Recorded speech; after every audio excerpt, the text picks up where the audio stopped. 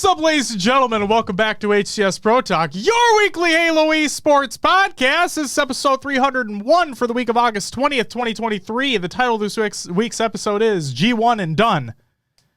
I said the joke a long time ago, and I wanted to keep with the fucking theme, so I kept the joke going. It's the title of this week's episode. All right. I promise I will get to the subs in just a second. My name is Josh, aka JK Fire. This week I'm joined by the man in the... You don't see it very often. Blue HCS t-shirt. Will, a.k.a. I am Mr. Mayhem. Will, how are you doing on this Monday evening? You know, it's a Monday. It is. Feel tired. Just been kind of in like that groggy, foggy type of day. So, yeah, trying to, I got plenty of Mountain Dew here to try to get me going. I freaking crashed today. Like, shit. Fell asleep for 3 hours that I shouldn't have fallen asleep for. So it's been one of those days.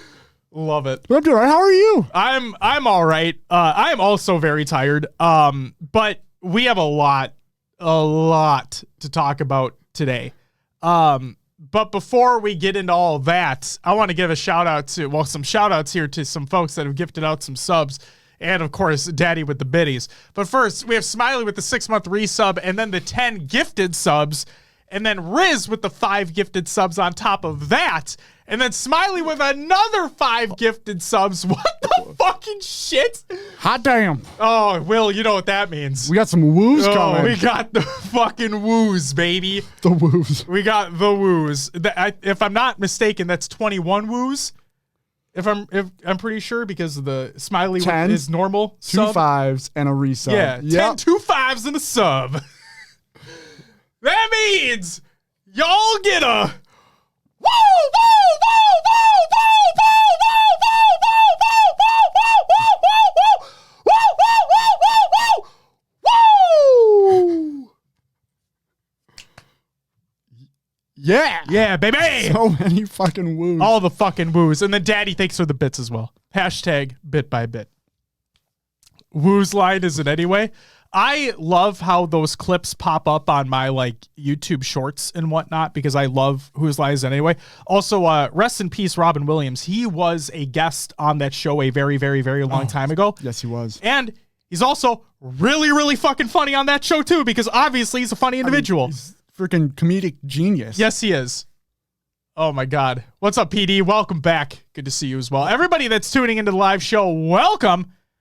Hope everyone's having a great fucking Monday evening.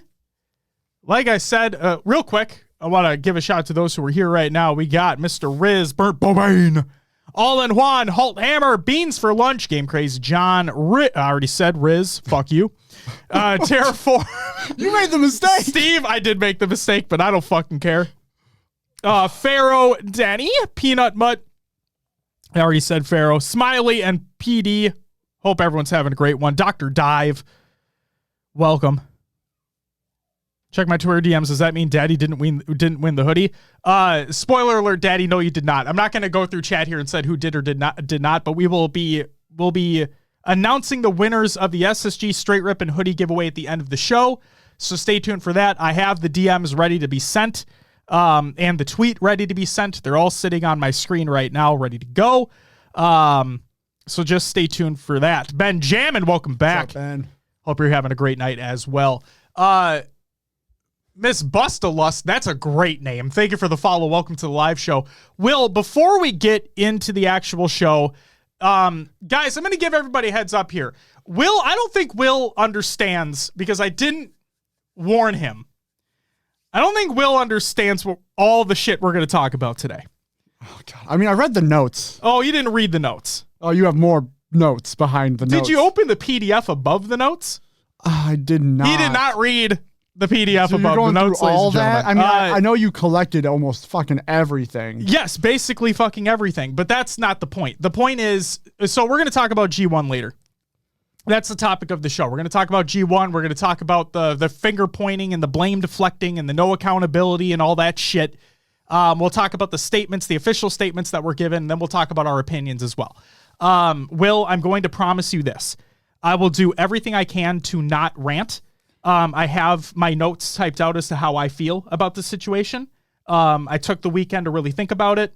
And, you and I are actually going to agree on some things. I know that for a fact. So I'll say that. Okay. All right. Cool. Oh yeah. All right. So just know that that's going to be coming on later because we do have a fucking lot to get through. Watson VTube, thank you for the follow. Welcome to the live show. But before we get into the shitstorm and before we actually get into what's on this episode of the show, Will, you have a package there. I want you to open up that package on the show. So this is from Game Crazy John, as a matter of fact, and I believe it was on one of the watch parties that we did that we talked about this. I think it was. It could have been on a show, but it might have been during a watch party. I had already opened it, and I am an idiot because I didn't think about it ahead of time. There's an Easter egg in there. So, like a literal egg? No. So John's like, why don't you just repackage it and then have him open it? I'm like, it's a great fucking idea. So I repackaged it and I'm going to have him open on the show. Will, what does it say on the top there? So for those who were at our watch party will know all these inside jokes, I'm guessing. For those that weren't, there was a long thread about Mattress Firm.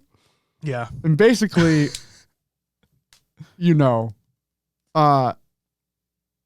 firm part going into every little thing. It says, now that's firm packaging. Because he had tape, he had a lot of tape on it. Like it was secure. It was very firm. I mean, I can see like all the... Yeah, where it ripped off and everything. Yeah, he had a good amount on there. It was good stuff. Psych, or is it PsychX? Either way, thank you for the follow. Welcome to the live show. So yes, like I promised, guys, we'll get into all the G1 shit later, but I kind of want to start this off in a little bit of more of a lighthearted fashion. So Will, what do we got? Okay, so open it up. It says Bones Coffee Company. Yes. Oh, it's on the other side. Yeah. So what kind of coffee is that though? It might be on the other side. Oh, it's in a bag. It's chocolate orange. Oh, it's right there at the top. It's chocolate orange coffee. Chocolate orange coffee. And we love chocolate oranges. You know?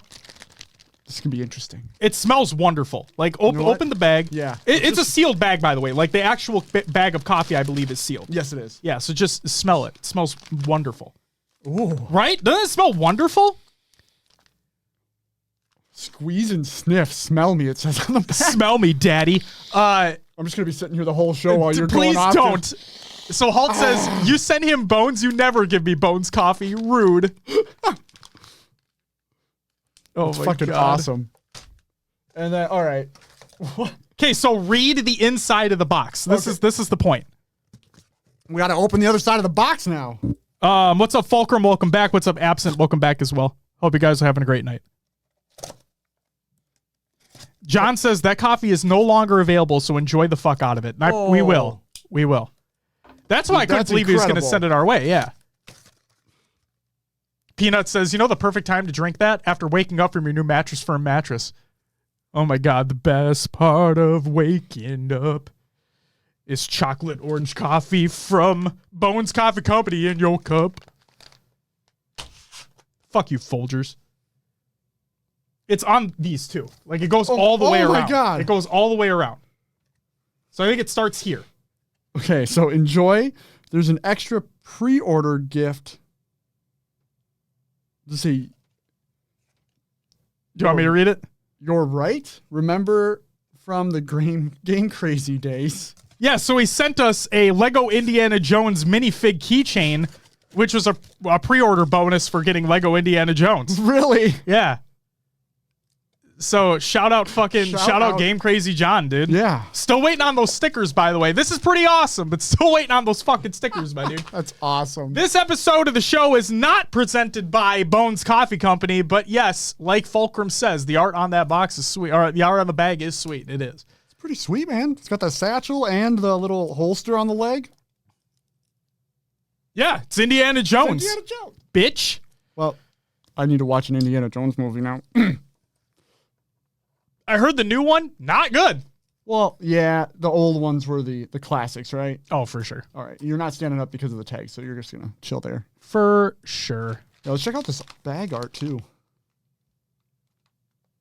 Oh, they just, I know we haven't even gotten to the news yet, but they just announced the Twitch drops for Fort Worth. It's an armor coating, and it's called Power Suit Hero. We'll talk about it next week on the pre-show. Yeah. So don't worry about that right now, all right? But just know that's out there if you're interested. All right, Will, you want to know what's coming up on this week's episode of the show? What do we got? We have Ranked Arena brings causes for concern. Rostermania returns heading into the final tournaments of the year. Teams win travel coverage for HCS Fort Worth. And our topic of the G1 situation as it stands right now. And real quick, before we actually get into the competitive news, for those who don't know, for those who don't read, I understand reading's hard. We just passed our 300th episode. This is episode 301. And for our 300th episode, we did an interview with the creative director of Space Station Gaming, Pookie. Please go check that out. You can check out the interview, ! Pookie in chat, to get a link directly to it. He was wonderful to have on. His favorite band is My Chemical Romance. I lost my shit. Go listen to that interview. It's a great time. And thank you, Pookie, for joining us on our 300th episode. And I know I said it last week, but I'm going to say it again during the normal rendition of our show. Thank you guys so fucking much for being here with us for 300 episodes of whatever the fuck this is. You guys are all amazing. Thank you so very much. Whether you're here watching live, whether you check out the video version, whether you check out the audio version, whether you listen or watch for 5 seconds or the whole thing, thank you all so fucking much. We've done 300. I still can't fucking believe it. Yeah. It's been over 5 years since we started this shit. And I can't wait to keep trucking along. Even when we have episodes like what this one's going to be. That's what I'll say. Because, yes, I know that negative shit can get clicks and whatnot. I don't fucking care about clicks. The reason why we're going to talk about G1 today is because it's relevant to the space that we're in and feel like we kind of have an obligation to talk about it. So that's what we're going to do. But, Will, anything you want to say to the folks before we continue? I mean, you said it all. It's insane we've made it this far.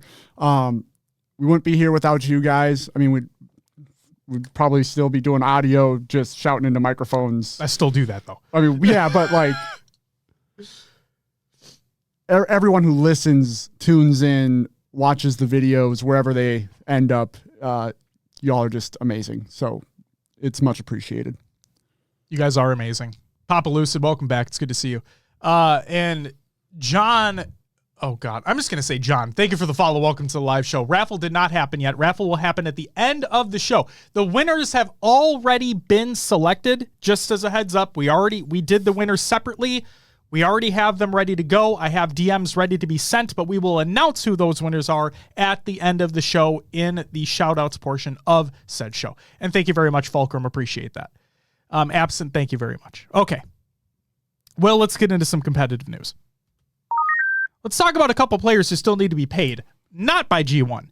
First up, King J still needs to get paid. This by King J. Says, shit, since everyone's getting exposed. BBG, a.k.a. Built by Gamers, still owe me 2 months' salary and have for well over a year now. Isn't that great? And then Piggy also needs to get paid. This is by Piggy. It's funny how they're teammates, too. You know what I mean? Yeah. Kind of ironic. No, that's a shitty thing to say. I don't fucking mean that. All right, so he says, I just want to be paid for HCS DreamHack Anaheim, an event from February 2022. It has been a year and a half now. Pathetic. And then he went on to clarify that DreamHack owes him the individual payment. Their org deferred to them. Okay? Got it. So DreamHack is the one that actually owes Piggy in this sense, not the organization. Cool? I mean, it's not cool, but, you know. Understood. Fort Worth gets additional Infinite H5 and MCC tournaments. This is by Tashi, and he says, heads up that we will indeed be adding some of the small size and small prize tournaments for Infinite, H5, and MCC. Look for specifics in the coming weeks. Well, the fucking tournament's like a week away, so they kind of have to figure shit out now. What I will say, it's 2 weeks away, actually. He did go on to clarify that multiple MCC titles will be included. Okay? So stay tuned for that. H4 tournament? Don't get my hopes up. I'm just kidding. Speaking of Fort Worth, this is by John Williams, the art director for Complexity. He says, holy smokes, Halo community. You're going to love what just landed on my desk. So excited for HCS Fort Worth. Hashtag soon. Halo World Championship is full steam ahead. This by Tashi. He says Halo World Championship planning is in full effect right now, and there's definitely a buzz in the air here.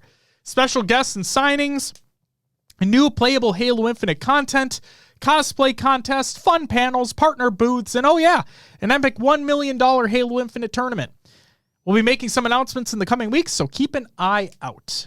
Keep an eye out indeed. Good to hear, Riz. I'll be working on that shit shortly. Ascending Baseline has announced a tournament. This is by Ascending Baseline. They said introducing the Ascending Baseline 4v4 draft tournament, an epic star-studded showdown with an $800 prize pool. It's on September 15th at 9 p.m. Eastern. That's the draft. The tournament is the 16th of September at 3 p.m. Eastern, and the prize pool is, again, $800. First is $500, second is $300. You should go, John. It's going to be a fun time. Tournament format. Our Ascending Baseline Gold and Purple players, along with our content creators, will serve as team captains. Additionally, we're inviting between 2 and 6 unaffiliated Halo content creators to captain teams as well. If you are a Halo creator and interested, please reach out to them, not us. Eligibility requirements. This is where I think it's kind of fucking funny. So option 1 is you have to attend at least 10 Ascending Baseline game nights, like all time. So not in a row, but like 10 Ascending Baseline game nights, 10 total all time. Or you can be what they call a God of Gaming, which is a $5 a month subscription. Whatever the fuck that means. Are they trying to do like Optic Nation? Bro, I hope not. Sending baseline stuff? Dude, I don't know, man. I don't know what the fuck you get by being a God of gaming, but whatever. What's up, Danny Phantom? Welcome back. Halo Rec League Season 9 signups are now open. It's by Halo Rec League. It's a link to their Discord. You should go check that out if you're any at all interested. Yeah. I may or may not be on Will's team. I'm trying, guys. I may or may not. An update on the SSG and Straight Rippin' hoodies. This is not the giveaway, by the way, but this is by SSG. They will be doing a pre-order sale on shopspacestation.com after the Fort Worth Major. So, as long, and I clarified with Pookie on this, as long as the pre-order window is open, so as long as pre-orders are available, if you pre-order, you will get one. Like, he said that they will make them as many as they have pre-orders within that pre-order window. So even if you're not able to make it to Fort Worth, stay tuned to their website. As long as the pre-order window is open, you'll be able to get yours, which is pretty fucking awesome. So there you go. Okay. Ooh. We're almost to the ranked bullshit, but before that, we have some snake bites stimulating statements. In other words, we have one. I have one for you. Thought it last year and was told it wasn't possible, but wanted some player and spectator feedback. Would a veto system at events be better for both players and spectators? We have an extremely deep map pool, but I feel like we can go a whole event without seeing a map or mode. Empyrean. Obviously, with a veto system, this can happen as well. I'd just rather it be a tactical decision. I imagine this won't be a thing until next year, if even that, but just wanted some perspective on what people think from playing and watching these events. I said I wanted it before. Like for teams to be able to veto. Yep. Just like in COD. Now that especially now with the breadth and the depth that we have, now I want it. I wanted it before, but now I'm like, and I know that they're going to like remove things and add things as seasons come out and whatnot. So things are going to remain fresh. Yeah. But like, if you look at the pool that we have right now, it's fucking insane. What are your thoughts?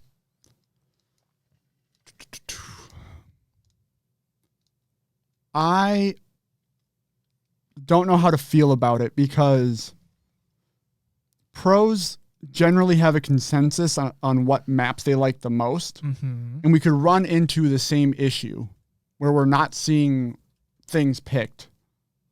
And I think the idea is you want a team to be flexible and be good at all the maps that are available. However, just like SLC, we only saw Empyrean once. So it kind of worked out that way anyway. And I think it would separate some top teams from some other teams more if they got to play on those maps. You know what I mean? You know what I'm saying? Like sometimes a team might get an upset just because of a map mode combination that another team's just not as well practiced on or not as perfect on, so to speak. I don't know. I think I'd need to see it. I don't know how to feel about it because I don't know how it would work in Infinite right now with the way things are going. Trying to get back to what Atari was asking. Wasn't there a tournament by Red Bull where they vetoed, or was it a fever dream? Red Bull had the Rise Till Dawn in Halo 3 MCC, and I'm not seeing in the rules, because I was actually able to find the rules. Thanks, Internet. I'm not seeing anything in the rules that said there was a veto system. Like, it literally says what map you'll be playing on for each game in that tournament. I don't know if that's the exact tournament you're talking about, but that's the only Red Bull one that I can remember. Wasn't there like there's a Red Bull like after midnight tournament, right? That was the Rise Till Dawn. Rise Till Dawn, yeah. Yep. What's up, Search? Welcome back. And Weasel D, welcome back as well. Yeah, you know what? I'd be down to test it out. See how it goes. Is if they keep the breadth and depth that they have right now, then I would like to see it. Especially with Catalyst coming back too. Yeah. It's another CTF map. Well, we don't know if it's coming back in the HCS rotation. Right. It's in ranked again, but we don't know if it's coming back in the HCS rotation. That has not been said yet. But if they did bring it back, which, I mean, I could see them doing so. You know, they made it a dual sniper map, an actual dual sniper map now. Let's be real. They took off Sword. Yeah, they got rockets. Yeah, Overshield's still there. For sure. And what? People just didn't want it for Slayer? Like they wanted it for CTF, right? Yeah. So correct. And I was in APG stream and he was talking about Catalyst and how like everything's on that map now. Snipers, rockets, overshield, and heat wave. Yep. And he feels like the sandbox is too big. In my opinion, that plays into Optic's favor. Sure. But and it also plays into what Infinite's supposed to be about. Yeah. Like Halt says, are they going to put Dredge in at some point or not? So again, during SLC, when Clutch and Unishek were on the couch and they were talking about Dredge coming, Clutch said, this is paraphrasing, but he said it's meant to be a social map with like he didn't outright say there's no plans for HCS, but like he strictly said it was a social map. So I would err on the side of no, that it wouldn't be, but you never, I personally, I don't want to see it. I don't want to see it in comp. Yeah. I don't think it works well for comp. Well, I also just fucking hate that map. So maybe that's just me. Like, I don't know. I'm being an idiot thinking like, oh, I want what I want. You know what I mean? And there's a teleporter on it. That never seems to. Yeah. I just don't like that map. I didn't like it in Reach. I really don't fucking like it now. So, whatever. My favorite play I made on that map in social though, they were like flooding the teleporter for sniper that was coming up. So I just chucked a sticky nade through the teleporter and got a double kill because they were all just standing there waiting for the sniper. It has moments, but yeah. Halt Will in APG's chat and didn't say hi. Rude. How dare you? I don't know. I feel like I don't have anything to add or say in those chats that's gonna. I don't know. I was in the Halo Beachland Twitch earlier today because Silas was talking about the match that was going on. And I saw Silas in there. I'm like, I should have fucking said something, but I didn't. So, what are you gonna do? Fuck you, Silas. Just kidding. See, John, I didn't want to just say that because I knew how it would sound, but they. How dare you? Oh, what's up, CG? Welcome back. Good to see you. Ikuza, did you see the updated statement that was not taken out of context after the fact when Shroud was playing, and he said that he was trolling when he talked about how the game is bad? Did you see that part? Or did you skip that one?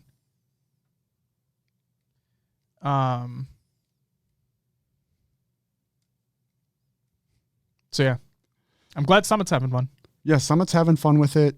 Shroud, and I just don't think it's his type of game. No, that's fine. All right. Just for reference, like there's a clip going around on Twitter where like he says that somebody was talking to him in the background and asked him if he thought the game was good, and he said no, the game's not good. Yo, I forgot that the sound goes off on that one. For the bits? For the big bits. Bodie, thank you for the 500 bits, man. Greatly appreciated. Yeah, Ikuza. So there's a tweet that's out there right now that's being taken out of context where somebody was asking Summit about how he felt about the game, and not Summit, Shroud, and Shroud's like, the game's not good. And then later on, he said he was trolling and he thinks the game is good, but he does have his complaints about it. So just, don't believe everything you see on the internet, folks. That's all I got to say. But thanks again, Bodie. Greatly appreciated, man. Welcome back. All right. So yeah, veto system, bring it in. Perhaps. Try it out. Halo Infinite update for August 9th, 2023. But it's by Halo Support. There's a known issue in multiplayer. I haven't heard it being talked about, which means maybe it's not a big thing. Maybe it's not a big thing. Atari, if you're asking about the Red Bull tournament, that's what I said. I believe it's Red Bull Rise Till Dawn. I think that's what it was. And it was Halo 3 MCC is what the tournament was. It was a 2v2, and there was no veto to my knowledge. The maps were listed in the rules. Like, each game for each map was listed within the rules, which makes me believe there was no veto. Oh, the G Fuel tournament? Oh, God. Oh, fuck. I think you're right. Weren't there a few of them? I don't even remember. Either way. I'll take your word for it, Atari. I'll take your word for it. One more thing about Shroud, too. Go for it. Is he was playing with Summit, who had made it to Onyx and Eli. Yes. X. Yep.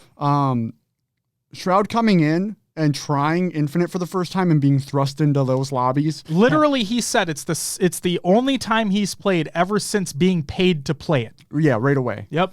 And, dude, that would be frustrating to anybody, right? Like, he doesn't know the maps, the call-outs, and you're trying to play at an Onyx level. Mm-hmm. Yee. Maybe if he, worked his way up, learned a little bit. Well, guess what? He won't be able to play with them soon anyway, so it doesn't even matter. That makes sense. Yeah, it doesn't even matter. Fuck. Yeah. So before we get to that, there's a known issue in multiplayer right now, but actually I haven't seen pop up, which I think is a good thing. But I'm worried if it does. Pop up. And that is power weapons and power equipment may not spawn until 1 to 2 seconds after their associated pads countdown reaches 0. This was in the known issues for the update that released on the 9th. Okay? Now, in traditional, social matchmaking, obviously not that big of a deal. But if this were to happen on LAN, this 1 to 2 seconds is a big deal. Right. Especially when you have setups established. Like if you're shrouding. This I think the scenario actually happened to me today. Oh shit. Go ahead. I have my team is playing for Overshield on live fire. Yep. Shroud. I'm sitting cuts with Shroud, ready to smoke off the teammate to jump up. I shroud it, the timer goes down, teammate jumps up, he jumps to cuts, Overshield still sitting there on the platform. I have to go jump and get it myself.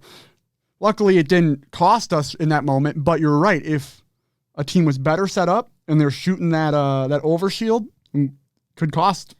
If this was I don't want to sound all doom and gloom, but when I saw this legitimately worries me if this did happen on LAN. Just as an example, an extreme example, right?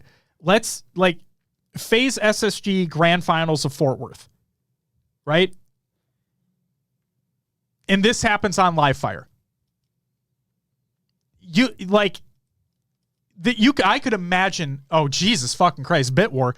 I could just imagine players, like, you would see their faces in their player cam. I'm guaranteed if Snakebite goes up to try to grab it, it doesn't spawn in right away. He's in Shroud and there's things happening and he dies, and then it pops up. I'm guaranteed you would see him in the camera go like, what the fuck? Yeah. Like, I'm guaranteed it would happen. Like, it'd be awful. It would absolutely be awful, especially if it happened in the grand finals.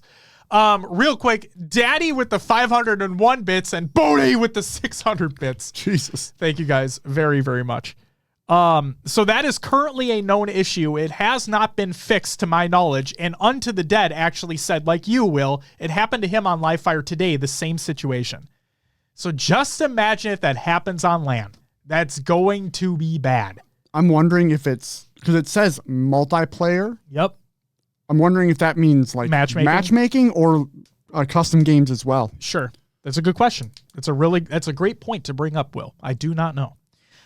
Jack asks, how do you feel about pros complaining about the game in their streams so much? It seems like they should try their hardest not to bash the developers of the game that they get paid to play. Not trying to flame, just something I noticed. First up, Daddy with the 1,000 bits. No, I'm not going to do that, Daddy. But thanks for the 1,000 bits. Appreciate that. Kamikaze, welcome back. Barnaby Jones with the 9-month resub. You get a woo! Thank you very much, man. Greatly appreciated. I saw this on Reddit. Shame on me for going to Reddit, right? I saw this on Reddit that people were talking about, like, Lucid complains too much. I can't watch him anymore. Or who's a good streamer to watch that's entertaining, blah, blah, blah, blah, blah. And for the record, I'm not shitting on Lucid. Like, I think everybody complains about the game when they're playing the game because, it's Halo Infinite. No, I don't think they need to hold their tongue necessarily when talking about the game that they get paid to play, because guess what? They're not being paid by 343 to play the game. They're not. They're being paid by their organization that they play for. They're not being paid by 343. Do I give a fuck if they complain about the game? No. Do we complain about the game on this show, Will? I mean, yeah. Now, we're not even affiliated with 343 in the slightest, but yeah, we fucking complain too. Who cares? Spartan put out a thread that I'm not going to include in the show, but he put out a thread that my only where I draw a hard line in the sand, a firm line in the sand. But in all seriousness, where I draw the line in the sand is where you personally attack developers. That's where I draw the line. You do not do that. You can complain, you can bitch, you can moan about how the game functions, you dying around a corner, shots not registering, melees phasing through players, because these all still fucking happen, by the way.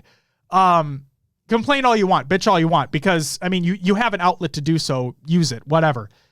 But as soon as you start attacking developers personally, I'm not about it. And Spartan put out a thread. Now, Tyler's Tyler. He's going to do what he wants. He's fine if he gets fined. He doesn't fucking care. He's going to speak his mind. And on one hand, I'm fine with you trying to speak your mind. But on the other hand, there are times where Tyler, in my opinion, has taken it too far. One of the statements in his thread, I believe, took it too far. But do I also agree that the death cams feel like a short-sighted thing to put in there when it wasn't fully implemented? Yeah. Especially seeing them. Like, they're shaky. You can't move them the way you want to. It just seems like some hokey thing that they put in to appease people without maybe fully testing it. Or maybe they did and they realized, fuck it, who cares? They can put it out. I'm not them. I can't speak for them. But my line is attacking developers personally. As long as you don't do that, by all means, be an ass. Who fucking cares? Go ahead. With pros complaining. Yeah. The They're complaining because they want the game to be better, obviously, for their enjoyment and others as well. Yes. But I can see where it's like HCS needs to still grow a little bit. Mm-hmm.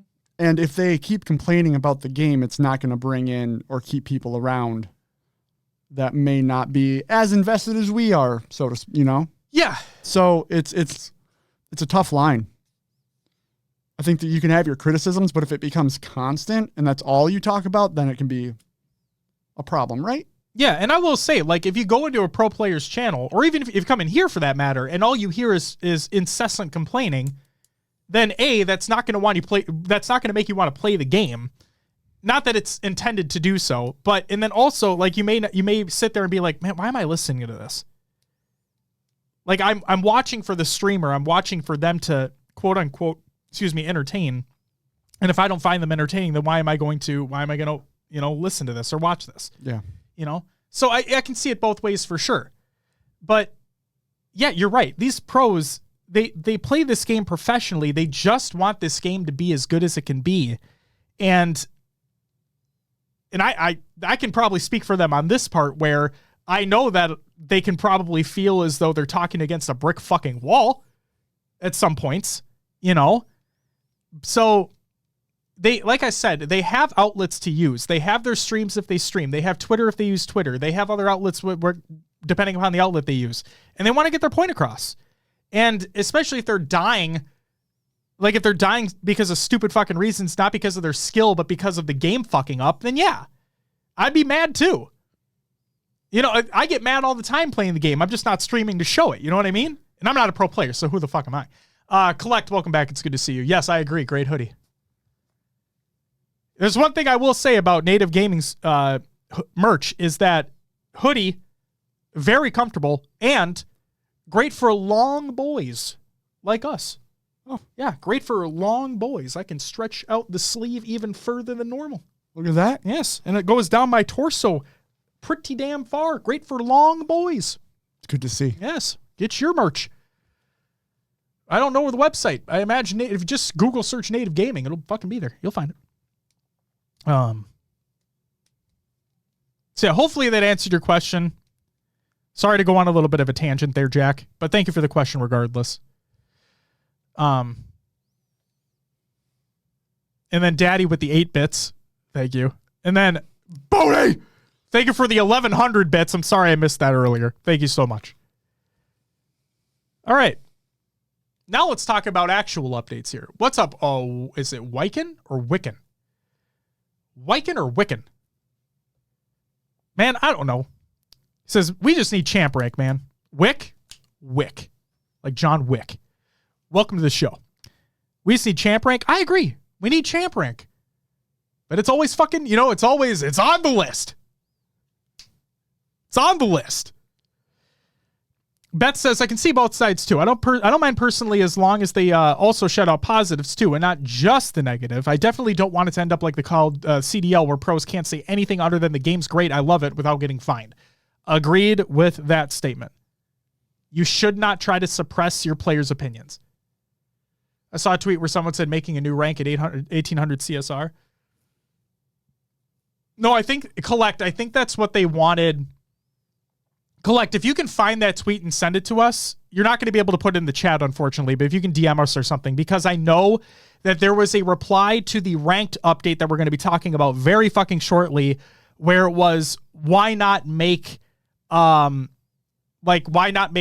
rank 1800 or higher or whatever, and then you have like Onyx be lower than that or whatever it was, Okay, Will. You ready for this shit? Yeah. First up, let's talk about the Halo Infinite update by Halo Support, a backend update that made it so weapon spawns on Catalyst have been adjusted, and as a result, it's been re-added to the Ranked Arena matchmaking playlist. Therefore, 2 snipers now. Yay! No sword. Yay! Not in HCS. Depending upon how you feel about it. Plasma grenades will no longer become stuck in the gravity lift on Solitude. Yay! Weapons dropped in the elevator area on the map Empyrean can now be picked up consistently. Yay! There you go. Collect DM'd. Thank you, Collect. was it on Twitter or was it on Discord? It was on Twitter. Yeah, I fucking knew it. See? Right here, baby. I'm going to save that because we're going to talk about that right now. The Ranked Arena Party Matching Update. William, are you ready for this shitstorm? Go for it. This is by Tashi. Here we go. When Halo Infinite launched, Ranked Arena had separate playlist options for input as well as fire team size. In order to fix an issue, we combined them. And as time went on, we've kept them combined in order to promote a better matchmaking experience, ping, time to match, and skill. We also combined them to have an unified ranking experience, instead of some players being a certain rank in solo duo and another rank in the unfiltered option. This year, we've seen growing feedback from players around solos and duos matching against fire teams of 3 and 4, and we've been closely monitoring the data at the same time. Today, we're going to talk about what we've done and what we'll be doing to address the feedback. And spoiler alert, ladies and gentlemen, spoiler alert, we ain't bringing back solo duo, bitch, so fuck you. Addressing the feedback. In July, the services team delivered a backend update that will now factor in a team's collective CSR when matching. So here's how it works. When a fire team enters matchmaking, the system will offset the CSR based on the size of the fire team. More players in fire team means a greater offset. For example, this means that a fire team of 4 will match against higher CSR players, but only in the case fire team sizes are imbalanced between teams. The philosophy behind this is that a fire team with 2 or more players will have a greater chance of winning against a team of solos due to the teamwork, coordination, communication, etc. that comes with fire teams. This offset is meant to account for those natural advantages that fire teams have. Now, on top of this, we're also working on a longer-term solution leveraging fire team search restrictions. Chat, watchers on YouTube, listeners at home, I got a question for everybody. Will, you're included in this. Great. Do you like playing with your friends? Kind of. Yeah, of course. Then fuck you! Because you're not going to be able to do that anymore. Ha ha! Got him!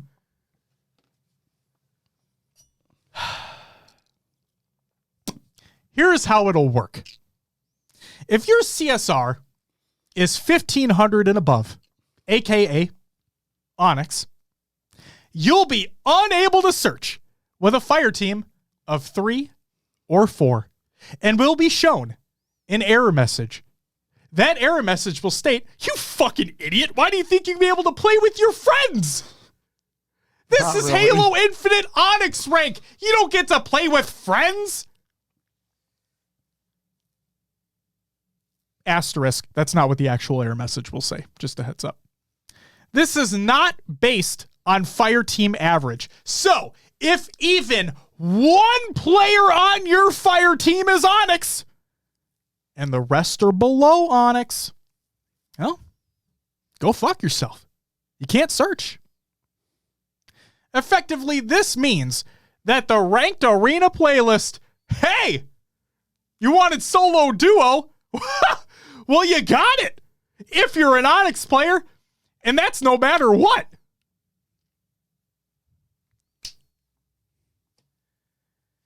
The reason we're making this change for Onyx is because that's where we see more of these issues. Because fuck you wanting to play with your friends. And we still want to encourage the vast majority of players in the playlist to party up with friends. But hey, if you're well above average or above average at the game, then fuck you, right? Why do you, Mr. Onyx 1500, Onyx 1600, Onyx 1950, why should you be able to play with friends where me, in my great sparkly diamond rank, I can play with friends as much as I want? As long as they're not Onyx, of course. Because if they were, who fucking needs them? They can't play with friends anyway. That's what custom games are for. That's what Discord 8s are for. Not matchmaking. No. Once this is implemented later this summer, we will, of course, monitor feedback and data in order to make further changes if required. Well, guess what? This change hasn't even been implemented yet. And let me tell you one thing. I think you've seen plenty of feedback. Plenty of feedback. And I know we follow a lot of pros on Twitter, but I would say that I believe the vast majority of people want to be able to play with friends.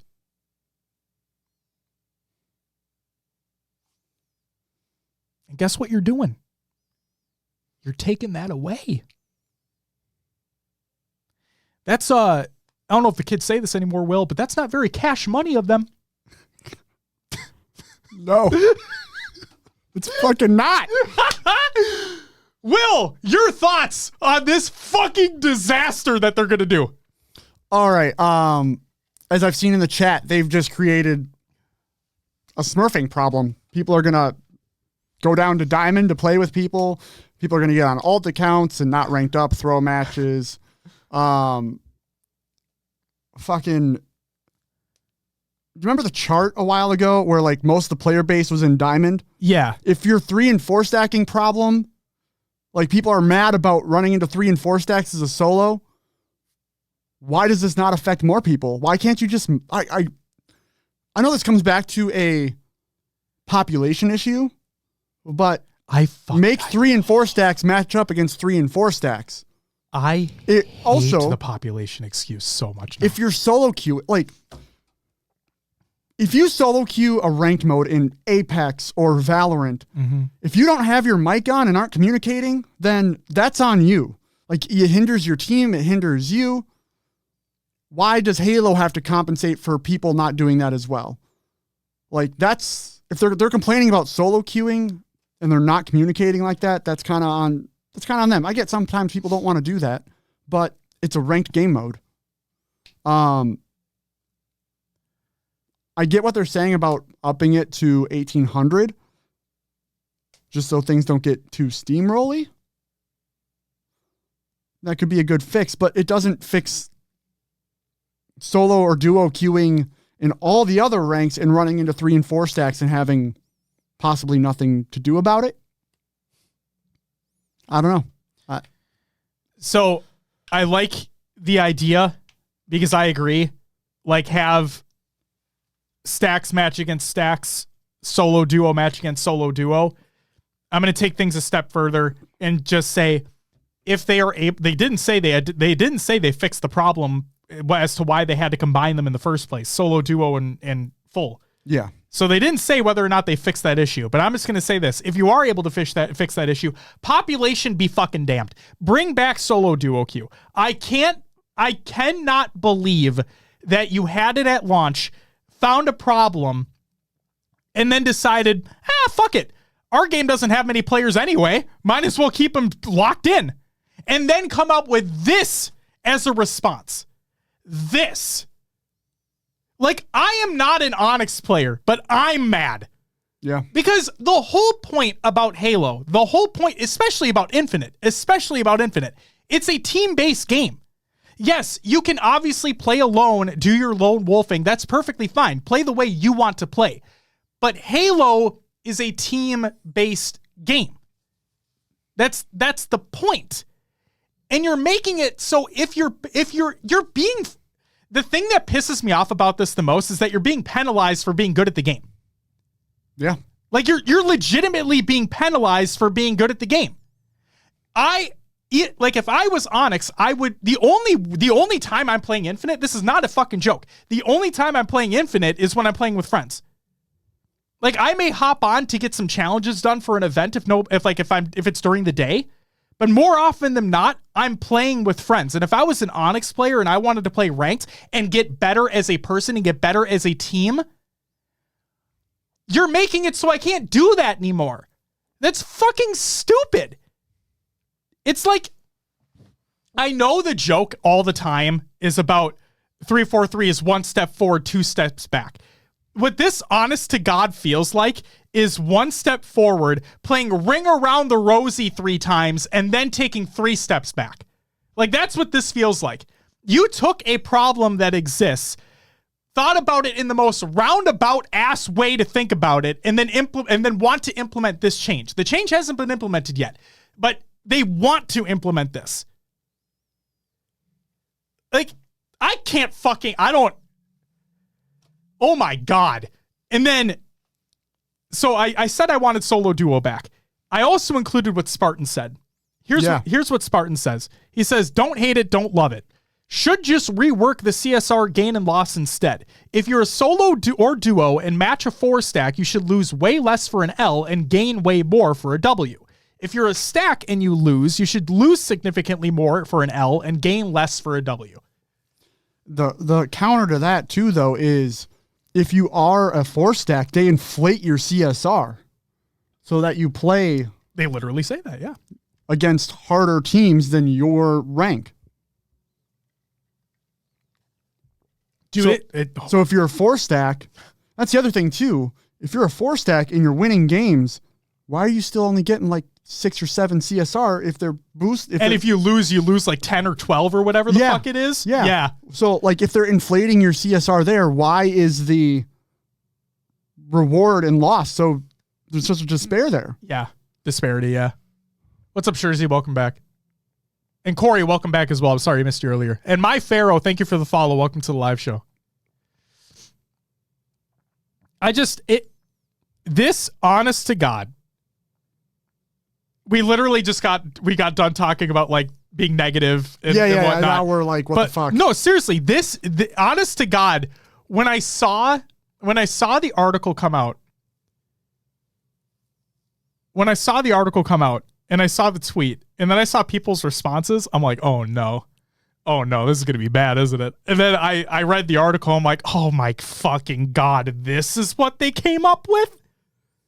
Yeah. I mean, just for like grinding and me wanting to get better at the game, me, Zarners, and Riznak have been queuing together. Yep. Well, Zarners is Onyx, so now one of us is out. So you and Riz could keep playing together, but Zarners, if he joined, you guys couldn't play ranked together. Yeah. It's so frustrating. It's fucking stupid is what it is. It could like, I don't say it will, but it's something that like could kill Zarner's want to grind the game. Mm-hmm. That he can't play with the people he wants to play with. That he has to solo or duo queue in Onyx. You know what else it could do? What's that? It could kill Summit from wanting to continue to play ranked. That was going to be my next point. He's playing with Eli, who's an Onyx. One of his friends. And then, Rami and Hutch, who are diamond ranked, right? Low diamonds. Well, yeah, I don't see Summit continuing to play if he can't play with his with his crew. This is such an asinine like thing that they want to implement, where it literally takes away, in my opinion, one of the fundamentals of this game, which is playing with your friends. And like you said, team-based game. It is a team-based game, and they're penalizing you for being better than average. That's literally what this is. In my opinion, this is what this is. If you are an Onyx player, you are literally being penalized for being an Onyx player because you're not going to be able to play with your friends anymore. If this update comes out in August, if this gets released, or in the summer, whenever that actually ends,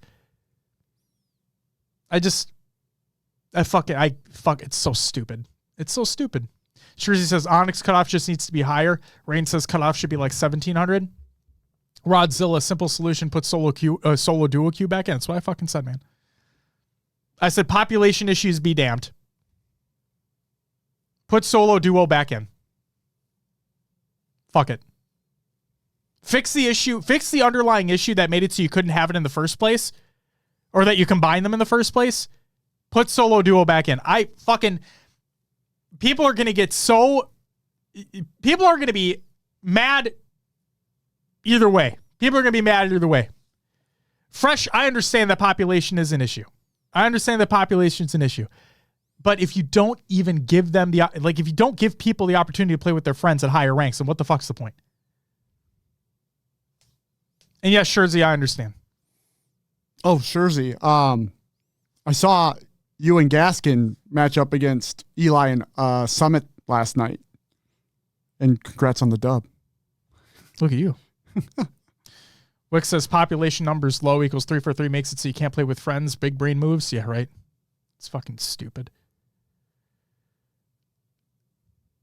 Oh, John, he's not. Yeah, we just had him for the watch party and then the pre and post show. Because we fucking hate him. We don't. I'm just kidding. Can't play with him anymore, though. No, Schurzy, in all seriousness, I feel so bad for for the issues that players from outside the US have. Like the high ping, the even worse population issues, it's just, I feel for you 1000%.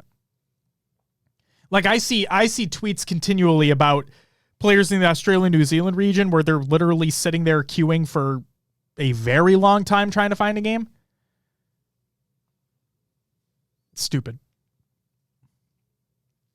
But just back to this real quick. I fucking hate this if that's what they're going to implement. Like the worst part is that, like, I get it. You have to be professional in your statement, but I just hate how this is worded.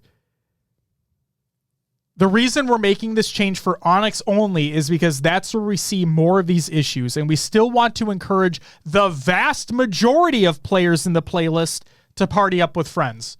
So the vast majority will be able to play with friends. It's just if you're better than them, fuck you. I hate that. Chicka, thank you for the 14-month resub. You get a woo!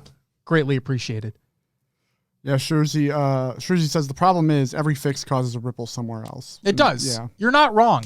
You're definitely not wrong, Schurz. It's just I can't believe that they are deciding on this. That they're penalizing you for wanting to play with your friends if you're a higher rank. I hate that. A+. Thank you for the follow. Welcome to the live show.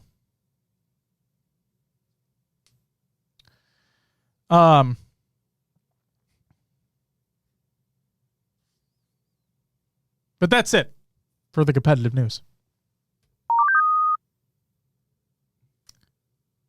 Well, it's time for Rostermania!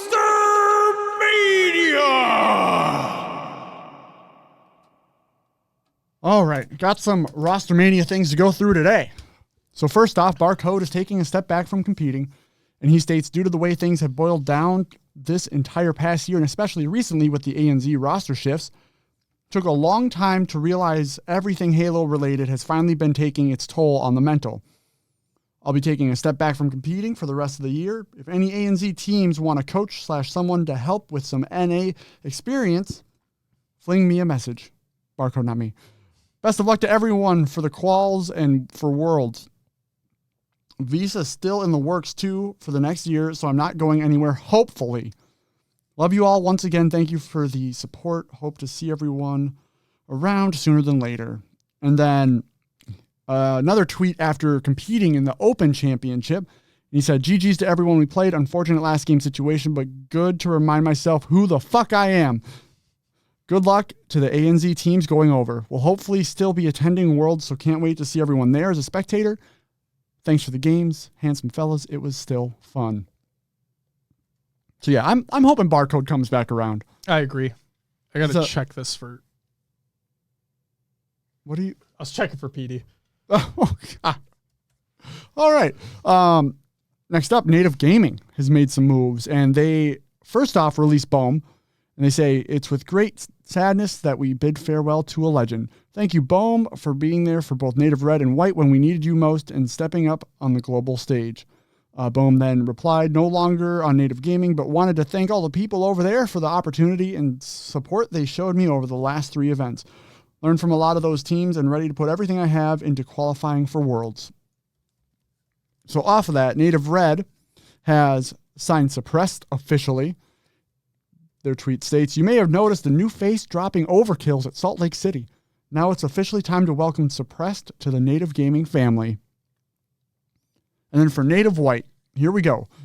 They released Trey as a coach, and they said, sadly today we say goodbye to Native White's coach Trey. Thanks to Trey for everything he's done since joining us in March, and we wish him the best for all his future endeavors. They then signed Hoaxer as a coach. His name may be Hoaxer, but he's the real deal. Welcome Hoaxer to Native White as our new head coach.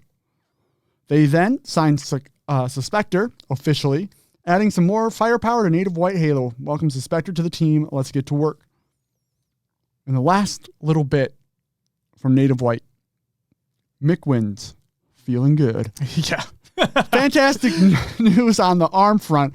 PT, physical therapy, was effective. Not seeing any progression of symptoms. Just got to take care of myself, and I'll be good long term. Great to hear from Mickwin. Oh, you love to hear that. Wick, thank you for the follow.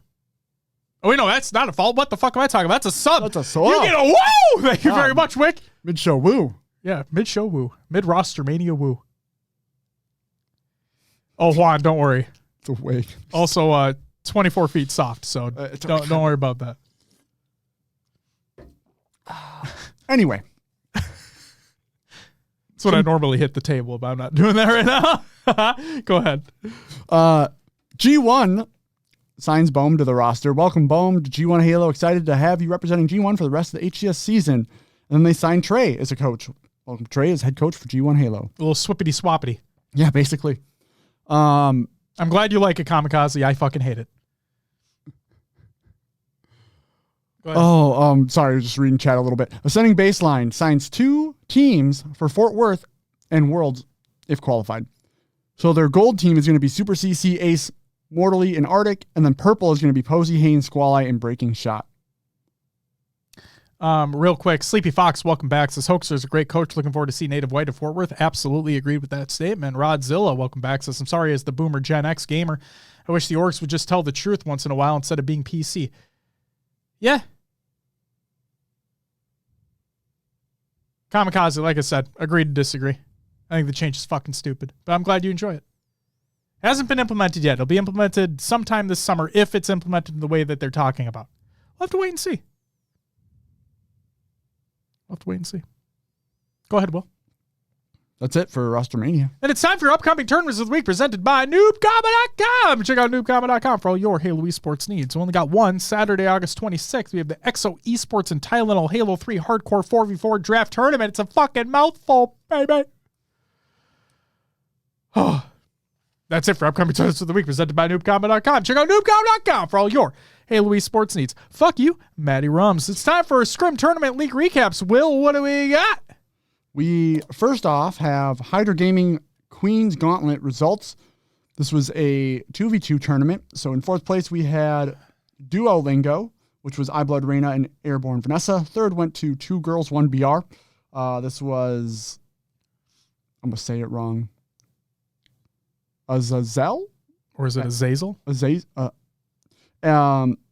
looks like Kiddo 1179. 2nd went to Pinky. This was Miss Audie in Pink Sakura.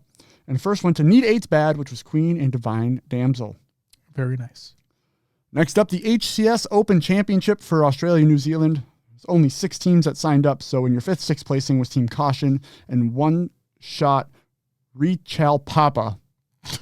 Jesus, I just wanted to say that name. 4th went to Quincy's Angels. This was Cheesin, Crispy, Lolly, and I'm going to go with and Chef. 3rd went to Team Immunity, Madsy, Barcode, Bino, and Divinity.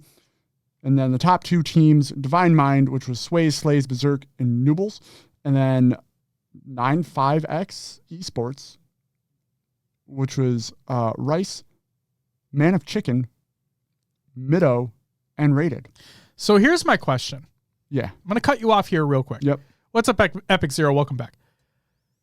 So, okay.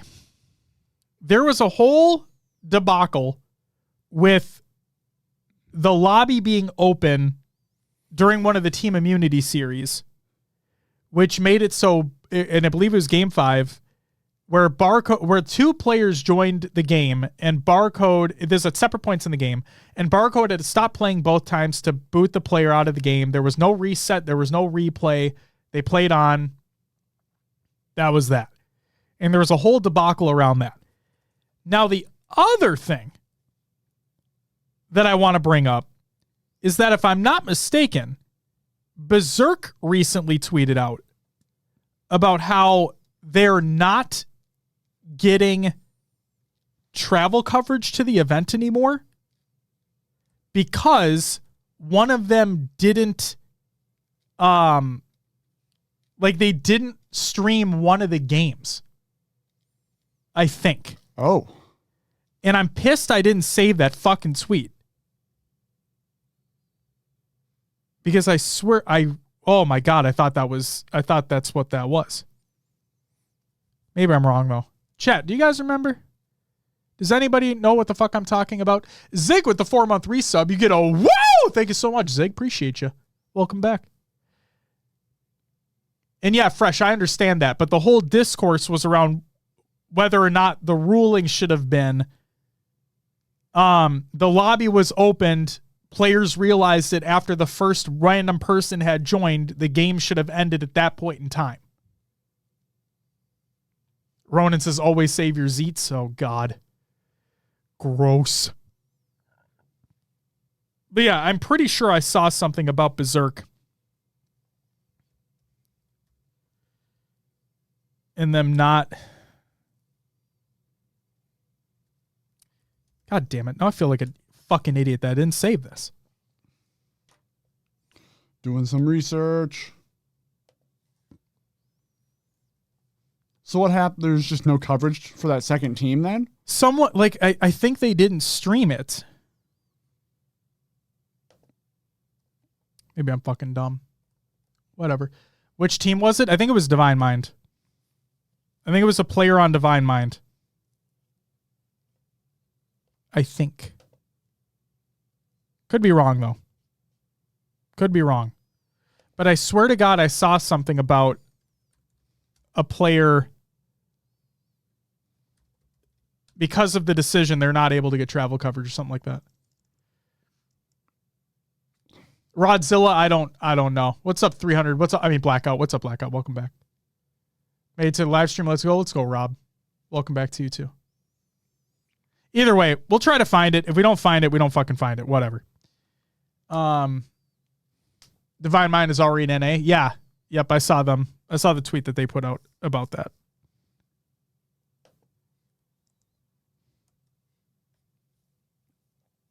Either way. I'm going to continue while you're searching for that. Yeah, I'm sorry. I feel like an idiot. My bad. Open Championship for Mexico. 4th place team was Gallo's team. 3rd went to Rancio's team. 2nd went to Saltamontes. And first was Luminosity Gaming, Drift, Atso, Noble, and Acid, taking it home again. For the EU, it looks like Valletta took 4th. Mm-hmm. The graphic says something else, but Valletta took 4th. Pharmaceutical took 3rd. BH3 Esports, which was Yumi, Bastos, Sunrise, and Quay. And then the other top 2 was Jump Out Gang, Kimbo, Lunny, Millsy, and Sticka, taking it home. And then here we go. Open Championship for NA. Do it up. 4th place went to AB Gold. This was Arctic, Super CC, Ace, and Mortally. I don't know why I was having trouble getting that out. 3rd went to LVT. Hey. Piggy, Diagram, Cherished, and King J. And then the top 2, AB Purple, Haynes, Squall Eye, Breaking Shot, and Posey. And then Shopify Rebellion, Cycle, Rain, Ryan Noob, and Mental. Indeed. Ronan, we took a, 2-week break? Yeah. Yeah. Back around the holidays. Yep. Happy Almost. holidays to you. 8 months ago, we took a break. We did. Last tournament here, Guns of August 2, Halo CE 3v3.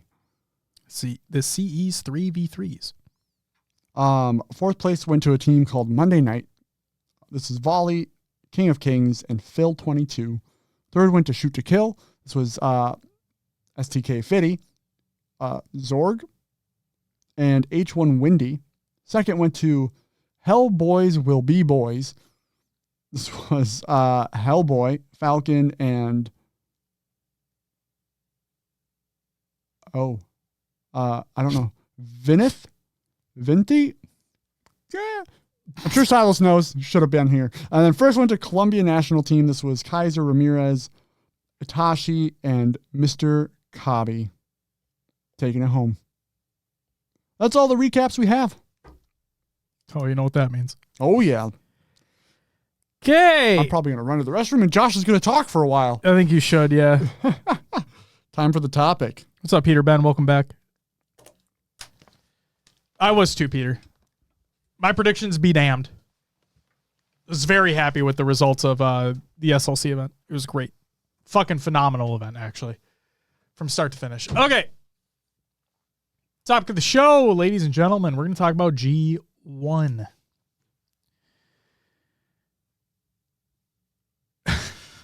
Ladies and gentlemen of the chat, if you're happen to be watching the YouTube version of this after it's been put on the platform, or if you're listening to the audio version of the show, might I recommend you navigate to the show notes of the show. If you're watching live, ! Show notes in chat. If you are checking out the YouTube VOD or checking out the audio version, it's in the description of the show. I would recommend you go check that out, because in there, within the topic, at the very top of the topic, there is a PDF that contains all the saved tweets and conversations that has been happening over the course of the past week or so. And I have a timeline of events that we're going to run through. And then once we get through the timeline of events, we will provide our personal thoughts on the situation. I already promised Will at the top of the show that I'm going to try my hardest not to rant about any of this. And I spent the better part of the weekend trying to formulate my thoughts on all of this, but you guys know how this show goes. When I get going, I get going. So we'll see what happens, but I have my notes jotted down, and we'll see where this goes. But like I said, if you want to follow along with everything that's happened over the course of the past week and a half, there's a PDF in the show notes that contains basically everything. Peter, Fort Worth, not this coming weekend, but the following weekend. It's Labor Day weekend. Labor Day weekend. Here we go. This, ladies and gentlemen, what's up, Danimals? Welcome back. Is the story of the unfathomable amount of finger pointing, blame deflecting, and lack of leadership and accountability, which led to an absorbent amount of money being wasted, resulting in the lack of payment for staff, players, and content creators with no clear-cut path to redemption. Our story begins. Will's dancing in the background trying to get amped for this segment. Oh, just trying to make Josh smile before he No, it's okay. reads all this bullshit. Well, I'm sorry that you're going to have to sit here for all this bullshit. Okay? All right. Shit happens. All right, let's start with August 4th, 2023. I have 2023 listed for all the dates because that's obvious, but just for the sake of clarity, I have 2023 listed for all these. And again, this is in timeline order of how things happen. Okay. On August 4th, 2023, G1 yet to pay out women's carball prize winnings to teams reportedly hasn't paid staff. This is by Jake Nordland of Esports Insider.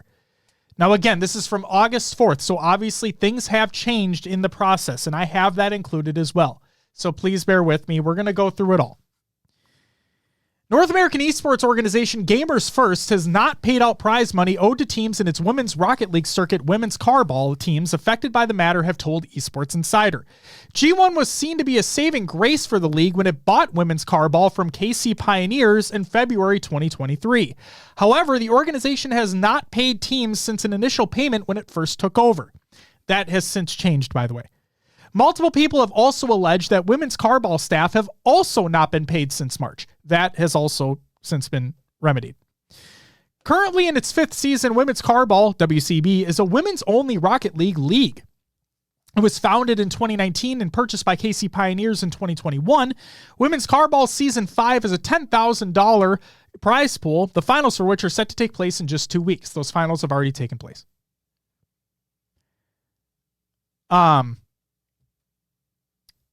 In February 2023, Esports Insider reported that KC Pioneers had not paid the WCB staff since hiring them, nor paid out prize money to teams. The exact same allegations now face Gamers First, who resumed the league after taking it over in March. One team owner explained to Esports Insider that when the league changed hands from KC Pioneers to G1, they received back pay from money owed by KC Pioneers, but have not received any money since the league restarted in March. Again, that's been remedied. Additionally, a player for Endpoint's women's Rocket League team, Slumpy, said on Twitter that staff working on WCB had not been paid. The claim was later backed up by Jeff Simpkins, COO of esports organization Resolve, which competes in the WCB league.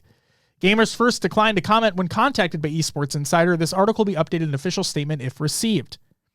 Two sources told Esports Insider that while payments are late, the situation with G1 was better than during KC Pioneers' reign because G1 did appear to at least have intentions to pay staff, teams, and talent, while KC Pioneers did not. However, a separate source said WCB players were unhappy when G1 took over because some G1 staff involved in the WCB deal were ex-KC Pioneers employees, alleging strong links between the two organizations. This sentiment was separately echoed on Twitter. LJ Brown, a founder of KC Pioneers, is now the president of G1. This news comes alongside allegations that G1's professional Rocket League team, which is currently competing in the RLCS World Championship, has also not been paid since March, per a post by Spanish Rocket League player Adrian by Mateos. Moreover, Rise, a British Rocket League player, tweeted that he has also not seen any prize money from the G1 Invitational, a Rocket League tournament he won with his then team Oxygen Esports in January. An update to that article was posted later that night. Esports Insider can confirm that G1 has started to pay teams and staff money that they were owed since the publication of that report, which again was August 4th, 2023. On August 8th, 2023, this is when statements started to trickle out from current/former employees of G1. Be serious. Thank you for the follow. Welcome to the live show. This is from Eli. Eli the Ninja, for people who don't understand. Just want to make sure that is known. Eli said the following. I'm sure many of you have seen the tweets and articles regarding financial struggles at G1, and I have also been impacted as I'm currently owed months of payments and reimbursements. I know Kenny is doing his best to raise capital to pay people what they're owed, but there's a lot of uncertainty around when that will actually happen. In order to do what's best for myself, I'm committing to streaming and coaching for as much as possible. It will be slightly increasing the price of my Medify coaching to help make up the difference in my income. I would also be interested in a paid position with another professional team as a coach or analyst, or a deal as a content creator, so feel free to DM about it. I don't know what the future of G1 looks like, and there are many amazing individuals working there who I hope will be made whole as well. If the ship is righted, I may come back. Okay? Danimals, we're going to talk about it all. Don't worry. From Red Nomster, more on him later. To be clear, it's not just me or staff missing pay after many months. As of last week, the ladies tournament G1 hosted in May hasn't paid out either. Not sure about the $10,000 FFA tourney that Collect won in March that I built Overdrive for. I haven't been paid since around then. Collect on August 17th chimed in and said, I've been patient enough. I'm still owed $3,000 from the G1 FFA showdown I won. Any communications response would be great. Don't want drama. It's just annoying not getting an answer after tons of emails and trying to get in contact with people. Just want a simple response. That's all. If anyone on G1 can help, that would be great. Leezy from G1 said, DM me and I'll get you in touch with who you need to speak to. And from what I'm aware of, they have reached out. That is from what I'm aware of. Collect, you can feel free to respond if you are here still. I think you've been reached out to, though, but feel free to correct. But the thing I want people to remember from Collect's statement there is, don't want drama. It's just annoying not getting an answer after tons of emails and trying to get in contact with people. Remember that. Not being able to get in contact with people. Remember that. You'll notice a trend. On the same day,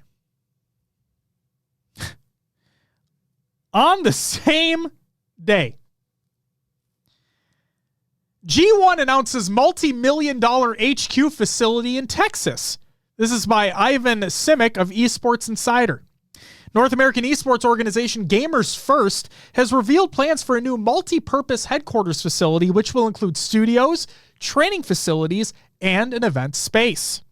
The new 25,500 square foot facility is located in the East Congress District of Austin, Texas. This space will be used as a headquarters for G1's esports operations, as well as other companies owned by G1 CEO and co-founder Kenny Vaccaro. The price tag for the facility was not revealed, but a release stated it was a multi-million-dollar build-out. The HQ will house Evolve PCs, women's carball, and various media entities, G1 said. The investment in the new facility comes despite a report by Esports Insider on August 4th that G1 had not paid staff working on its women's carball league, nor paid out prize pool money to teams in the league. G1 has since started to pay teams and staff money that were owed. Alongside the aforementioned purposes, the space will also include a large office space, player lounge, speakeasy, stage, podcast studio, team offices, and co-working spaces. The new facility is expected to be finished before Q3 of 2024. It has already broken ground, G1 said. In a release, Vaccaro Enterprises noted that its constituent companies will continue to operate within the headquarters and will serve as an event space for various activities and experiences.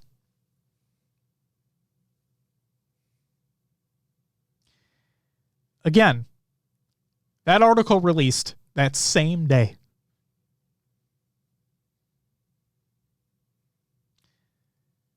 Let's go to August 10th. Hey, John, real talk for a second. Speakeasies are fucking dope, okay? Like to get my drink on. Speakeasies are dope. Fuckers hating on speakeasies right now in the chat. Speakeasies are awesome. Why not? Why not have a speakeasy? You're going ham with everything else. Why not put a little speakeasy there too? You know? Oh my God. Okay.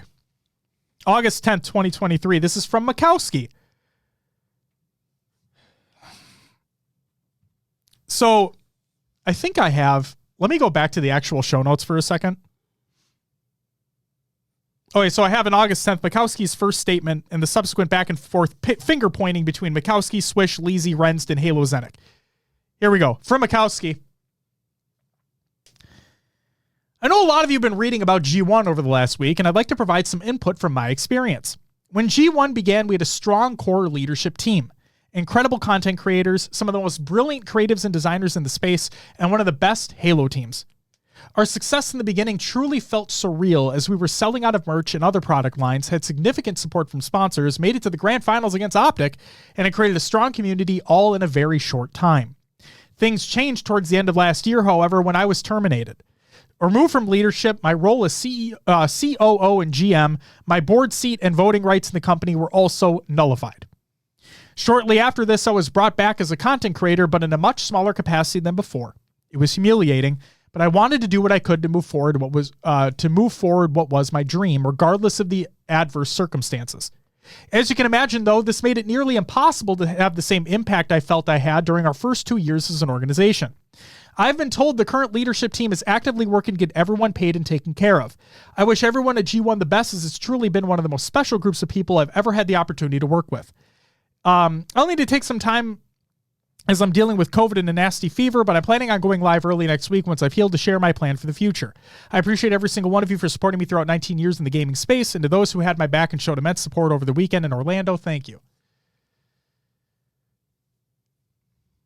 And then we have the start of the shitstorm. Swish replied and said, "Stop the cap. We both know this isn't how it went down. Plenty of receipts of what you did and didn't do. Also incredibly shameful of you to try to not take ownership of the problems you created." Mac's like, "What did I do other than pour my whole soul into G1? I did everything I could and feel our success as a team improving each event was an indication of that." Swish replied and says, "You weren't cut out to be what you wanted to be. Stop using emotion to lay your claim to what you did. You had nothing to do with what me and the guys did together, so stop that bullshit too." Mac replied, "I know in my heart of hearts I did everything to put us in the best position to succeed, which we did. And you're right, that's because you guys were goated. Amazing team, had an amazing run, and I wish you the best moving forward." Okay, so okay.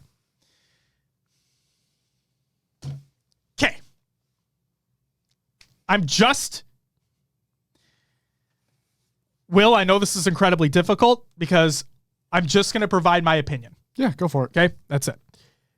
So Mac literally said that, like, he said it without saying it, that he doubled back by saying, "You're right, I didn't have a hand in your team because you guys were great. You did it." I just want to point that out. And the receipts thing we'll kind of get to later. Yeah. Kind of get to that later. Lemonade Grenade. Thank you for the follow. Welcome to the live show. I would love a lemonade grenade. A grenade that just has lemonade. Like just fucking explodes lemonade. Who wouldn't want that? Love lemonade. It's a great drink idea. Like go to the liquor store. I'd like one of them lemonade grenades, please. It's like a grenade shaped lemonade drink, and you like pop it, and then like you shoot it down. It's like the I know we're way off topic. Sorry, here. We're going to bring things back to a happy place for a quick second. I'm going to blame it on the speakeasy talk. And lemonade grenade following the show. Yeah. No, like the fucking that viral TikTok thing, with like the apple, the drink that looks like an apple. That, like, I don't know if it's true or not. I haven't seen this. I don't know if it's true or not, but like people were like fake biting into it, and it sounded like you were biting into an apple. Oh, like this. I don't know if that's actually real or not. This is literally just observation based off these dumb TikTok shit.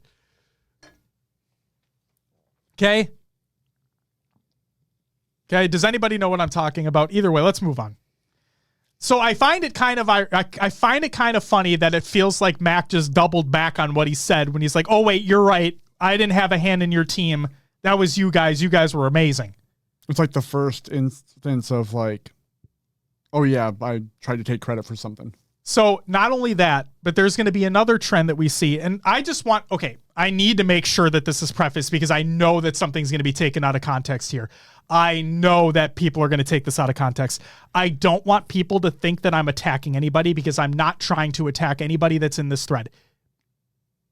I am not trying to individually attack people that are in this thread. I have words for Kenny at the end. Okay? They're constructive. They're not mean or anything. I have words for Kenny at the end, but I'm not going out of my way to personally attack anybody that we're talking about in this thread of shitstorm that we're going to be talking about. My observation is, and is observed later on in this shitstorm, it is said that individuals didn't follow things because they didn't want feelings to be hurt and they didn't want relationships to be squashed. Okay? And so Mac coming out and saying, no, you're right. It was all you guys. I didn't have a hand in it. Okay? Again, I don't want to attack anybody. It's just an observation that I'm making while reading through this as we go live. Now from Leezy, he says in response to Mac, I wish you the best, but this statement is purely to absolve yourself of the responsibility of the situation that G1 is in now. It doesn't sit right to me that you turn your back on the guy who put his own money into your dream and misrepresent your current situation to victimize yourself. You had no issues spearheading anything in G1 that piqued your interest. Red Nomster, Overdrive Tourney, POY Tourney, 2K, and GCX, but would put little to no effort in anything else you deemed a bad investment. I respect Kenny's efforts because he's not running from this. He's actively trying to fix the situation we've all been put in, but I can't respect someone who won't take accountability to the company he still has ownership in.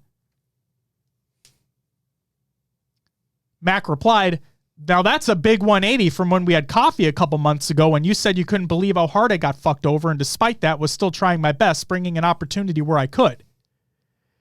So now Renz chimes in.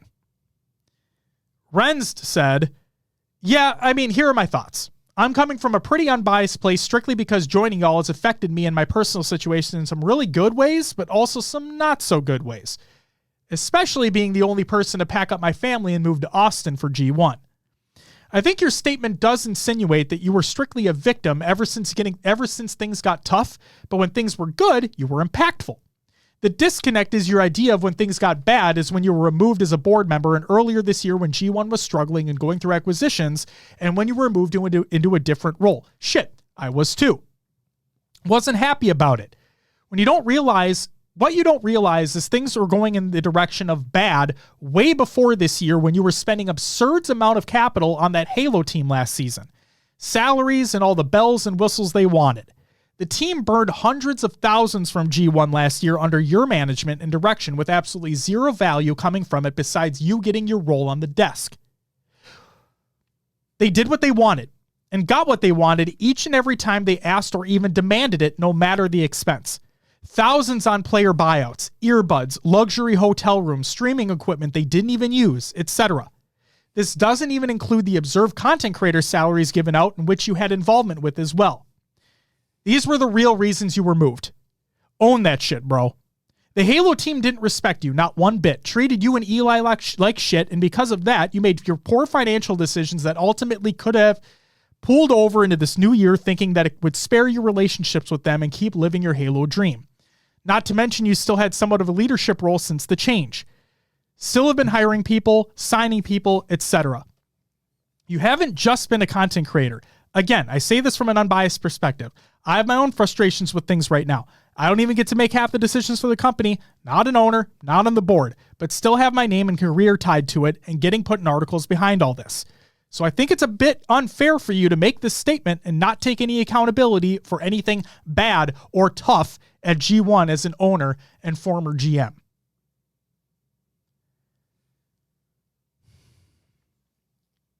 Real quick, there's a lot there. And there's a lot of, I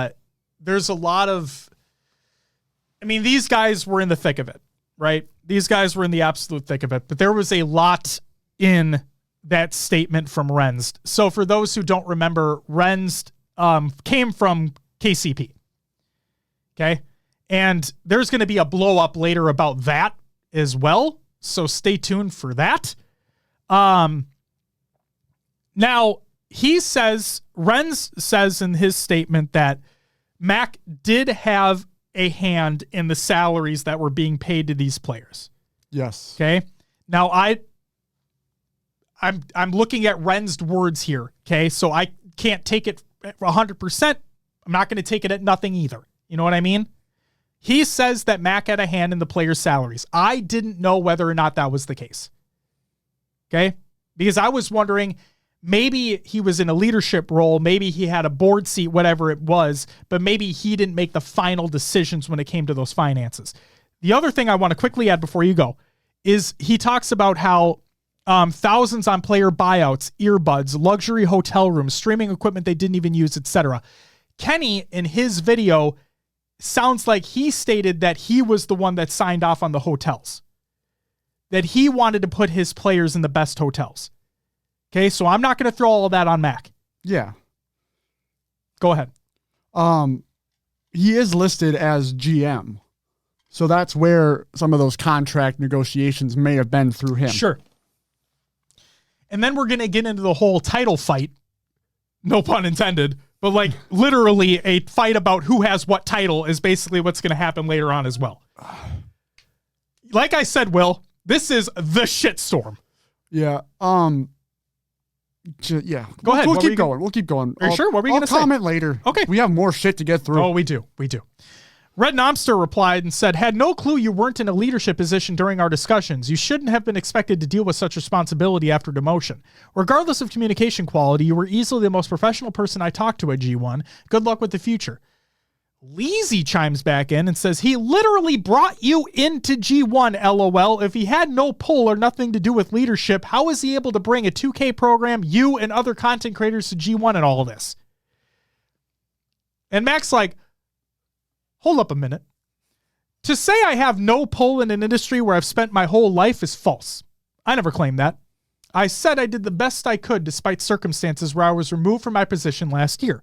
You knew all of this, bro. Grabbed me on the shoulder and told me how much you admired me still making a positive impact despite the bullshit I went through. If anyone is switching up, it's you. And then Red Nom replying to Leezy said, I'm not saying I didn't know he had no pull. He did. I'm saying he didn't realize he was expected to. I'm saying I didn't realize he was expected to pull anything when he's just a content creator. I'm saying I can sympathize with being expected to maintain responsibility without added or even decreased pay if that indeed happened. Halo Zenik, an editor paid by Kenny, as we learn about in the video he released, said, don't take the 180 personal, LOL. Ryan Leezy did that to everyone on G1. Notorious for shit-talking you behind your back.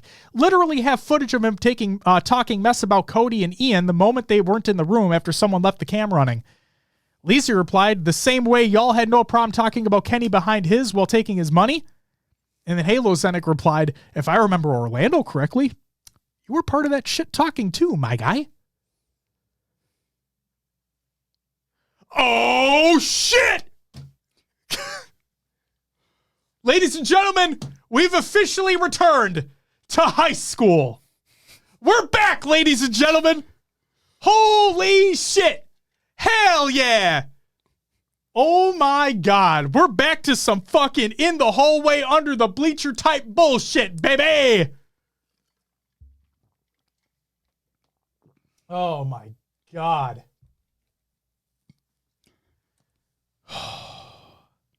Is there anything you want to add there? I mean, I think someone may have mentioned it before in chat, but Tool said it, and it's like, man, all this shit, why is it gotta be settled on Twitter? Yeah. You know what I mean? Like, trust you me. are airing all the fucking Dirty laundry. And I get players and employees bitching about not being paid. But all of this like internal org shit just should have been handled elsewhere. But yeah, there's more. So no, you're 1000% correct. Now, people may be asking themselves, why are you reading all this on the show? What does it matter? The reason why it matters is because, guys, I need you to remember this. Okay? I need you to remember this. This is supposed to be a professional organization, a professional company. And many of these people in this shitstorm are current or former leadership roles of that company. Think about that. And a lot of this resulted in Twitter beef. Think about that. That's why I'm talking about it all. That's exactly why I'm talking about it all.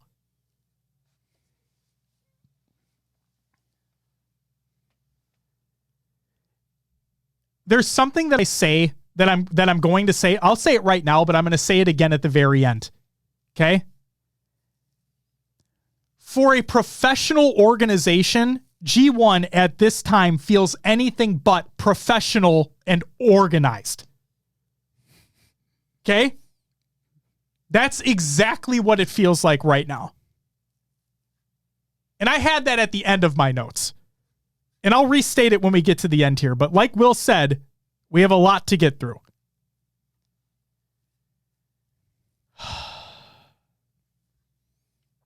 That was just August 10th. Yep. On August 14th, we have Hoaxer announces his departure from G1. We have G1's first official statement in the form of a picture with text. Kenny's first official statement as a quote tweet of the G1 tweet. And then Leezy stands by Kenny, who also announces he has been back paid. Let's get into it.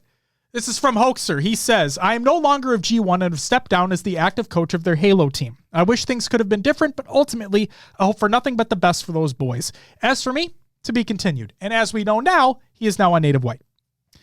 From G1, this is their first official statement, which again was a picture that had text on it. What did that text read? Oh boy. We've heard your concerns. While difficult, the season ahead also allows us to fortify a future as a well-disciplined, diverse, and mature gaming organization. We welcome candid conversations and are moving intentionally to resolve them. As always, we're working hard to put gamers first. So that non-statement came out, and my immediate reaction was, what the fuck was that? I think literally everybody's reaction that's not a G1 shill looked at that statement and were like, what the fuck is that? It's the meme of the person holding the stick poking something and say, do something. That's what G1 was, the thing being poked. That's what that was. So Kenny Vaccaro put a statement out as a quote tweet to their tweet and said, anyone who knows me knows nothing means more to me than my family in G1. I've sacrificed countless hours and personal finances to support the community we've built together. The journey has not always been easy, but we have a plan and will urgently handle these matters. I've given my heart and soul to the gaming community since stepping away from the NFL to focus on G1 and will continue to support the gaming space for many years to come. So Kenny, here is my question. Again, these are all my thoughts as we read through this. Kenny, here's my question. You say you have a plan. What is it? What's the plan? How are we going to get the ship righted? How are we going to get the train back on the fucking rails? How are we doing this? What's the fucking plan? I get it. You love the organization. You love your family. You're spending your own money. I get it. But what are you going to do to fix the problem? Because guess what? That 24-minute video you released later also didn't help much either. There were some more positives than that, don't get me wrong, and we'll get to it. But the fuck? And then Leezy replied and said, well, this won't be what everyone wants to hear. The biggest objective for us this past week has been to listen to everything community has said while working on a plan to ensure G1's finances are corrected on course and we can start to fix those relationships that we've hurt. So real quick, double back. Kenny said that he had a plan. Leezy said that they're working on a plan. What's the plan? I feel like the plan wasn't done yet, but maybe that's just me. Kenny Vaccaro has immediately jumped into countless calls, meetings, and working on solutions to ensure that everyone is paid accordingly. The unfortunate reality is that it will take time and patience, but I have full confidence our leadership will continue to make things right for all those involved and affected. And speaking of which, full transparency, as G1 staff, he has been paid back pay and fully support the org's plan to pay others as well. It just won't happen overnight. Okay? To go back to, like, even if they, as a business, you don't necessarily need to tell the public every little move you're making, right? Mm-mm. But there should have been something said in the statement about, like, macro, large view of something that's going on to ease people that something is actually happening. Yes. Tools. Step one, pay people. That's the plan. It's a great plan. That's a phenomenal plan. I'm curious how they're going to execute on the plan. Like, yeah, even saying something like, reduce it. If they had to reduce staff, move investments, change plans to open this giant multi-million-dollar. I thought that was so funny when that report came out. I'm like, oh no. This venue. Oh no. Like, I don't know. Something. But oh my God. it just would have been a little more comforting in that in their first statement since all the drama hit. Yep. Are we ready to continue? Yeah. August 15th. Eli's second statement around being removed from the G1 Discord, among other things. So on August 15th, Eli said he got kicked from the G1 Discord, had his G1 email deleted, got unfollowed, and got to read a non-statement from the G1 Twitter account yesterday without any reason or explanation given. At least the level of transparency is consistent. Damn! Fucking got him. What's up, Thug? Welcome back. Good to see you. August 17th. Ladies and gentlemen, this is it. This is the big one. In terms of information that's coming out. Husky Jelly, thank you for the follow. Welcome to the live show. And simply, I'll just say simply, thank you for the resub. You get a woo! Greatly appreciated. What? I smacked the mic when you went woo because I was trying to like. It's funny because I thought I peaked it. Oh, nope. Because it was perfect timing on that. Whoops. So there you go. All right. So here we go. August 17th, the big one. In terms of information coming out, G1's second official statement, this time in the form of an edited and produced 24-minute video with Kenny speaking. Then we have Eli's third statement surrounding the video and standing by Kenny. Oath statement surrounding the video and standing by Kenny and Leezy. John, Clover Talent, his statement surrounding the video and speaking to the community outrage that has been presented over the course of the week. And then Spaceman's statement surrounding the video and how Kenny needs to actually fucking do something. We have Kaylee's first statement surrounding the hate Kenny, her husband, has been receiving, and then providing receipts and details around how others have been doing their jobs, or haven't been doing their jobs, along with Red Nomster's response to the information Kaylee provided. Mikowski's second statement, which airs out even more dirty laundry, which sparked more finger-pointing back and forth, this time between Mikowski, Renz, and Kaylee, of which Mikowski has since deleted all of his tweets and replies that are related to that. Okay, he deleted all of them. Foxy's statement surrounding whose corner she is in based on retweets from Kaylee, G1, and Leezy. And then we have Ren's statement not apologizing for the way he has acted on Twitter surrounding the G1 fiasco and Kenny's appreciative response to Ren's, as a matter of fact. Here we fucking go. Now, real quick, before we get into this day. On this day in Halo history. But we really should have starters on this shit. Yeah, we should have. Story. You could catalog all this shit. Real quick, before we get into this, there's debate as to whether or not Kaylee is who she says she is, because it kind of felt like this Twitter account came out of nowhere and started posting the receipts about things that were happening. I am of the opinion that it is her. Not only that, but in Kenny's statement, like in his video statement, he says Kaylee by name, and says his wife. If you go to Kaylee's Twitter account, she follows Kenny. Kenny follows her. It's a very short list. So I'm of the assumption that they are husband and wife, and that is actually her Twitter account. The reason I say that is because for context, she does provide statements. Those statements are not so nice. We'll get to it. We're on August 17th, all jokes considered, Ronan. So here we go. From G1. This is their second official statement, this time in video form with Kenny speaking for 24 fucking minutes. Real quick, before we get into it, I want to say that this video was edited. It had jump cuts and had melancholy music in the background. I didn't like all three of those things. I also didn't like it being 24 minutes long. Okay? 6.5 minutes in with no substance of what happened and what is going to change, he did say sorry. Very early on in the video, he did say sorry. But instead, Kenny talks about all the things he has done for the players. And in my quote, woe is me shit. For 6.5 minutes. It was all about, look at what I've done. Look at what I do. Look at all what I've had to put into this. Look at me.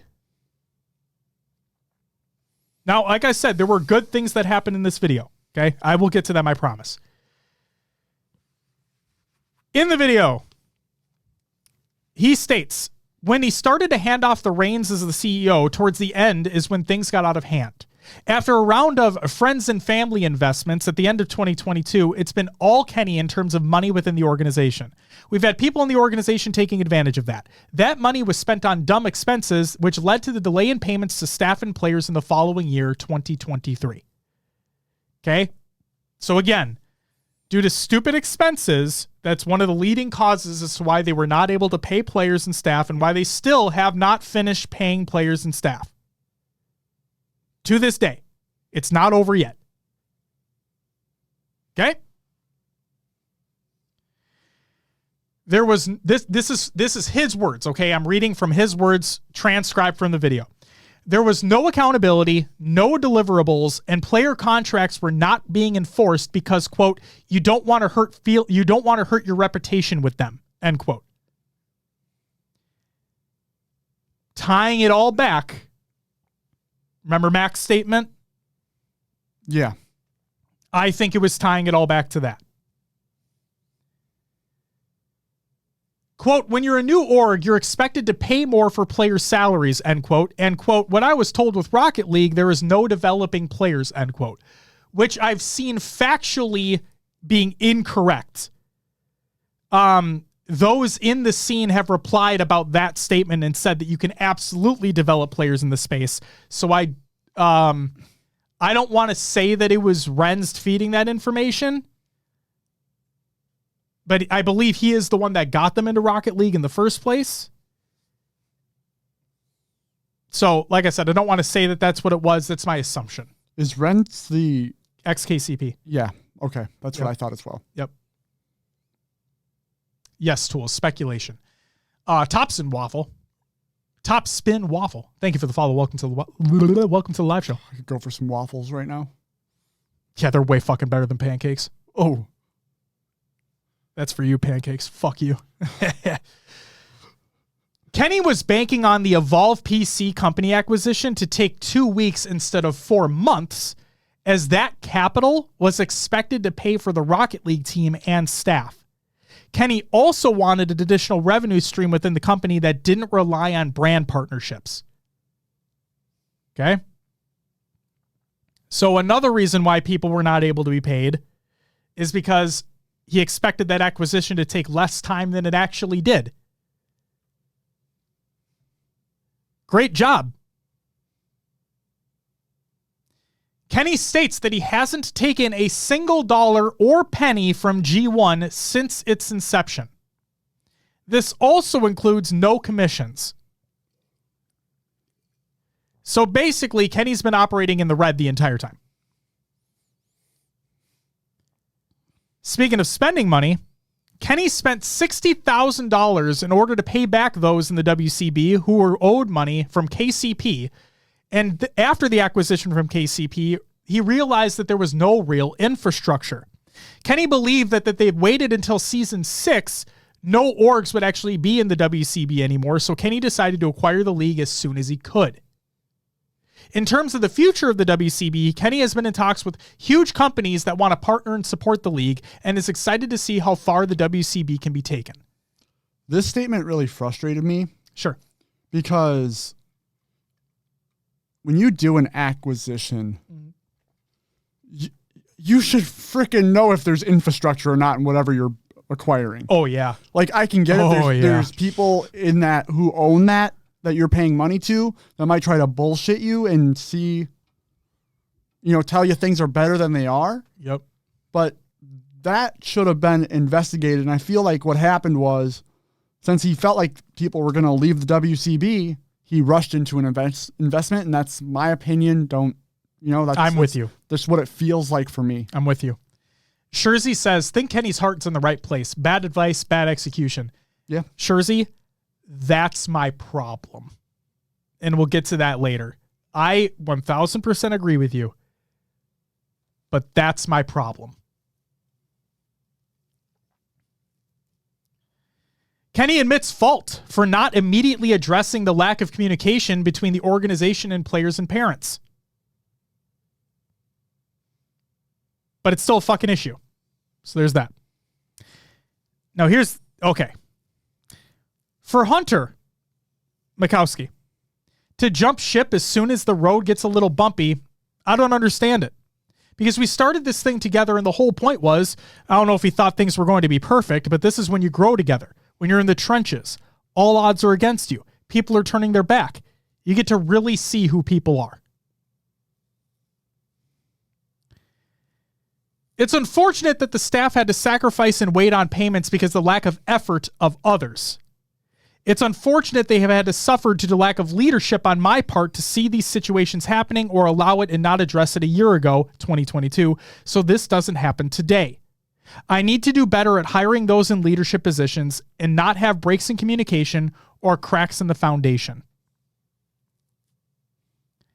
So he does take some responsibility, but he also deflects to those that were in previous positions.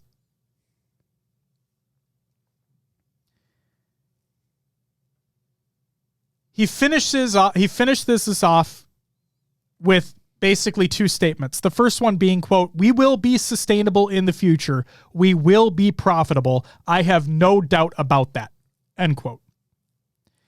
And then, quote, "A lot of people that aren't here now were also people that weren't putting in the work to be here as well," end quote.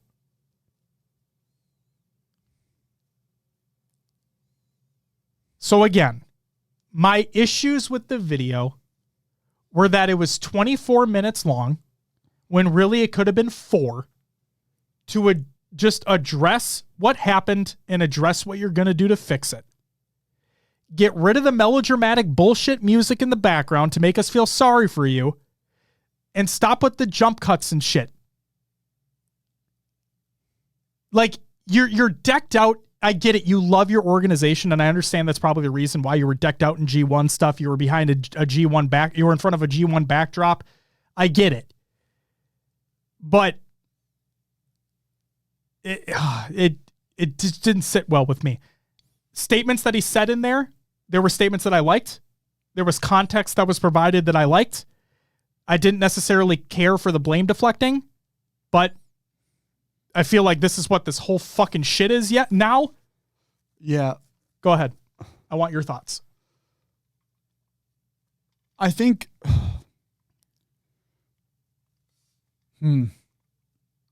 I've gone back and forth, like, trying to process everything. Mm-hmm. And some of the, like,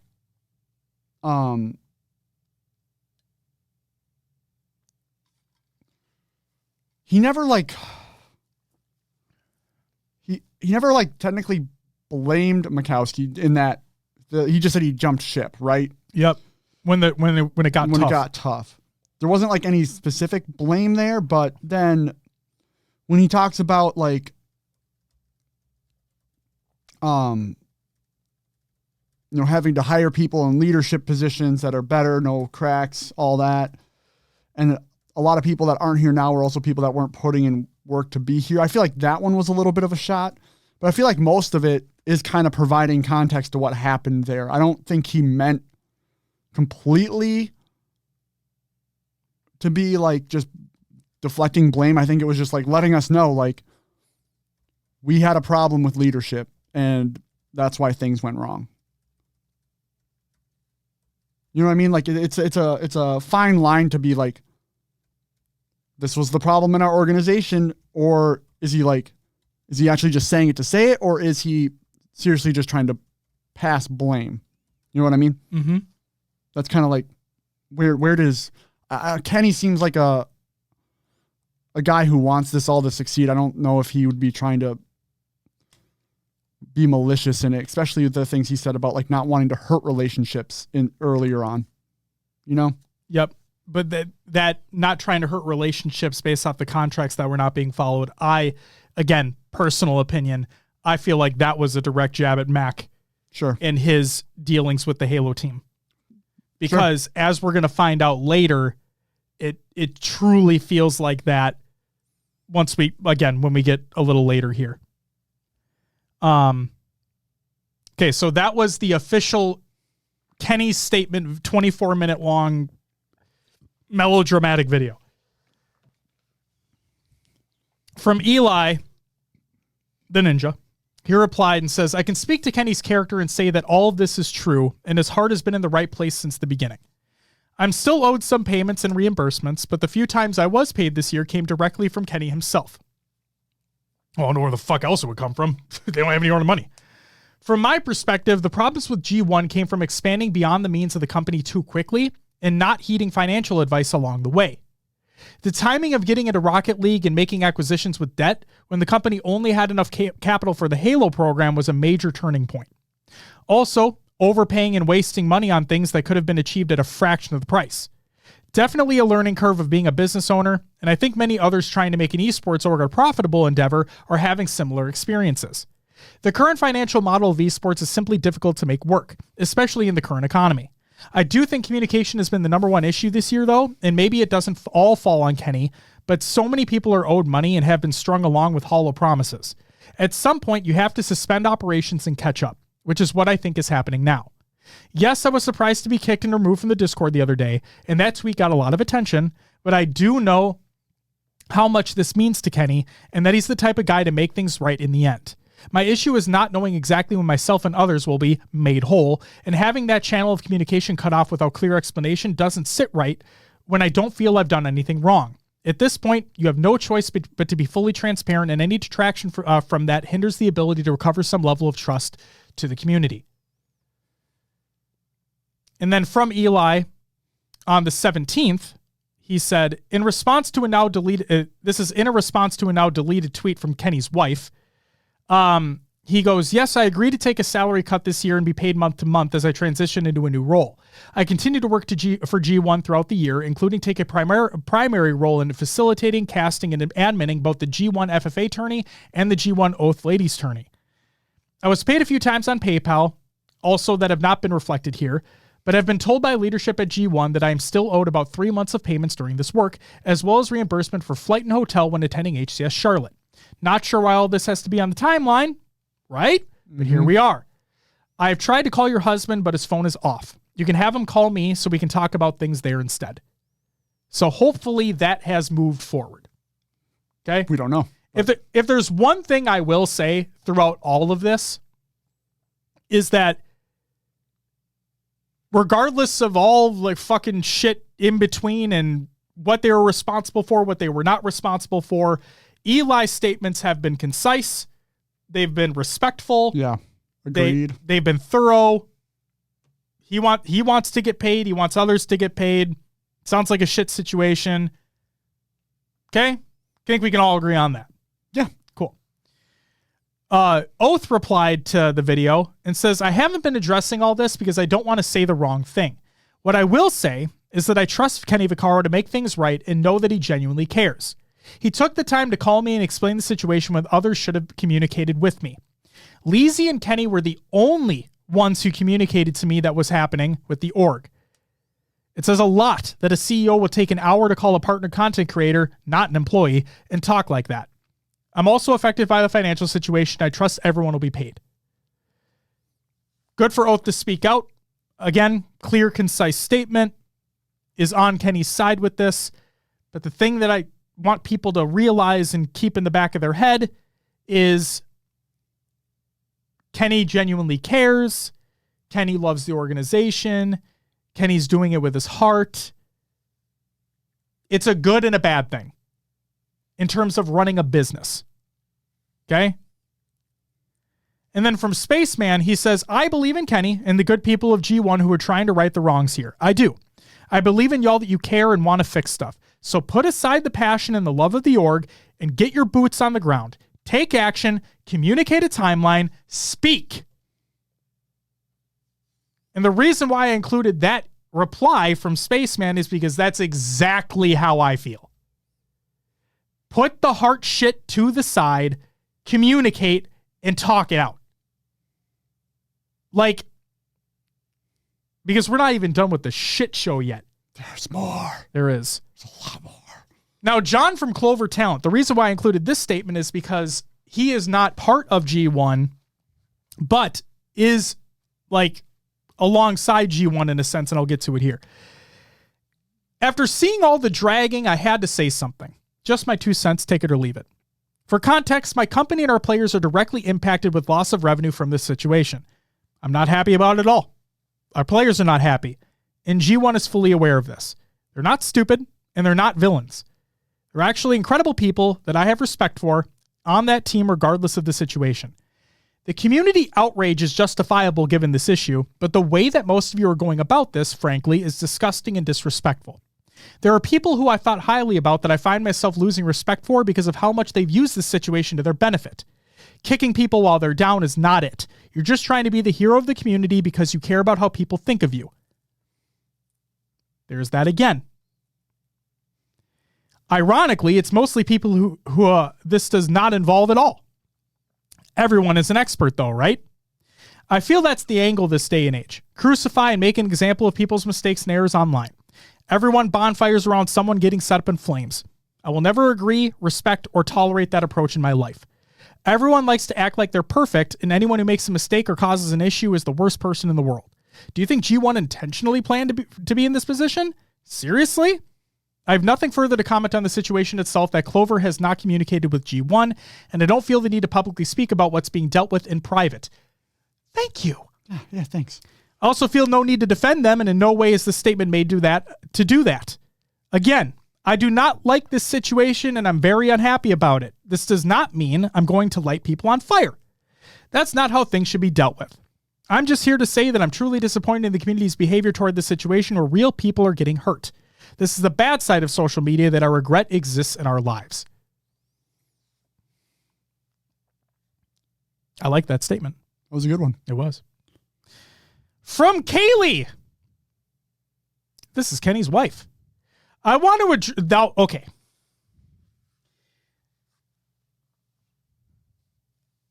Should I kind of feel like I should preface now?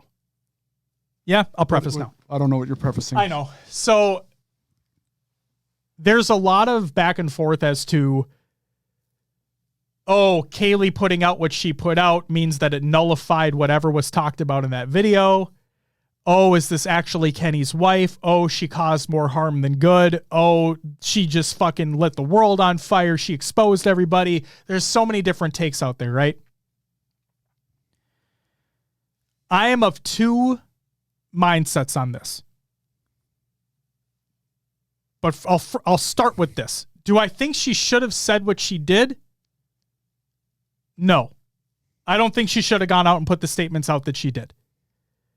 But do I understand why she did? Yes. I absolutely understand why she did. She wants to be there for her husband. Yeah. She wants to be there for her partner. So like I said, do I think she should have done it? No. But I'm not her. That's besides the point. What I wish would have happened was I wish Kenny would have done what he was supposed to do so often in that organization and fucking communicate. Especially with your wife to say, don't do that. Okay? But it's all out there now, so here we go. Kaylee says, I want to address the recent statements that have been put out regarding Kenny or G1. It's a less than ideal situation for all parties involved, but when people start piggybacking and using others' hard times to their advantage and making up blatant lies about my husband and G1, that's where the line needs to be drawn. The interesting thing about the individuals putting out false statements is that all their claims can be proven otherwise by contracts, or lack thereof. Kenny is non-confrontational.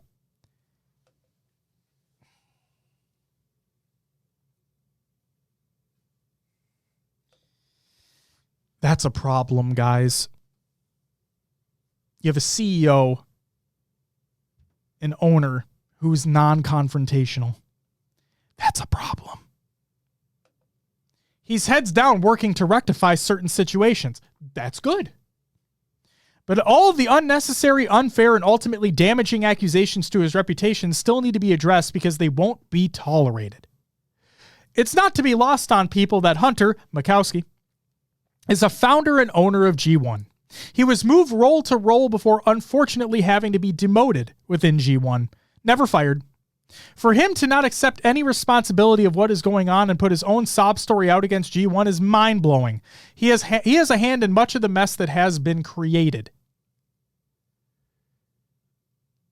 Eli's contract ended in December of 2022. I'm not sure what the back pay he speaks of is. He was in breach of his contract the entirety of it for not fulfilling his responsibilities in the first place. Nevertheless, he has still been paid this year.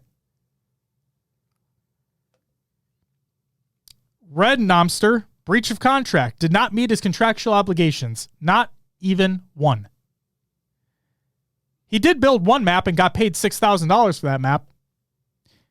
Red Nomster replied and said, my contractual obligation was 4 videos a month as a placeholder because G1 didn't know how to sign a forger with monthly deliverables otherwise.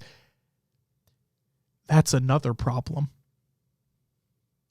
Hunter told me it was okay. Woo! Sheesh! Hunter told me it was okay if I focused on maps instead of videos, then only assigned me 1 map in 6 months.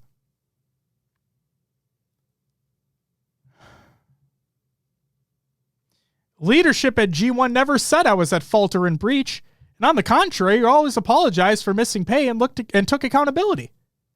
The contract states elsewhere that I have 10 days after written notice to rectify missing deliverables. Even if I wasn't told it was okay, I never received notice. I messaged Kenny with more depth if you'd like to talk about the situation or ask me any questions regarding my situation.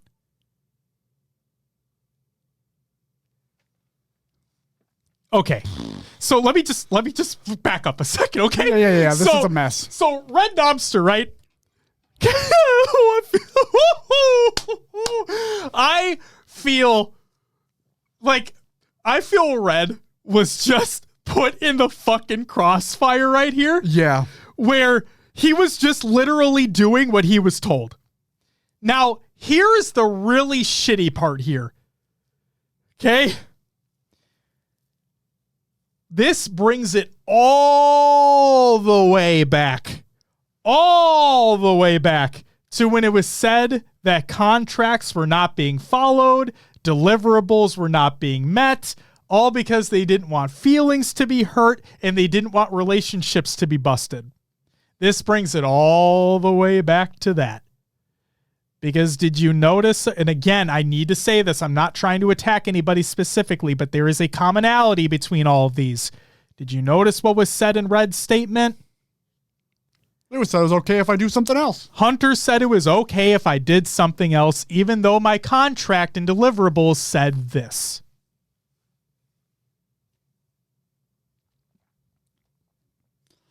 The tough thing, too, is like if you signed a contract for that and then you have no product to show. Yep. That's tough. So Red signs a contract. It has specific deliverables. Mm-hmm. Hunter Makowski comes in and says, no, it's okay. You don't have to work on that. You can work on this instead.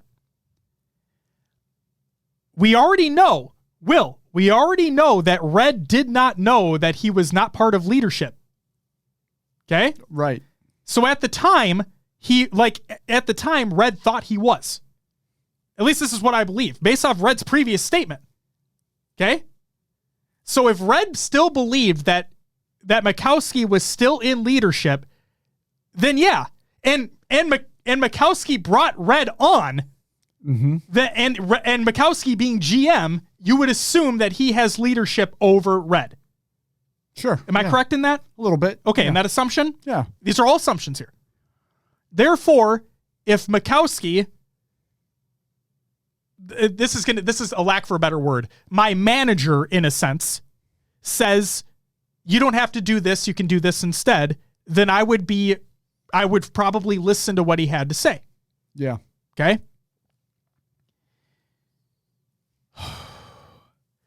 So then when he's not told that he had those 10 days after the fact to provide the deliverables, and the lack of communication in the organization, everything come to a head and everything blows the fuck up.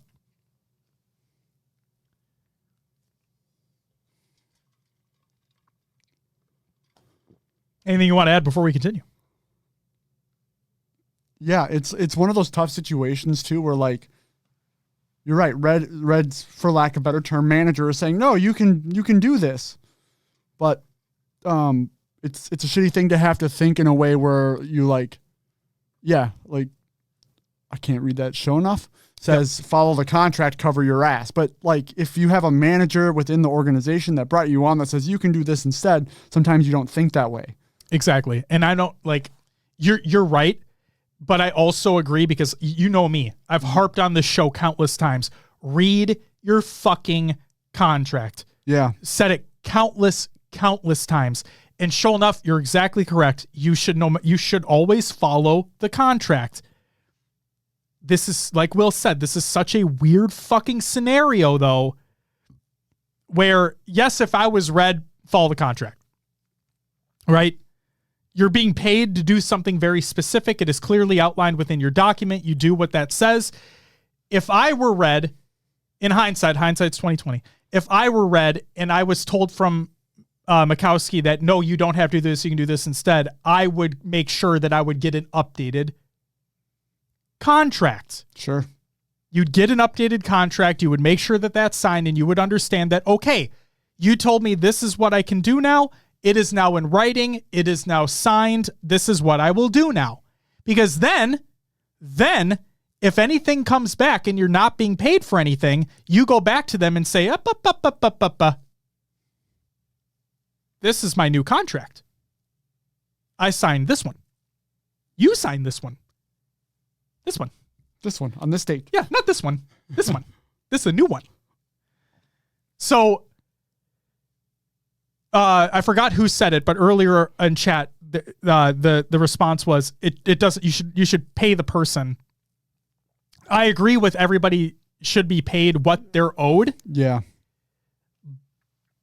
But if the contract was followed, the tough thing here, I feel for Red. Yeah. Go ahead. I feel for Red. The tough thing here is if any of this does result in any sort of legal action, Red technically holds no weight there because of what his contract said and what he did instead versus internal talks that who knows if there is any sort of receipt of internal communication. It doesn't sound like there might be. Yep.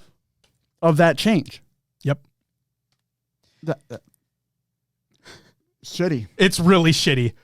Peanut Butt says, it feels like they were being treated more like standard salaried employees where the work is loosely defined and changes day to day, but stays within the scope of the role. I'll take it a step further, Peanut. It didn't even stay within the realm of the role. But this isn't a standard salary role. This includes contractual obligations, but they treat it the same way.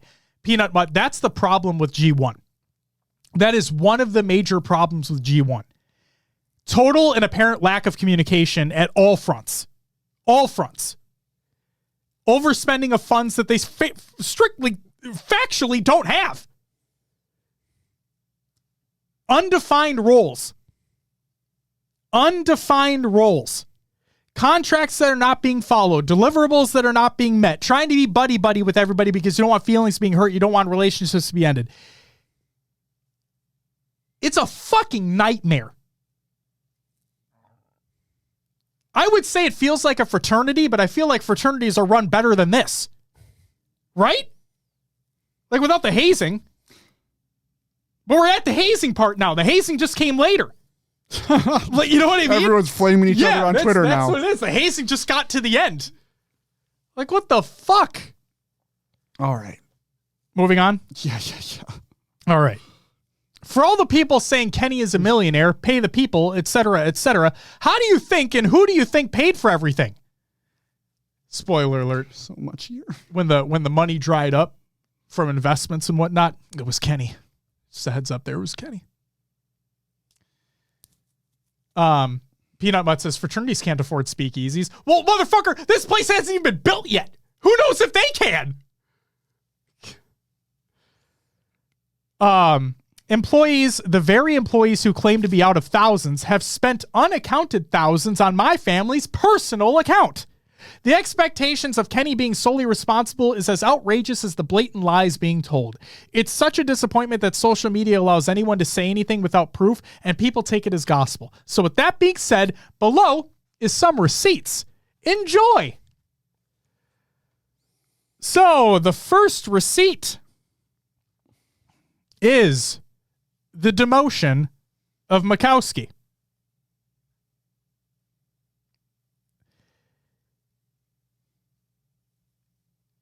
Hold on. You know what? Before I even get to that, let me poke back. If we're going to do finger pointing, I'm going to finger point back. This is why I didn't want Kaylee to put out what she did. Okay, not just because of the screenshots, but also because of the statement of the expectations of Kenny being solely responsible is as outrageous as the blatant lies being told. Yes, he is not solely responsible in all this. We know that. We understand that. He's not solely responsible. But if you are watching money being taken out for God knows what out of your personal account, wouldn't you want to know and act upon what the fuck is going on? And not just be non-confrontational about it?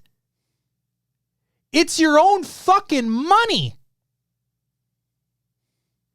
Epic. That's why I emphasized he's not solely responsible. He is 1,000% responsible. I think he's more responsible than others may think. And Pharaoh, they do have a CFO. We will get to that soon. So in the first fucking expose, we have the email that was sent to Mikowski from Kenny.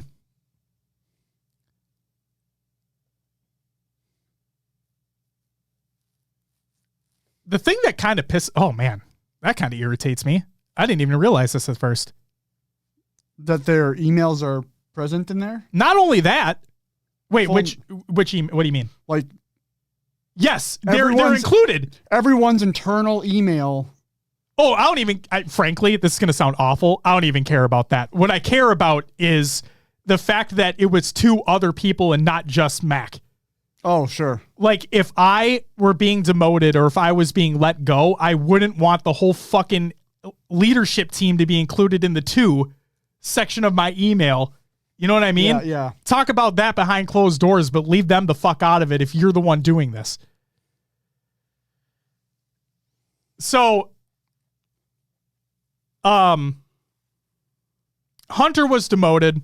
Reasons include smoking before, during work has led players and staff to believe it has affected your ability to do your job effectively. Poor work ethic. Played Halo for hours while barking out orders to Miranda between deaths or games recently. Every person in our company has mentioned this as a problem, and now bad light is shining down on all leadership. We refuse to tarnish our reputation because of work ethic and accountability. If that's true, Mac, you gotta fuck off with that. If that's true. Really? I don't even know who fuck Miranda is. You don't do that shit to anybody. Take ownership in your shit. Players and content creators are rarely held accountable because of your fear to lose good graces with them. There it all comes back. Mm-hmm. We've seen that multiple times in previous statements. It all loops back to this. Refusing to help clean our facility during boot camp and events. You expect myself or Kevin and Ryan to clean everyone's mess instead the following morning. Content creators are not motivated to do deliverables because of low expectations you have enabled. Maybe that gets back to the Red Knobster thing. Yeah. Consistently bring problems to the table instead of solutions. Every problem presented is often in full panic mode. These continuous exaggerations have caused problems and created bad energy throughout the organization. For me personally, these exaggerations have caused unnecessary stress and anxiety.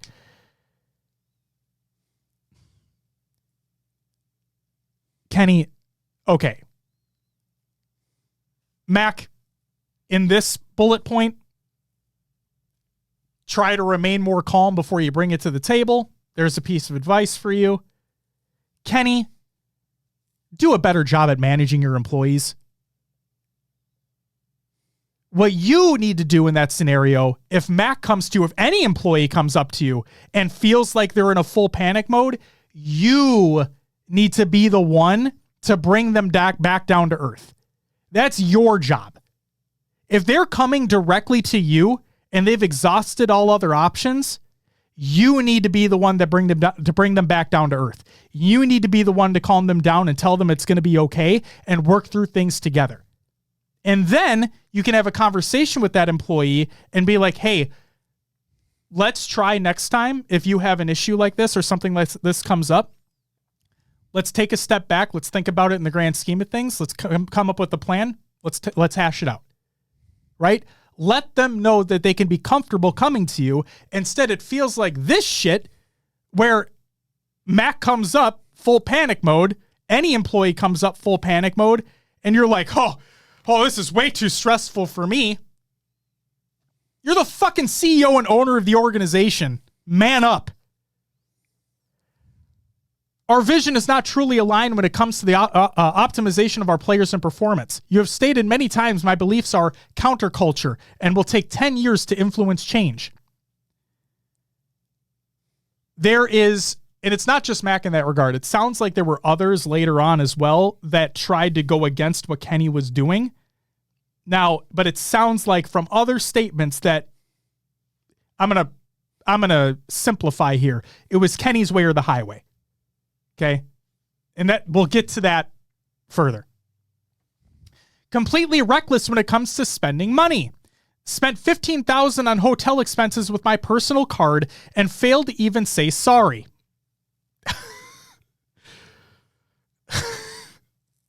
This email's fucking stupid. Another $10,000 was spent on the Austin motel, and you listened as our players complained about the thought of walking an extra 30 seconds to our facility. Spent over $60,000 this past month alone on extra expenses. You attempted to buy 2 different brands of custom earbuds for the team, including a pair for yourself, for around $2,000. I told you to schedule our players' ear mold appointments for 64 audio custom G1 earbuds, totaling $5,000. Then you proceeded on to say that the players now need universal 64 audio earbuds, totaling $1,700 each.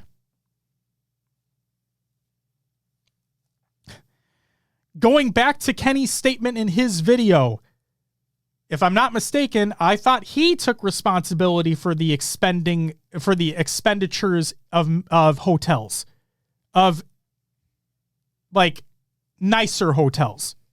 Okay, I can sit corrected, but I believe he said that he was taking responsibility for the over expenditure on hotels. Overpaid $65,000 my personal funds for Jesse's buyout. That's Boo Boo Doo Boo, and completely mismanaged the whole situation. You made a $50,000 offer as soon as negotiations began and later agreed on a deal that attempted to backpedal, causing leverage for FaZe.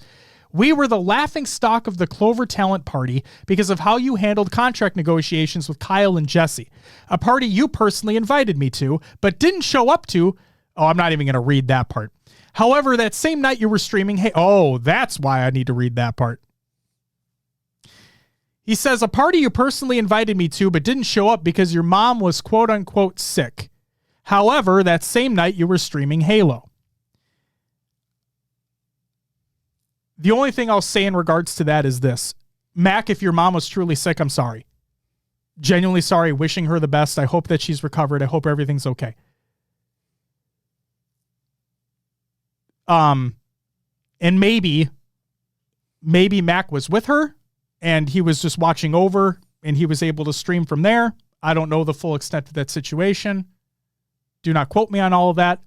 I'm just saying Mac, sorry about the mom situation. Hope everything's okay there. Please know that. Kristen even confirmed that you're... Oh, my... Fuck, no. Oh, I should have kept reading. Damn it. Kristen even confirmed your mother was fine the next day. I flew to Dallas and sacrificed family time because of how important this party was supposed to be. I spent thousands of dollars on Go XLRs and computers to give our players the ability to record our scrimmages without any in-game performance issues. He specifically told me that these were the only issues I needed to fix before they would record gameplay. When I asked for an update on receiving the footage, you said, it's causing our players too much stress trying to get everything set up. I see it as a net negative. I spent months negotiating us a licensing deal with Hootie. Or Huddle. It's Huddle, my bad. Not Hootie, it's Huddle. Game-changing software that provides us a way to properly evaluate our team's performance. I received minimal support from you to push our players to use the platform. I uploaded over 20 scrims to Huddle, and you failed to watch a minute of tape. The app tracks how much time you watch film.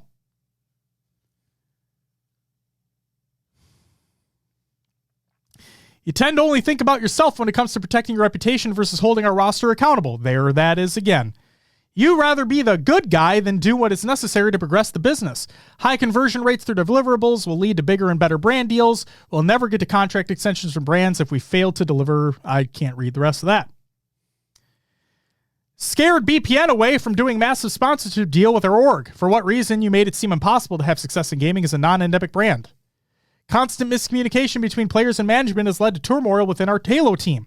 The players have lost trust in our operations because of miscommunication and poor planning. The players and Eli feel you care more about personal achievements and not truly about the team's success at times. Attempted to make a crucial roster change at the worst time possible. Not only was this a bad move right before a crucial tournament, the roster lock deadline had already come to pass. The whole situation ended up being for nothing. We arrived in Orlando with tension between our players because of this careless decision. Our players have stated the vibes are much better when you were not directly involved with the team.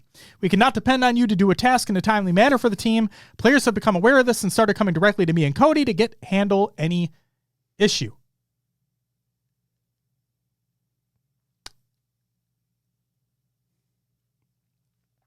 Told Devin that Kyle wanted to drop him from our roster and caused a complete divide in our team. Oh, no.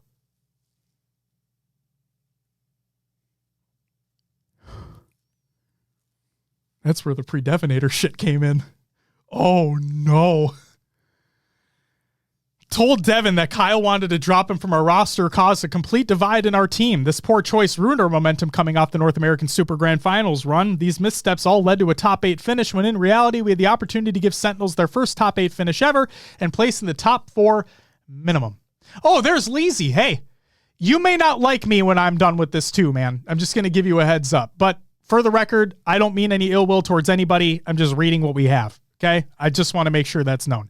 It seems like the whole fucking situation's fucked. Wow. So obviously I read all of this before, but reading this in person now face to face and like to chat and everyone and seeing that that's what the Devin shit happened because we all wondered. We always like, why is Devin mad right now? He's just leaving. Like, this shit's fucking weird. Right. And now we know.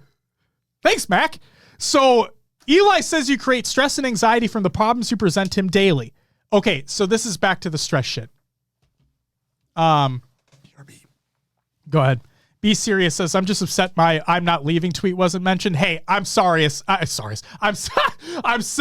fucking dumbass word. I'm sorry. I just put sorry and serious in the same thing. You fucking get it. I'm sorry. I did see it for the record. The meme from Wolf of Wall Street. I fucking saw it. Okay. Sorry I didn't include in the fucking show. There's a lot more to get to, god damn it. So Eli says you create stress and anxiety from the problems you present him daily. He said it's now to the point where your shortcomings have affected his own reputation amongst our players in a negative way. Excuse me, I'm sorry, guys. A little burpee. He stressed the need to remove you from any operations concerning the Halo team. Eli also stated you constantly take credit for work of others.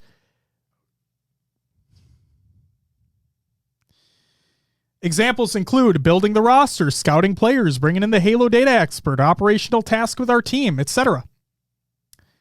Same situation applies with Danny and his efforts building our team itinerary for boot camps and events. Guys, okay, let me get through this email first, and then we'll talk about the comparisons that have happened and led to this moment. Expect everyone else to do all the dirty work at Halo tournaments, even when that is your job as a GM and team manager. Everyone besides yourself was driving around Orlando searching for a specific list of items to buy for the players. Constantly talk about your experience raising capital, but have yet to set up a meeting or help with this raise. The pitch deck should have been completed several months ago, but instead it was finished recently. This lack of urgency has put our organization in a very tough spot, but luckily I have worked nonstop to raise the capital we need. Now, this was at the time of the email that was sent, okay? And that email was sent October 6th, 2022. Okay, so capital at that time had been raised on October 6th, 2022. Okay?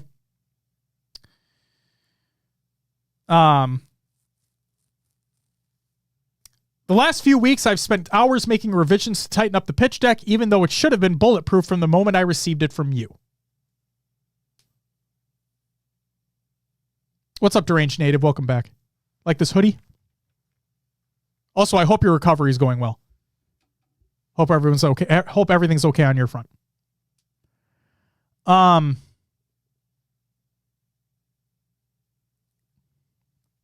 Okay. Here's the final statement of the email. Oh, sorry, Deranged. I apologize. I didn't see it earlier. I was probably fucking balls deep in this, but thank you. I appreciate you. And, thank you for fucking having stickers. Thank you for having stickers. Love me some stickers. All right, this is the end of the email. He says, while I was playing in my last NFL season, our organization basically shut down operationally. You essentially let our thriving YouTube channel die because of a car wreck that you were blessed to walk away from. I understand this is a traumatic experience, but we need people who are willing to do whatever it takes to get the job done. You have frequently asked when you were getting a pay raise instead of doing the work to earn one. All of the points above are valid reasons you can no longer fill a leadership position at Gamers First. We have tried to place you in multiple different roles and no longer have operational positions left for you to fulfill.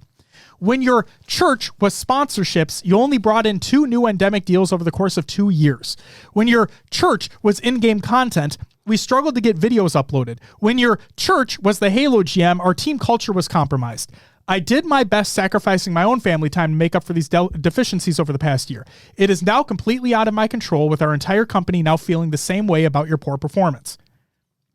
These shortcomings do not represent who we are as an organization, and as CEO, I refuse to allow cracks in our foundation. Remember that statement from the video? He used the same statement in the video. Turn it into a musical now. It's just, I remember reading this email and being like, wait a fucking second. He said the same fucking thing in his 24-minute video.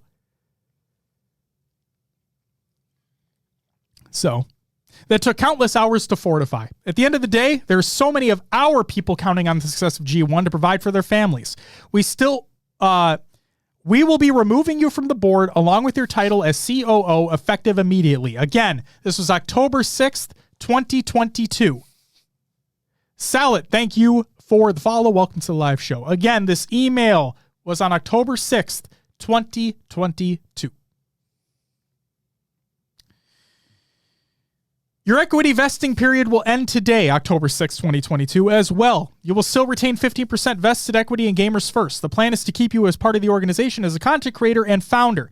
Regardless of the events that occurred, G1 would not be where it is today without Savage and Mikowski coming together and believing in something bigger than ourselves. We say the phrase, it's bigger than us, all the time, but our job is to truly live it.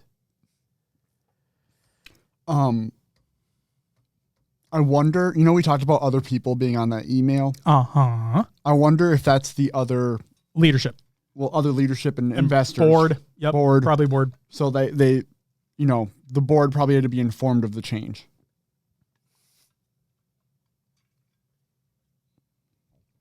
Then,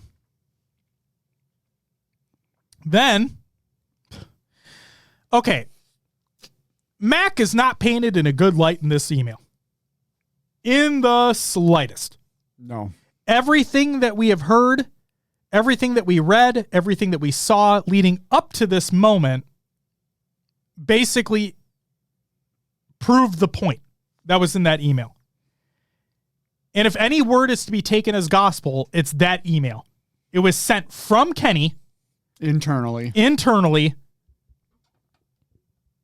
And for the record, the only reason why we're reading it on the show is because it was publicly posted on Twitter. If this was all kept privately, we wouldn't have anything to go off of. Shit's fucked, pay your players, we would have moved on. But this is all aired out. I'm going to fucking talk about it. So, Mac looks like he's completely in the wrong here. Yeah. And it leads it all back to deliverables not being met, trying to make sure he's on everybody's good side, to not make anybody mad at him. Turns out couldn't handle stress very well. But again, that's something that can be worked on, and that's something that can be fixed with, wait for it, better leadership. Oh my God. Sorry, I'm just chuckling over here at Ronan's comment. Oh yeah, tonight's episode would have been 30 minutes long if they just stayed off Twitter. Yep, it probably would have been. Now we're nearing 2:45 currently. So, Will, I'm sorry. Getting close to bedtime here. Yeah. Will, I'm sorry. So then another statement that came out, and Halt, you're not wrong. That's why you BCC. Otherwise, the person just feels ganged up on. You know, I did prepare for this. Oh, I love you. Well, another Mountain Dew. He got it, baby. We're here for the long haul. So then, remember the triple rec Evolve PC acquisition? Oh, yeah. So on August 2nd, actually on August 10th, 2023, Mac replied to, or Mac sent a message to Triple Rec, which went against what was in that email. And he said, hey, brother, just wanted to let you know I'll be sharing my story today and no longer with G1. The last year has been really tough. Kenny fired me back in October, right before Worlds. Based off that email, no, he didn't. You got demoted to all hell and you got removed from your board, but you didn't get fired. And right after we got second against Optic and top 8 at LAN in the next event, I actually found out about it from the Halo team who reached out to me and said they had a call with Kenny and that he was pissed I was getting a majority of the credit for our success and not him. Oh, shit. It's crushing. I feel like my dream died over ego when we all should have felt like we were winning when we, which we were at the time. We were winning big. Okay. Real quick. I want to pause. This is nothing. This is absolutely nothing against the players. Okay? What I'm about to say is literally nothing against the players. They're doing everything they can to place well. There's a lot of inner turmoil within the team. I get it. But you weren't winning big. You placed top 8. That's not winning big. The fuck are you talking about? I know I can't place top 8. I know that for a fucking fact. Let's be real. But come on. But because he wasn't front and center, he blew the whole thing up, and it's come to this. He's talking in reference to Kenny. I'm pretty distraught over the whole thing. That, and I'm out tens of thousands of dollars, along with many good people that believed in what we were building. Ooh, boy.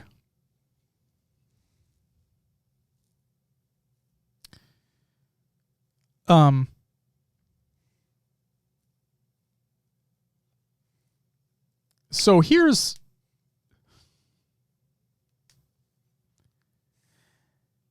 we'll get to it shortly, but here's the problem with the end of that. He's out tens of thousands of dollars. I don't know where those tens of thousands of dollars were coming from, but there's another receipt later that he was still on the payroll. As of that time? I believe so. We'll get to it to make sure, but I believe he was. And then we have a screenshot about a contract for Austin. This was minimum G1 YouTube uploads per month, 1. Minimum personal YouTube uploads per month is 4. That contract, that there's that. So there you go. Thompson says his 15% equity must be worth 15 cents. Oh, Jesus Christ. Like I said, they have to be fully operating in the red right now. They have to be fully operating in the red right now. Because they Lazy, you can correct me if I'm wrong here. Physique, thank you for the follow. Welcome to the live show. Look at the company contact on that page. Yeah, it's Mikowski.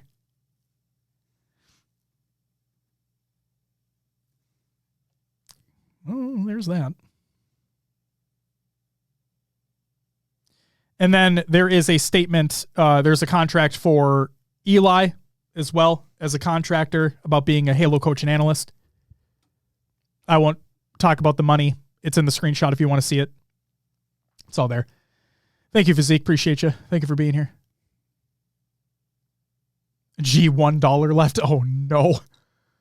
I feel most of these sports orgs operate in the red. Yeah, but serious, like this is like, and Lisi says, yes, you're correct. But this, if he was fucking spending his own money, if he's been spending his own money for so long now, and he hasn't taken home a penny, holy fuck, man. I'm really curious as to how they're going to get out of this, because that's why I'm saying, that's why I love what Spaceman said so long ago in the context of the show, is outline the plan and speak. That's what I want. How the fuck are you going to do this?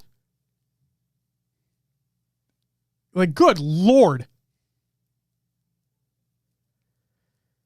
Okay, here we go. Here's from Mikowski.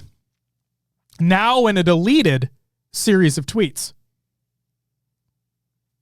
Like I said, as of now, like everything from this day in our timeline here, everything on this day in this timeline has been deleted from Mac. Everything. Tweets, replies, everything. His originals are there from like earlier in the timeline, but these ones gone. But we got them. Hey everyone, just wanted to clear up some things being said about me today.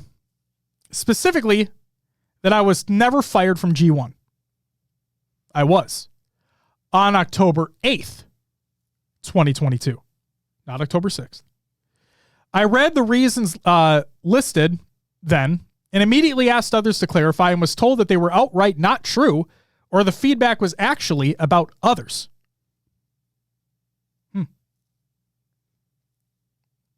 When I was fired, I estimate that up to 10 people were hired to replace me, which irresponsibly increased our burn rate. Overnight, G1 exploded in headcount, and we were not equipped for that growth. Mac, you're speaking in terms of we, when if you were fired, that's no longer a we thing. If you were fired, you're no longer part of this. Don't speak in we's. Still, they plowed along hiring. There's the they. There it is. Still, they plowed along hiring new staff week after week, all in the name of growth, expansion. Also increasing our burn rate was the decision to start acquiring companies and expand into 2 additional esports titles, when leadership at the time had all agreed from the beginning we would only compete in Halo for 2 years before even considering expansion. It was my hope that we'd plant our flag there and then move forward once we have more capital and stable footing. That sounds fine. That sounds level-headed, right? Start in one title. Don't spread out too thin. Establish yourselves. Earn some money. Expand. Right? Yeah. I believe part of the reason I was terminated was because I was not on board with the expansion play that they wanted to make and was knocked down for it. I wanted to do things the right way and was in it for the long haul. I guess that was counter to their vision. I maintain I did everything I could over the last year to help the organization, but this was difficult to accomplish after not having my say considered or even being involved in the conversation in most cases. I never had access to our account. It's a bold claim. So now we have an instance where Max says he never had access to the account. Kenny, and by extension his wife, said, yeah, you did.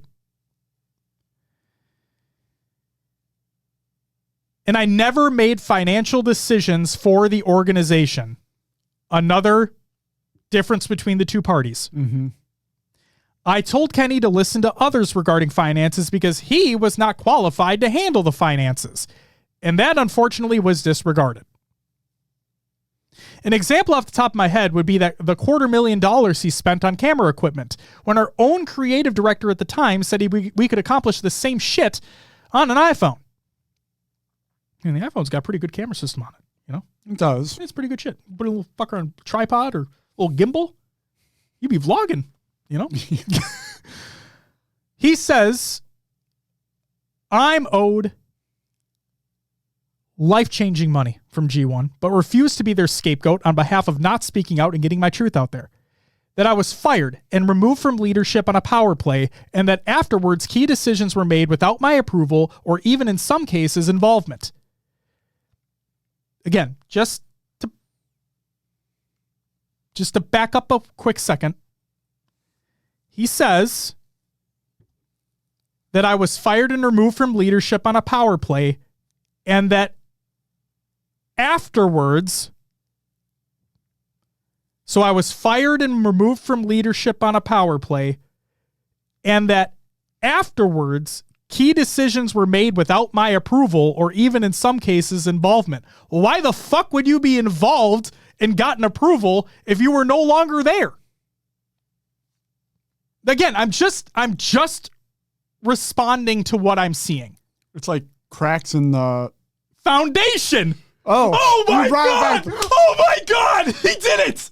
Holy shit. It's just, I was going to say cracks in the thought process. Like, you're saying you were fired or removed. You're right. Why would you have any say of what's going on? Yeah. If you, especially if he didn't say afterwards, then like, okay, I guess I could have understood a little more. But the fact that you said after it happened, why the fuck would you be listened to? You're gone. Like, do I think any of this was handled the right way? Fuck no. Yeah. Absolutely not. This whole situation's a fucking nightmare for everybody involved. It shouldn't have happened like this at all. All of this should have remained private. But when you say things like this, we're going to talk about it. A+, thank you very much for being here, man. Glad you're enjoying it. Let's continue. I hope they use the money they owe me to pay the community what they're owed. Again, we'll get to the part where he was still on the payroll. I don't think I'm perfect or that I didn't make mistakes, but the narrative that was put on socials today isn't fair. Others within G1 feel this way, but won't say it over the fear that they won't be paid or won't continue to receive opportunities in the industry. For that, I hold no ill will towards them and understand their situation, but I must share the following because it adds a lot of context to the story. I've shared what happened to me and hope that provides clarity in my role in the last year with G1. I didn't want to share this message from Kenny's direct partner, LJ, who was brought on as the president of G1, but I'm left with no choice after my name has been dragged through the mud. Nobody was more supportive of him and his switch from the NFL to gaming than me, and it's terribly sad what's come to all this. I guess another us notwithstanding, Will. Us notwithstanding. I think this is why they say don't go into business with your friend. You know, don't go into business with friends. Isn't that the whole point about this? Isn't this like a fucking pure, like, thesis on why you don't go into business with friends? Us notwithstanding. I fucking hate you.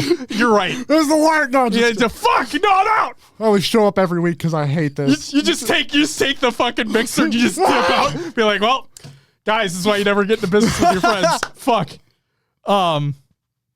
So he says he says that he says, I don't think I'm perfect or that I didn't make mistakes. But one of the biggest criticisms against everything that Mac has said, this is from replies, okay? I'm stating this as if I'm reading replies from people that are closely related to the situation.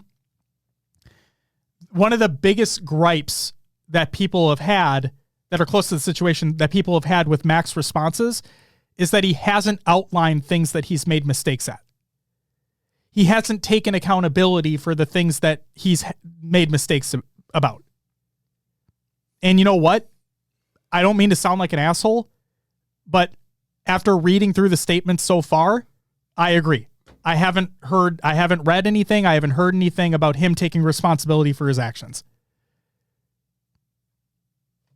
So, Will hates firm friendships. Only thing firmer than Josh and Will's friendship is the mattress they sleep on. You know, hey, here it is. Oh, tying it back. It is. So then,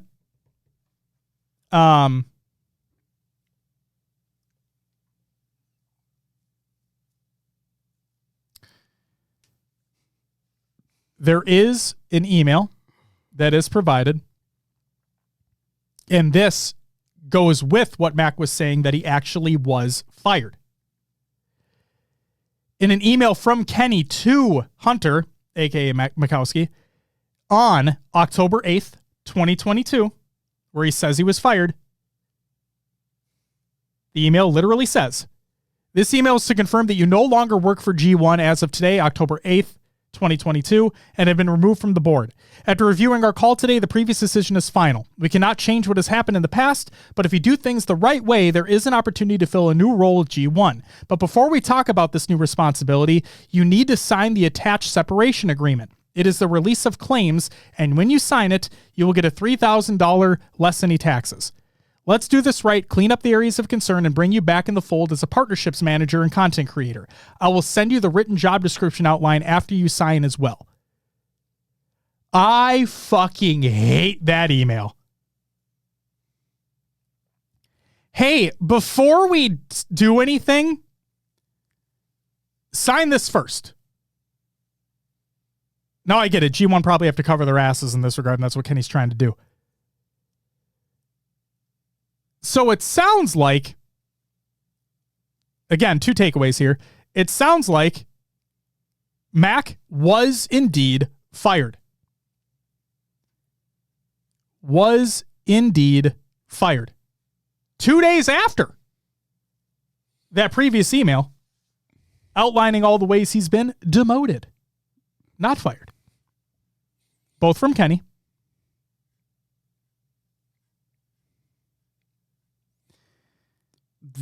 This email provides some speculation. Speculation sucks in this instance. Absolutely. But what I'm seeing is we demoted you / removed you from the board. Mm-hmm. Then 2 days later, you are fired. Now, Mac has said in some instances that it felt like a power play, right? Mm-hmm. And if you look at that at the zoomed out level of they sent this email with all this long list, removing them from the board and then fired 2 days later, that does kind of feel. It can sound like a power play. It can sound or feel like a power play. It can sound like a power play. I'm just going back to the other email real quick.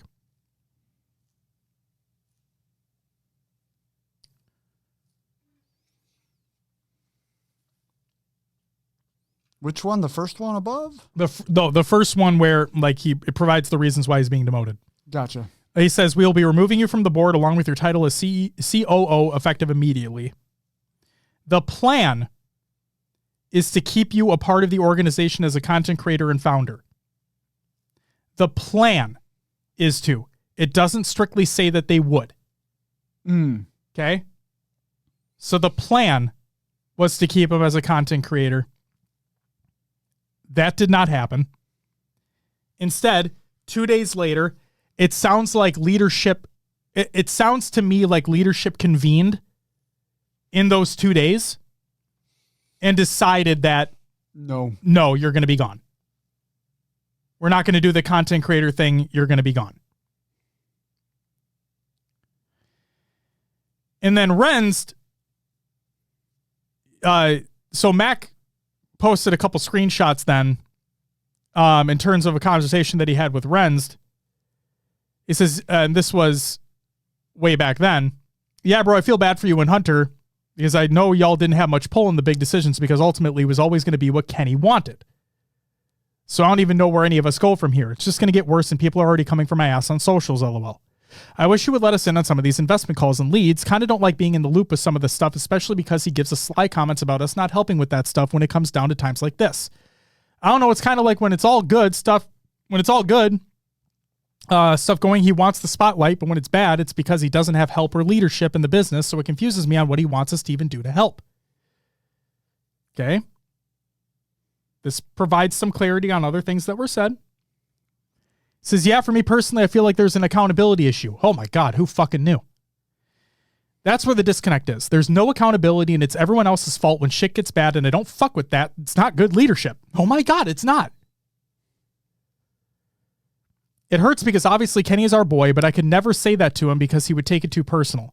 It's our job and mainly the CEO's job to put our people in position for success, and we haven't done that this entire year almost. Now Kenny G1 is paying a guy just for the same shit you've been saying since I met y'all. So,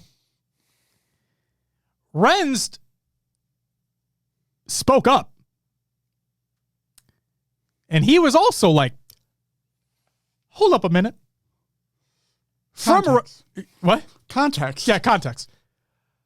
From Renst, in response to, again, a now deleted series of tweets from Mikowski, he says, yes, these were my messages to I'm Hyper August 3rd after I was being blamed publicly and having my name put in articles whilst not an owner or even having the, quote, president, end quote, title. I'm not sure why he even screenshotted to send to you. Maybe he can answer that. Honestly, don't care. But let me add context to it because you're not about to just post screenshots of my conversation with a whole other individual without knowing the entire context or conversation. But since it's out here, might as well offer some context. Ha ha ha ha ha. Let's go. Yes, Cody, Kenny, Ryan, etc. know how I feel about being brought to Austin without having a full year of financial stability. My lease is a year. Lost one of my cars, home all day with my kid and can't afford a babysitter right now while trying to work when my girl works at a bank for breadcrumbs. I even stated in my comment to you on here last week that I was not happy with G1. That is why I'm packing my daughter and pregnant girlfriend up as we speak and moving back to KC this weekend or also be on the streets soon.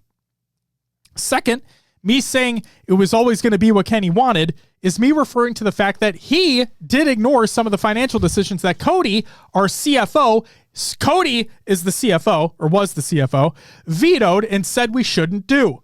It was based on hopeful things and good intention, but we shouldn't have done it. He is taking accountability for those decisions and hiring people. This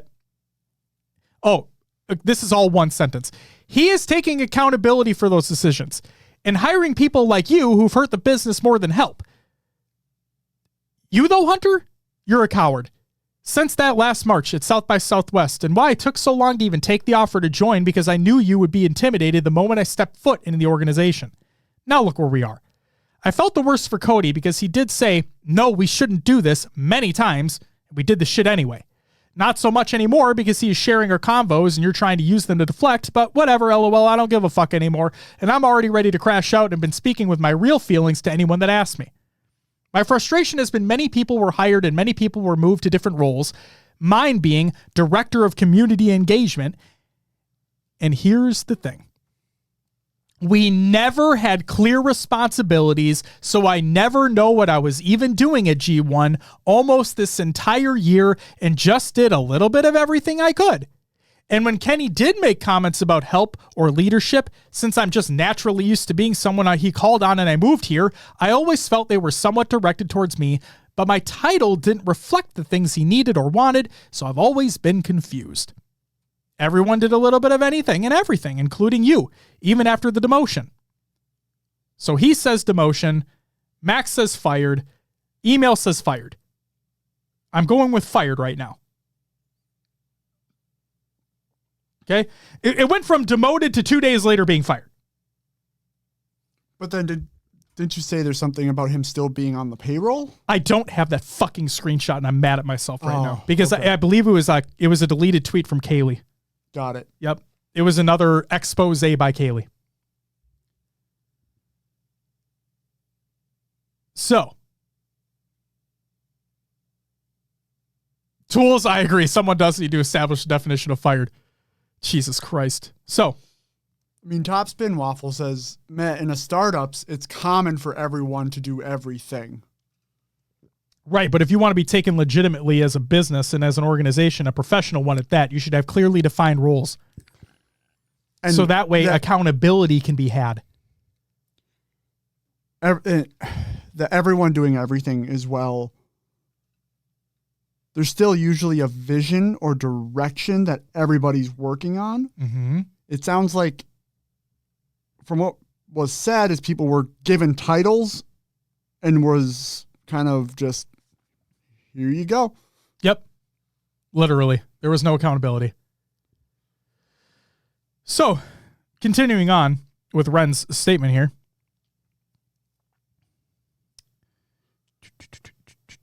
Sorry. No, you're fine. You're perfectly fine. In May, I left the G1 Discord for almost 2 weeks because of that exact reason. Where I hold myself accountable, could I have gotten the Rocket League team a bit cheaper? Maybe. Kind of hard when you have a guy and a coach who are coming off 2 seasons where they're literally winning everything in the region and winning majors. Was also led on to believe we were getting a huge capital raise when I joined to afford the team. But okay, yeah, I take that one. Maybe I could have made a better choice. Yet, you have still not held yourself accountable for the things you did last year, which pulled over into affecting G1 funds and Kenny's personal money this year. My conversation with Cody is strictly based off of the things this year. Kenny knows I'm not fucking happy. He knows I feel like some of his concerns are directed towards me. Not new shit. We've talked about it. I know I probably could have done more with a bit more direction.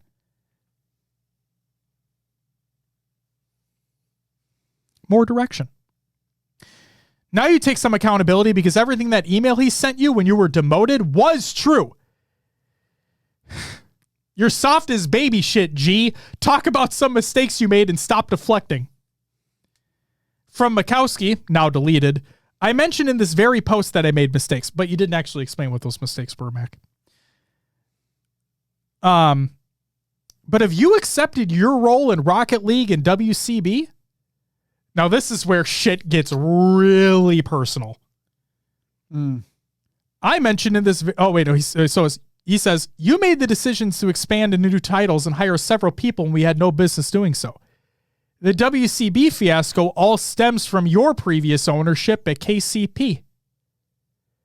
The issues that existed there before weren't addressed, and that's exactly why the same exact issue unfolded under G1's ownership. Like I said, now shit got personal between these two individuals. And Renz didn't hold back in his response because he felt like he was attacked. Renz, in the response to a now deleted series of tweets from Mikowski, says, LMFAO, you idiot. The WCB acquisition costed me my equity in KCP, and I have no authority of it. You think I'm fucking happy about any of that? And I just said, yeah, maybe I could have gotten Mark and Kale cheaper, and I'll take that one, whatever, LOL. That does not compare to you spending hundreds of thousands on your own accord on a game that is a fraction of viewership and influence of Rocket League. I hired our social media manager and Cat Jeans, 2 people who still work at G1, WCB, and do great work. Cat Jeans manages teams 10 times more efficiently than you ever did, and that's why she was brought in. My role in WCB after Kenny really wanted to do the acquisition was making contracts for a month and haven't even touched it since April. Again, yeah, maybe I could save us $3,000 to $4,000 a month in Rocket League salaries, but you haven't seen me going out of my way to spend a dime more than salary money. Every chance I have ever gotten has been how can we make someone else pay for it or do it much cheaper from boot camps to travel. Never have I spent 15 bands on a hotel room, shipped them $10,000 worth of streaming equipment they never used, or bought them all $2,000 earbuds, etc. The week before I joined G1, I bought KCP, an entire top-performing EU Apex team that qualifies for every LAN and Worlds for half the first offering price you sent FaZe for Boo Boo Doo. That shows the real difference in our work ethic and how we do shit. Never compare my work to yours, even though you got 16 years of quote-unquote experience on me.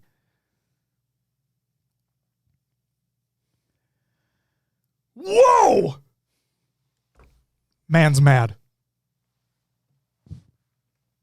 I mean, Matt came after his honor for being real about it. So Renz was like, I ain't having any of that shit. It's all just like, again, none of this should have been on fucking Twitter, people. Nope. I'm so, like I said, finger pointing. It's all it is. Like, you know what I wanted to do? Somebody can steal this.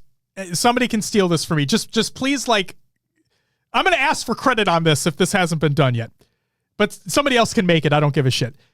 In the Spider-Man Across the Spider-Verse movie, so the newer one, yeah, there's a scene in it, no spoilers, but obviously there's tons of Spider-Man in it, right? Obviously, it's Across the Spider-Verse. In that movie, there's a scene where they lay into the meme about how they all point at each other. Yeah. Like, all of them are pointing at each other. Somebody needs to take that and put players and put people of G1 on the faces of the Spider-Men and have them all pointing at each other. Do that. Make that. Fuck off. I'm not spoiling anything. Fuck you guys. Shut up. Jesus Christ. Oh my God. You're telling me that a Spider-Verse movie has Spider-Man in it? What the fuck? Oh my God. It's fucking crazy. God, you guys are assholes. Get out of here. But make that meme. Make that meme. Say that I told you to do it and fucking... There you go. Yeah, and they point at each other like the meme.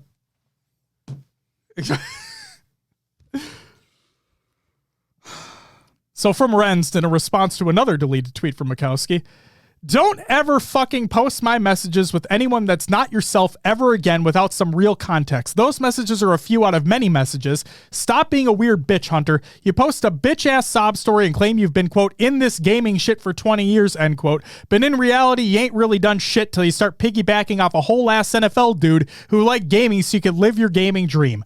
All I've ever heard come out of your mouth anytime hearing you is how we can spend money on something fucking absurd. Your weak-ass 20 years of gaming and esports are about some car wreck you got into ages ago. You've been an NPC since I could remember. Don't ever post anything that isn't to you ever again. I never talked to you, never affiliated with you. Knew you were weird as fuck from the jump. I felt bad for you in a sense because Kenny finally ended your era of illusion. That's all.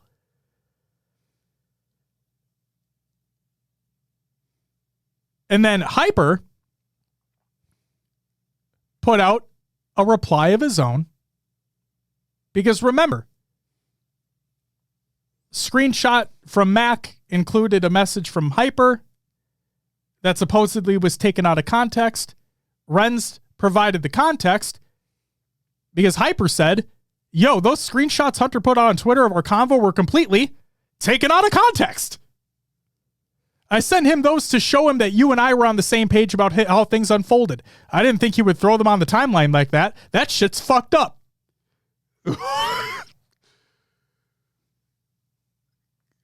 Oh my God. Contrarian, thank you for the follow. Welcome to the live show.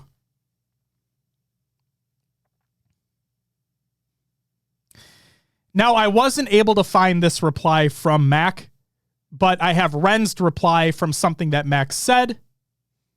Here's what that says. And he says, nah, I was never on the same page as you. And it wasn't we.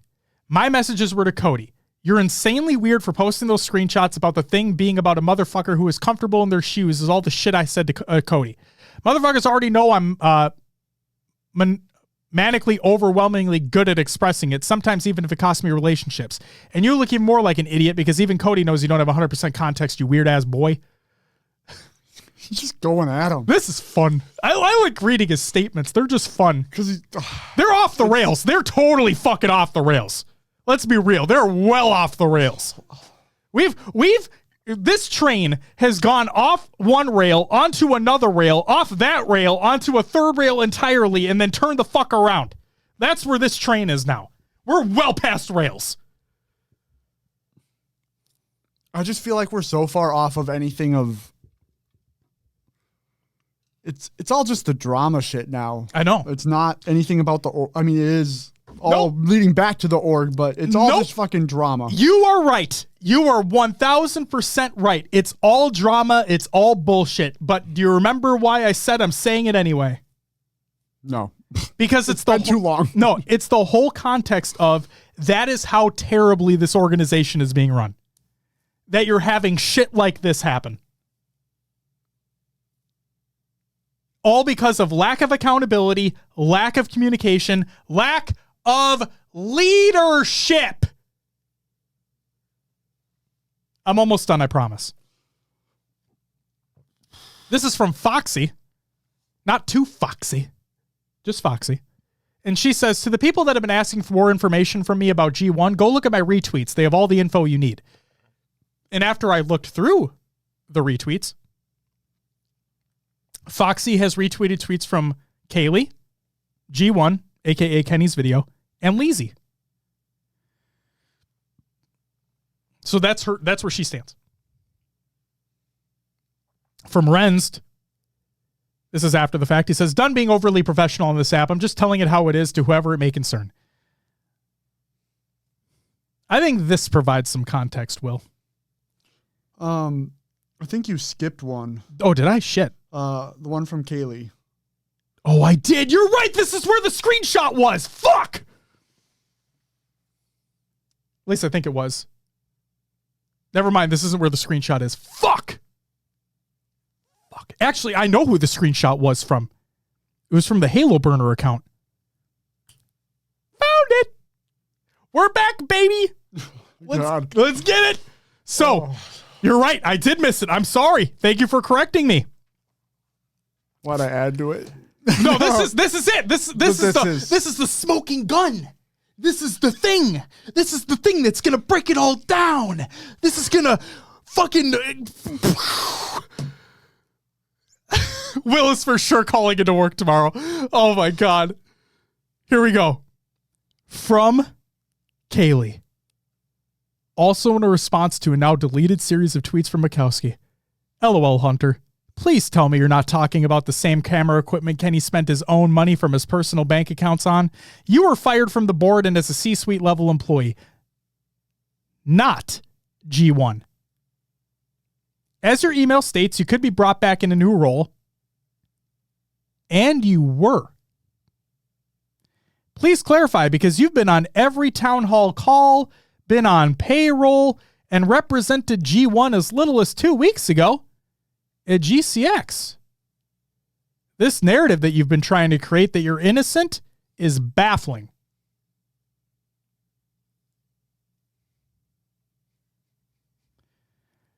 Thank you so much for having me go back and read that, because that was it. That was the thing. Because then, ladies and gentlemen, I'm going to open this in a new tab. I'm going to zoom in.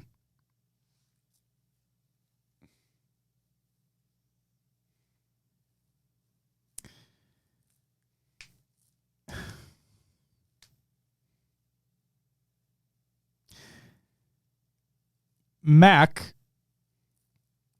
as of recently, or recent, the most recent, according to the thing that I'm seeing right now in front of my face, received a payment on April 5th and a payment on June 9th, both for the same amount.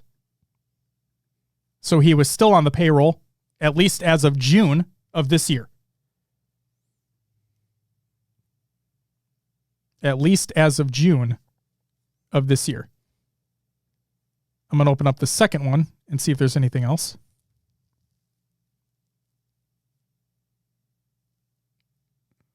Yep.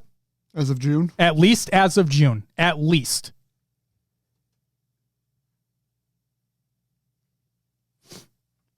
On payroll or back pay? You're right about that. I don't know. I do not know. But from the sounds of Kenny's wife, Topspin, both were different amounts. Both were different amounts. Oh, no, I'm sorry. He got paid twice in June. Both were separate amounts. Magic Mike says it's payroll, not back pay. Magic Mike, may I ask your involvement that you can like actually state that as factual? And I'm not just taking that as some Twitch commenter. But either way, at least from the words of Kenny's wife, it sounds like it's payroll. Leezy says he works for G1. Okay, well, there you go. I was going to say, it sounds like payroll. Okay, so it's not back pay, it's payroll. He's been on payroll at least from most recent from that screenshot of June. Who knows if it's still continued, but so that brings it back to when it Mac, I'm sorry, but you're painted in another bad light, my guy. Power play or not,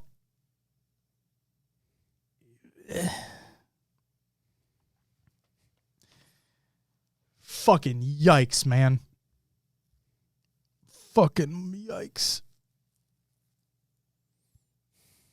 Okay, let's move on. Thank you for stopping me, Will. I appreciate that. Yeah. So, this is from Renst. I'm just going to read this one more time. Done being overly professional on this app. I'm just telling how it is to whoever may concern. I started KCP at 17. I've done great work in my esports career, worked with great businessmen and women who have influenced me a lot as I get older. I humbly pride myself on all that because it was hard. Have always been professional when it's time to be, but I'm done letting people bash on any companies I'm affiliated with. The people in them are myself just for everything to be okay in the end, and the same people right back in my face cheesing again. And then Kenny replied. Kenny said, I appreciate you putting yourself out there. Sometimes you have to be protective of those you trust and depend on.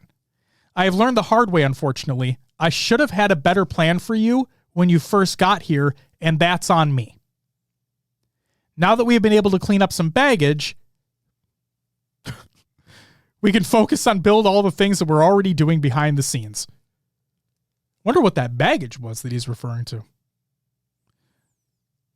But there's another instance of Kenny taking responsibility for not having a proper plan, at least for Renst, when he came on. Say baggage again, please. Oh my God, fuck off. Is this going to be the little big baggage? It's baggage. Bilbo Baggins.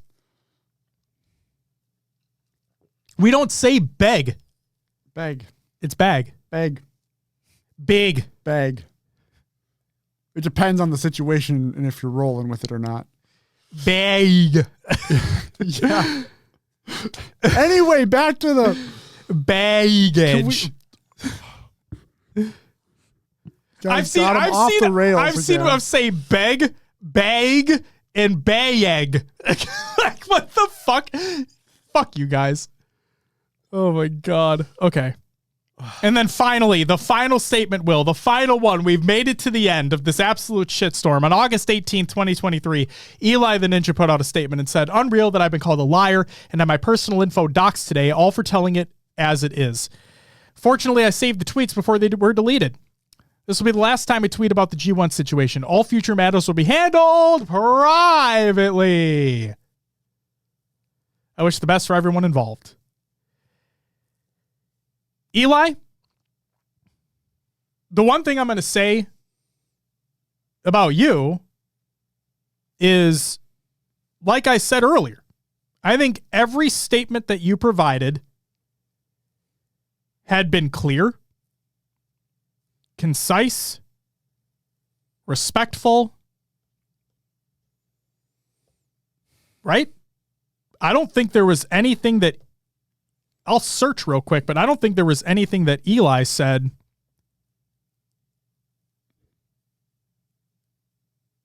that I'm like,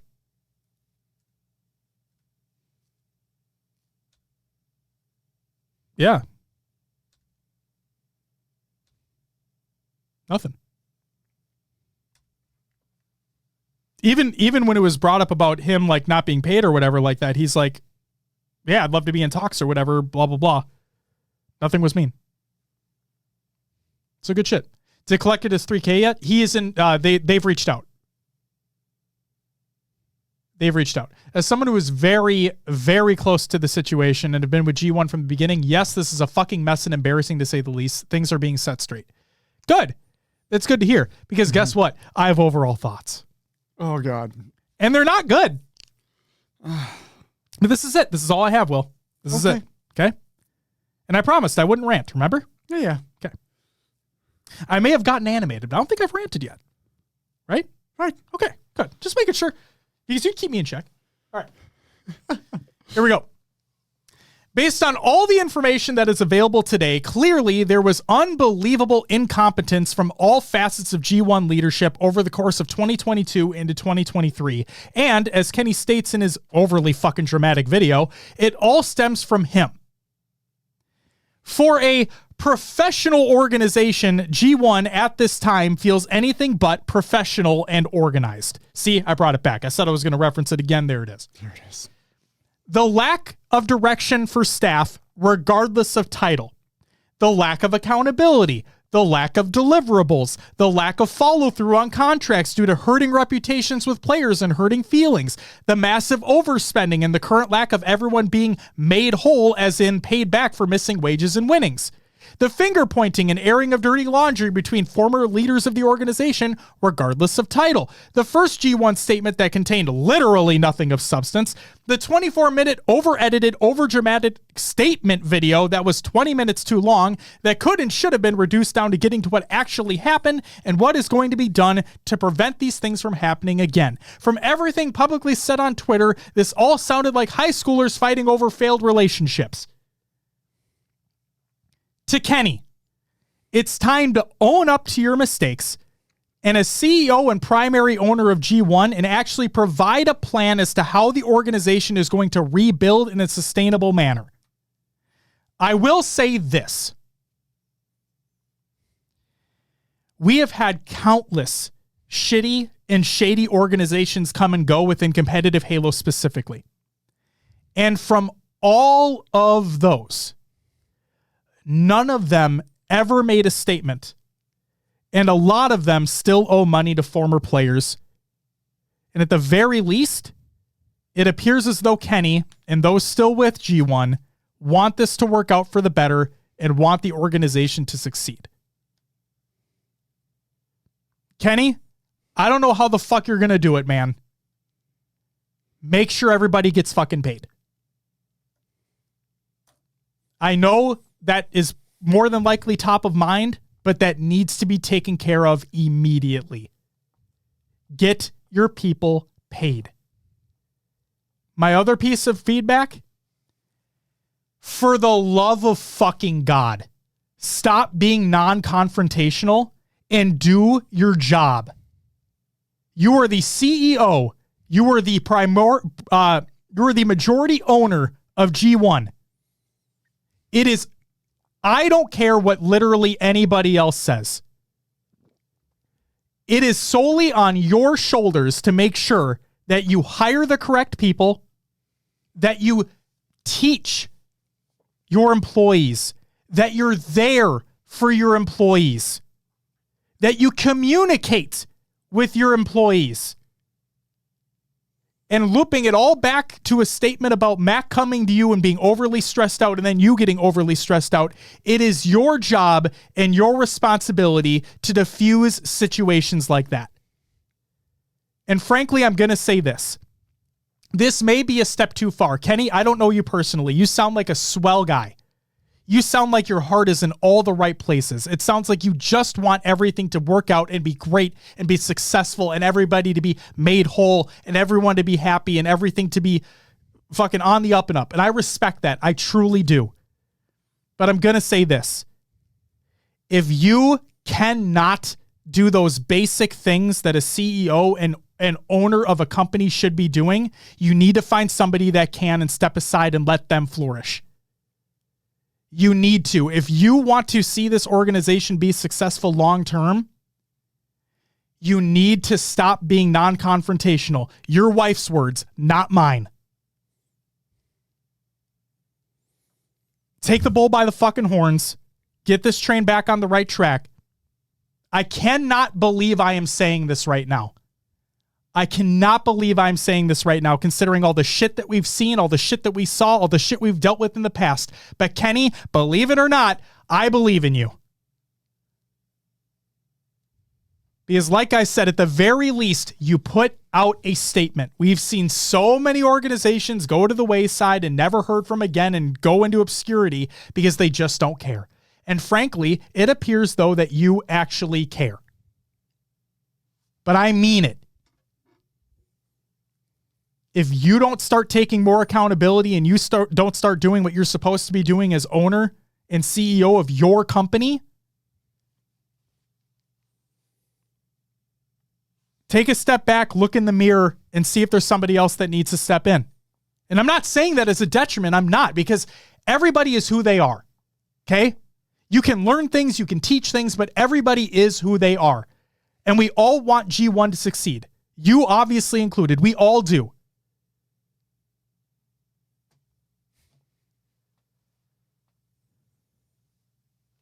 That's all I got to say.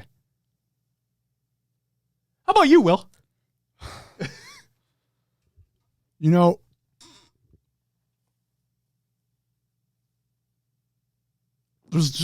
there was so much drama surrounding this situation. So much added drama with the pointing of fingers, with everything going on. Mm-hmm. It's difficult, right?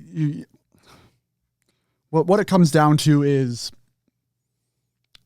my takeaway when I first watched all the videos, the tweets, all that stuff, was that there was something internally wrong, right? The accountability, the kind of, some people didn't know what they were doing. The whole Red Nom thing kind of influenced that as well. And who knows who had direction, who was supposed to have actual direction over all that. But I believe this is Kenny's first CEO venture, right? He has like Vaccaro Enterprises, so he has other ventures, I believe. I think this is his first into esports. G1 folks, feel free to correct me. Please feel free to correct me if I'm wrong there.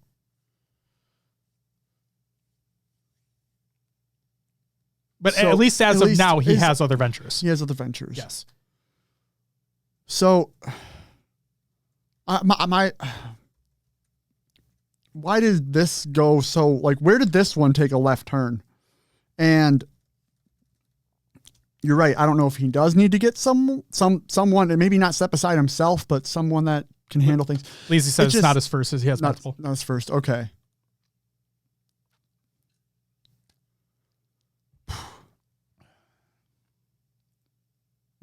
I'll just add this on. Mm-hmm. Please do. Like you said, Kenny's heart's in the right place. Yep. I hope this was a giant fucking learning experience from everyone involved. Holy fuck. Right? Like, yeah. And they bounce back and they learn and grow from it, because you can't change what's out there now. Shit happened. It all went down. It blew up. It's like they got to be in damage control right now. And I feel for that. It's probably insane what's going on over there. But now's the time to right the ship, get things in line, and make sure it doesn't happen again.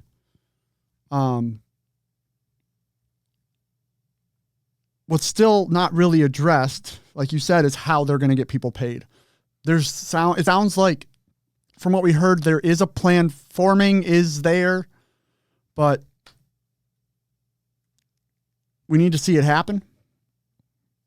And I hope it's up from here, because like you said, so many other orgs or businesses have come into the gaming space and just bounced. They were there for a quick paycheck. It didn't work and they left. Or they're just shady as shit. And yes, take advantage of whatever. Mm-hmm. I think G1 is trying to do the right thing, and I hope that this all gets smoothed out and we're on a better track. But I think that's the thing as well, is if anything else comes out in the future that things are going wrong again, this situation is just going to be looked at. I'm going to be way less nice if this happens again. Well, yeah. Oh, I'm going to fucking flip out.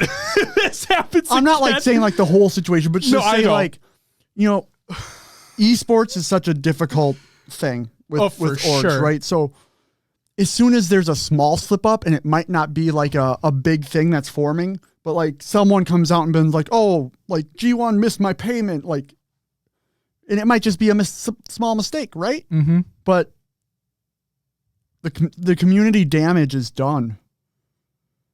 And I just hope you guys go about it the right way to get it corrected. And it's going to take some rebuilding from community trust now. Man, this whole thing probably hurt partnership ideas or things going on. I was going to say it. Now I'm going to say it. Unless something dramatic happens, I assume you can kiss any idea of being in the partnership program goodbye. Not the partnership program That's what itself. I'm saying, though. Yeah, I'm saying like, you know, bringing in sponsors, whatever that may have looked like for you guys for G1. So part of me is like, it's got to be tough. I hope things turn around. I'll just leave it there. Yeah, absolutely. Also, real quick, I want to Terraform. They no longer have the benefit of the doubt, essentially. Yeah. Yeah. I want to give a shout out to everyone who stuck with us throughout this entire topic. I'm sorry. I knew it was going to be a long one. And we also had 2 weeks of shit to cover, basically, because of our 300th episode being an interview. So we had a lot of stuff to get through. So I appreciate everybody taking the time to watch this or listen. Also, I want to shout out the folks that were from G1 that popped into the chat to provide some additional context. Thank you guys very much for doing so. Please know that everything I say was based off of the information that we have provided along with our personal thoughts. And again, it's not meant to personally attack anybody or anyone of the organization, both current and former. I just know that one individual in particular is definitely painted in a bad light throughout all of this, especially with the additional context. You all know who that person I'm talking about is. Don't need to get into it further. The thing that really got me was, and I know a lot of people do it. Okay. So I don't want to blanket statement this, but the thing that like, I wonder why, was the deletion of all the tweets and the replies, because no one else did. It was just that person. So there's that. And believe it or not, ladies and gentlemen, that's the end of our topic. We'll blaze through this shit. Let's get to the regular news. Halo Infinite update. Team has made the following changes to the playlist system. Playlist descriptions and names have been adjusted to better reflect their included maps and modes. Who gives a shit? The order of the playlist on the multiplayer menu has also been adjusted to provide more consistent layout week to week. Who gives a shit? Squad Battle is now a staple playlist, meaning it will not be removed from matchmaking. Holy shit, they actually listened to it. Wow. They listened to people's feedback in a positive manner. And they didn't remove something that's actually fun from your fucking game. But you know what they did remove? Or they're going to remove? The ability to play with friends if you're an Ox player. Fuck you! Oh my God. There are now 5 rotational playlists every week, one for each of the following categories: Big Team Battle, Arena, Ranked, Doubles, and Free-for-all. But Tashi put a clarification on there because clarification and context is everything. Quick clarification on Ranked rotationals. These will still follow the 4-week cadence started with Season 4 and will not be weekly. There you go. I love you, PD. Seriously, I still, like, I look back and that memory of being on the plane next to you, like, is honestly sticks out as like one of my fondest memories, as stupid as that sounds. It was just like a in the moment, who would have fucking thought that was going to happen? I love you. You're amazing. And your streams are fucking amazing as well. I love the good vibes. Love the good vibes. There's an official Halo book guide by 343, but guess who's better? EvolvedHalo.com, your home for Halo, has a better book guide. Go check that out. Halo Outcast, Spartan Chatter by 343. Guess why I didn't take notes on that? Because it's about the fucking book. Go read it yourself. And then, hey, Community Corner and Trancing by 343. There's community stuff. Go check it out. That's it for the regular news. Gotta guys watch! David Vonderhaar. That's a great name. Has left Activision and Treyarch. This is by David Vonderhaar over on LinkedIn. Because guess what? Old people use that shit Today I'm sharing that I left Activision and I should probably use LinkedIn if we're being completely honest. We're getting to that point, right? I mean, we are at that point. Let's be real. But yeah. Today I'm sharing that I have left Activision and Treyarch after an incredible 18 years and 8 Call of Duty games. To my coworkers at Treyarch, I'm immensely grateful for the time we invested working to improve our craft, never sitting on successes and always wondering how to improve what we design and how we produce it. Thank you to the Call of Duty community for your passion and enthusiasm. That energy has often fueled our determination as a studio and individuals. I will always be grateful for the opportunity to interact with so many of you directly online and in person. This energy will always be a massive part of me. I'm staying in the games industry, working on an undisclosed project I can't discuss yet, but I'm excited about a rare and unique opportunity. I'll update you as soon as possible. David. So, Beth, High Tech Redneck, she posted something in regards to like, him kind of being, I'm paraphrasing here. Beth, if you're here, please correct me. But he was like one of the masterminds behind like Treyarch and ranked modes and like those games being what they were, which was, guys, guess what? Good. Oh, yeah. Like the Treyarch, because he was head of the Treyarch Call of Duty games, which are inarguably better than the Infinity Ward Call of Duty games after MW2, like the original MW2. So it's pretty fucking crazy, dude. Best of luck to you in the future, though, seriously. And thank you for all your dedicated work on the franchise. I know a lot of people love to shit on Call of Duty, but frankly, that gunplay is second to none. That gunplay is better than multitudes of FPSs that have been around for a long time. So thank you for your work. Thank you for every team that you've been a part of and their work on every game that you've been a part of, and best of luck in the future. Beth says, pretty much, yeah, he was one of the early supporters of competitive. All right. That's it for Kyle Games Watch. It's time for Will's Adventures with an Over. Some other games too. Like tossing the pigskin. Will, what'd you play last week? Or last 2 weeks, technically. Well, the last 2 weeks. Yeah, really, I've been playing 2 games. Halo Infinite. Grinding that shit out. Joining some mates. Baby. Playing matchmaking with Zarn Riz. And was Zarn Riz? Zarn Riz. Zarn Riz. Zarn and got lost in there. But yeah, just trying to keep getting better.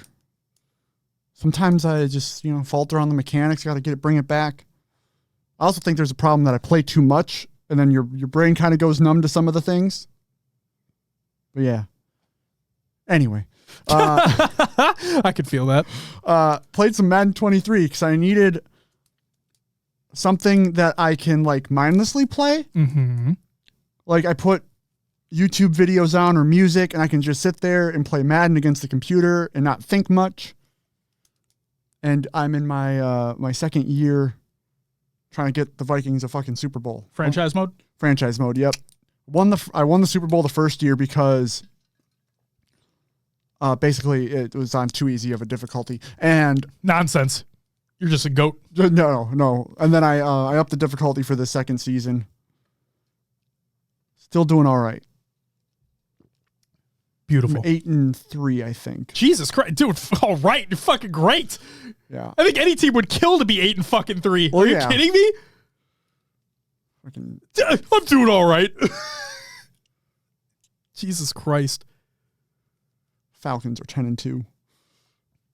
I know that doesn't make sense with the schedules, but bye weeks. Wait. Are these do you make your own roster? Because I do the fantasy draft. Oh, thank God. I'm like, there's no fucking way the Falcons are 10-2 with the roster that they have right now. There's literally no way. I think, was it them? Okay, for whatever reason, in the second year, so it's Madden 23, so this was the 21 and then 22, or 22, and then now we're in the actual 23 season, right? Yeah. Joe Burrow has gone to a 99 overall. Yeah, he's wonderful. Best quarterback in the league. He's wonderful.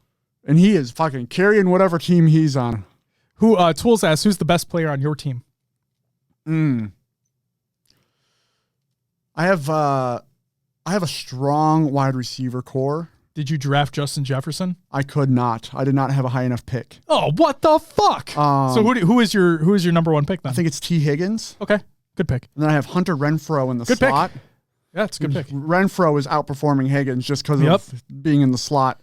But I have Cameron Hayward on defense. I'd say he's probably my best overall player right now. Fucking awesome. But he's going to retire soon. Well, not fucking awesome. Farrell, as long as you don't Viking it in the playoffs, hey, you never know.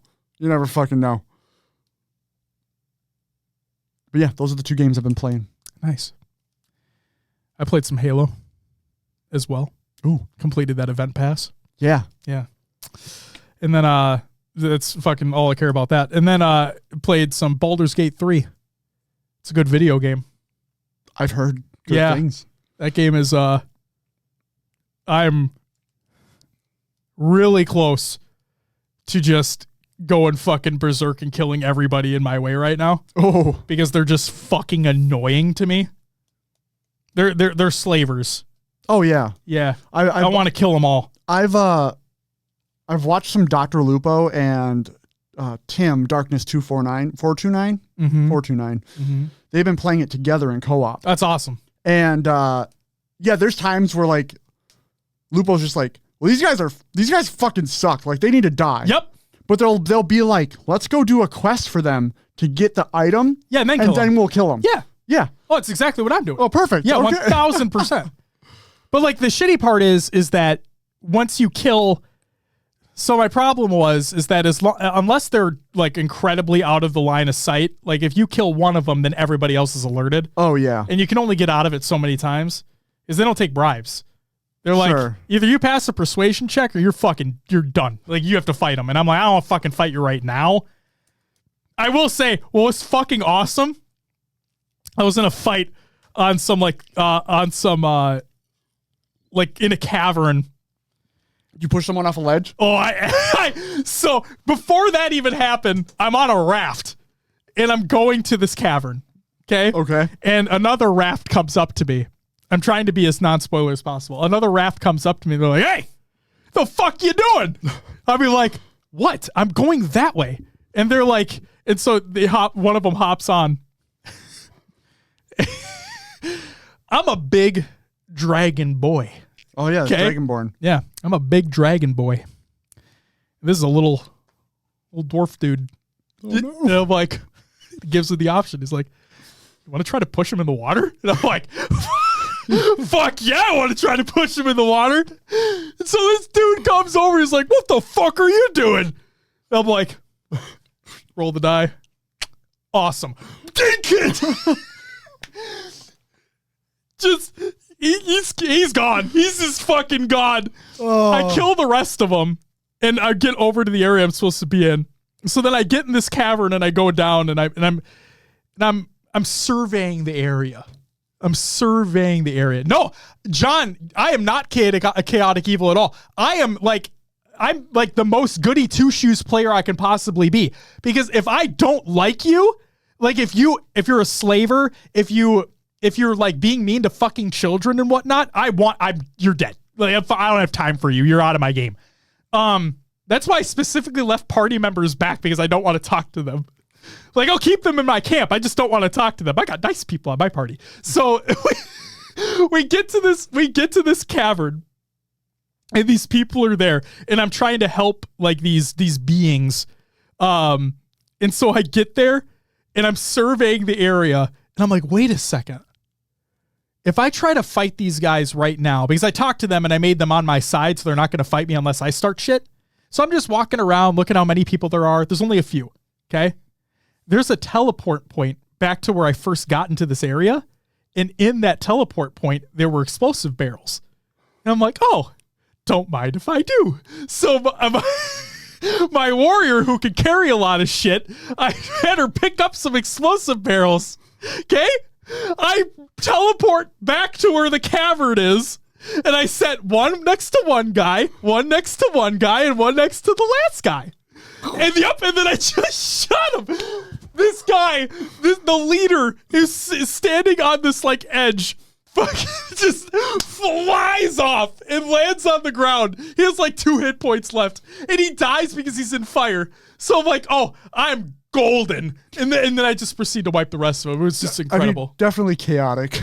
No, if you are a bad person and you've done chaotically bad things, then you're going to fucking die. I mean, you can still be like chaotic good, right? No. That's it then. I'm chaotic good. Lawful good is like you do. Oh, I don't do everything by the book. Yeah. I'm chaotic good. As in, fuck you, slavers. You're going to die. Hey, slaves, you're free now. Enjoy. You're welcome. His law is just brutal. Fair. Hey, what are the rules of this show? Don't be a shitter. Hey, NPCs in Baldur's Gate 3. Don't be a shitter. Batman. I'm Batman. Yeah, I'm a fucking... I'm an armed vigilante. Yeah. What I got explosive barrels just chugging along. I was just going to say, Lupo and Tim just hit Act 2. Are you past Act 2? God, no. Okay. God, no. I'm still... I imagine I have a lot of Act 1 still to go. Like, I'm trying to get to the moon tower thing. I forget what they call it in the game. And there's like 3 different paths that you can go. And one of the paths, again, not going to spoil it because I don't even remember. One of the paths was like, hey, these specific people are going to be here. And I'm like, oh, I remember Shadowheart telling me about like her being that type of person. Let me bring Shadowheart with me because I wonder if she can like try to diffuse some situations, be like, no, we're alike. We're friends, you know? Sure. And I haven't experienced anything yet, but I like her, so I brought her with me anyway. You got to level 6 today. You're in Act 2. I'm level 4 or 5. I forget. I'm level 4 or 5. Yeah. The game's great, though. You should go play it. That's all I played. Jesus Christ. Let's get into some shout-outs. Which, believe it or not, we're about to announce the winners of the Straight Rippin' and SSG hoodie giveaway. But before we get into that, don't worry. I got it all ready to go. I know. So... wait, hold on. Tool says, bro, I got captured and I escaped and went to the Underdark at level 3. So I did all that shit woefully underpowered and was trying to get back to my party.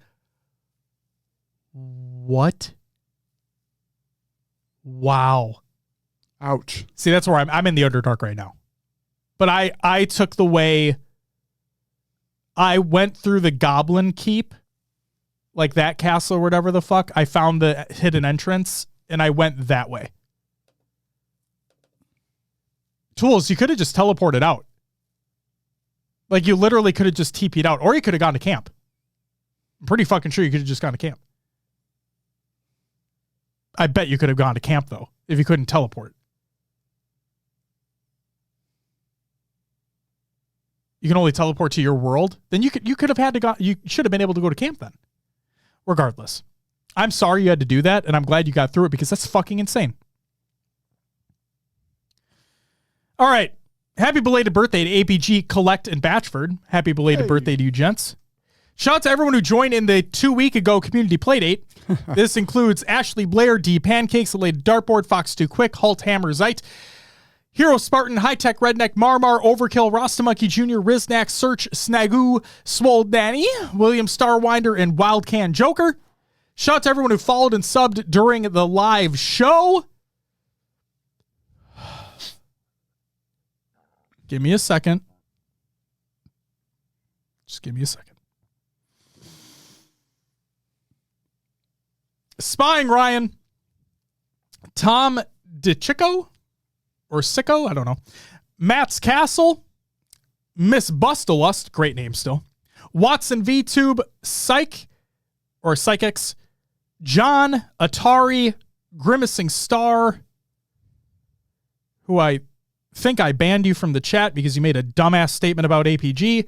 MV Pharaoh, A+, Be Serious, Lemonade Grenade, great name still. Husky Jelly, Topspin Waffle, Salet, Physique, and Contrarian. Thank you guys for the follows. Hope you guys enjoyed the live show. Then we had a boatload of gifted subs from Smiley with the 10er, actually the 15er, and Riz with the 5 gifted, Smiley with the 6-month resub,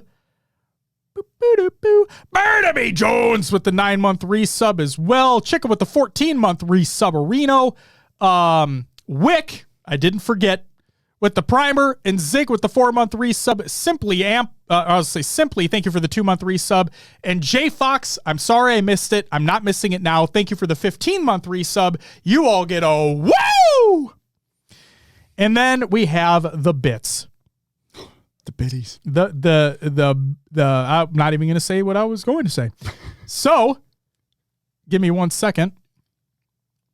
We have Daddy with the 10, Daddy with the 5, Daddy with the 1. Bodie with the 500, Daddy with the 501, Bodie with the 600, Daddy with the 1000, Bodie with the 1100, and Daddy with the other 8. Thank you guys for the bits. Greatly appreciated. Oh, we will stay firm, John. And like I said, there was a lot to get through, so I appreciate everybody hanging out. Yeah. Really do appreciate for being here this long. Yes, and thank you, Will, for dealing with me. Because I think I thank you the most out of everything. All right, ladies and gentlemen, we have made it. Time to announce the winners of the Straight Rippin' and SSG hoodie giveaway. Because I know someone's going to say something based off of one of the names in this list. Okay? I know someone's going to say something based off one of the names in this list. Riz already said it. Says it's rigged. It's not rigged. We compiled, Will gets full credit for this. He compiled the entire list of entries, made sure that people were following who they're supposed to be followed as best to our ability, got all the Twitter handles, made sure everybody commented, make sure everything was taken care of. And we drew 4 times. And I don't know if it's just how Google random number generator works. Is that what you used? Yeah. But really, it really felt like an entrant from each quarter of the list was chosen. Yeah, it essentially is. Like, that's literally what it felt like, is that a person from each quarter of the list was chosen. It was all random. We had to redraw, I think, twice because people didn't do what they were supposed to. Like, I think for at least one. Yeah. At least one, maybe 2 times we had to redraw, but either way, these were randomized. Here we go. I just want to make sure it's known because people are going to come at us and we never do giveaways before. So this is, yeah. So,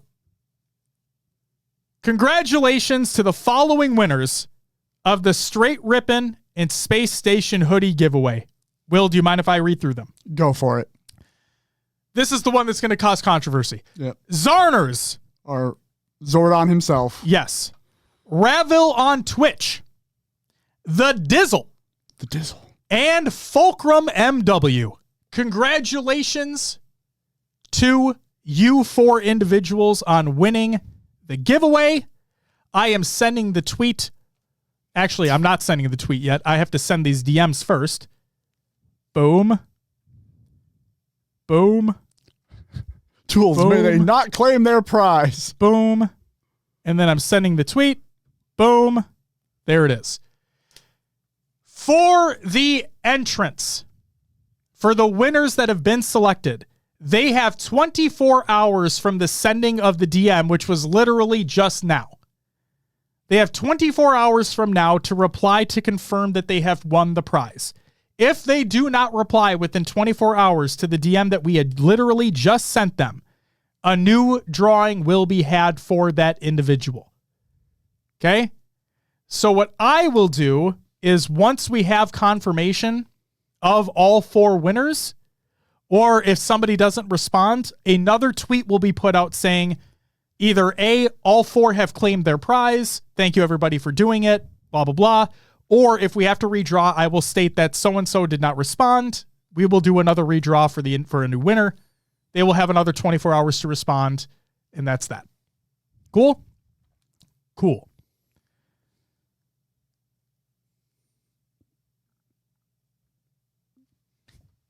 So, yeah, congrats to the winners. Congrats to the winners. And thanks again to fucking Pookie and the SSG crew for even allowing us to do that. That was literally a last second thing before we went live. Yeah, we're like prepping for the interview, talking to Pookie, and he's like, basically like, yeah, let's do a giveaway of the hoodies. We're like, what? Had to like totally switch gears, get everything like written up on Twitter. But SSG came through big. That was insane. It was fucking insane. I will say that Ravel has already claimed his prize. So that is 1 out of 4 individuals have claimed their prize. Thank you, Ravel, for doing so. I will reach out with the next statement that I have pre-prepared. I tried to do all this like you could do it before. after the show. Let's wrap this up. No, it's why? I thought we were going to be live forever. I thought that was the point. We'd be live for fucking ever. We're doing a 24-hour live stream. He's not letting me go. Just kidding. Thug, you want to know a fun fact about the Boy Scouts? I was in it for like 2 months. That's it. I was in it for like literally 2 months. Oh my God, wow, it's almost a 4-hour episode. Yes, sir. Is this the longest? It might be. I don't remember. How long was World's Post Show 2018? This might be the longest fucking episode. Oh my God, Will really wants to get the fuck out of here. I'm just tired. No, you're fine. Congratulations to the winners once again. Huge shout out to SSG for even allowing this to happen. And yeah, if another drawing needs to take place, we will redraw. We will post on Twitter that that's the case, but you will know everything via Twitter. Oh. That's it for the shoutouts. Let's get to some community creations. Halo memes every day. Reddit.com/r/Halo memes. Go check it out. HCS Salt Lake City Global Invitational by Space Station photo album by the HCS is finally available. Go check that out. Forge features August 18, 2023 by 343. The Spotlight Cyber Showdown magazine edition by 343. Oddly, I love the name of this. Tiberius killed this shit so hard.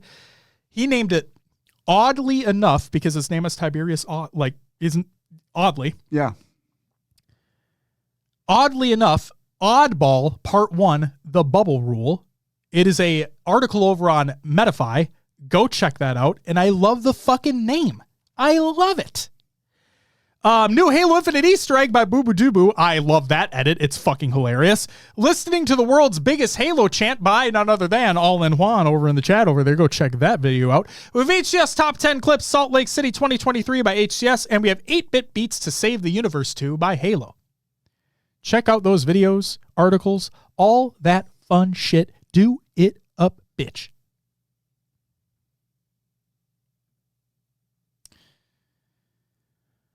I need to read the bubble rule. Will. Yeah.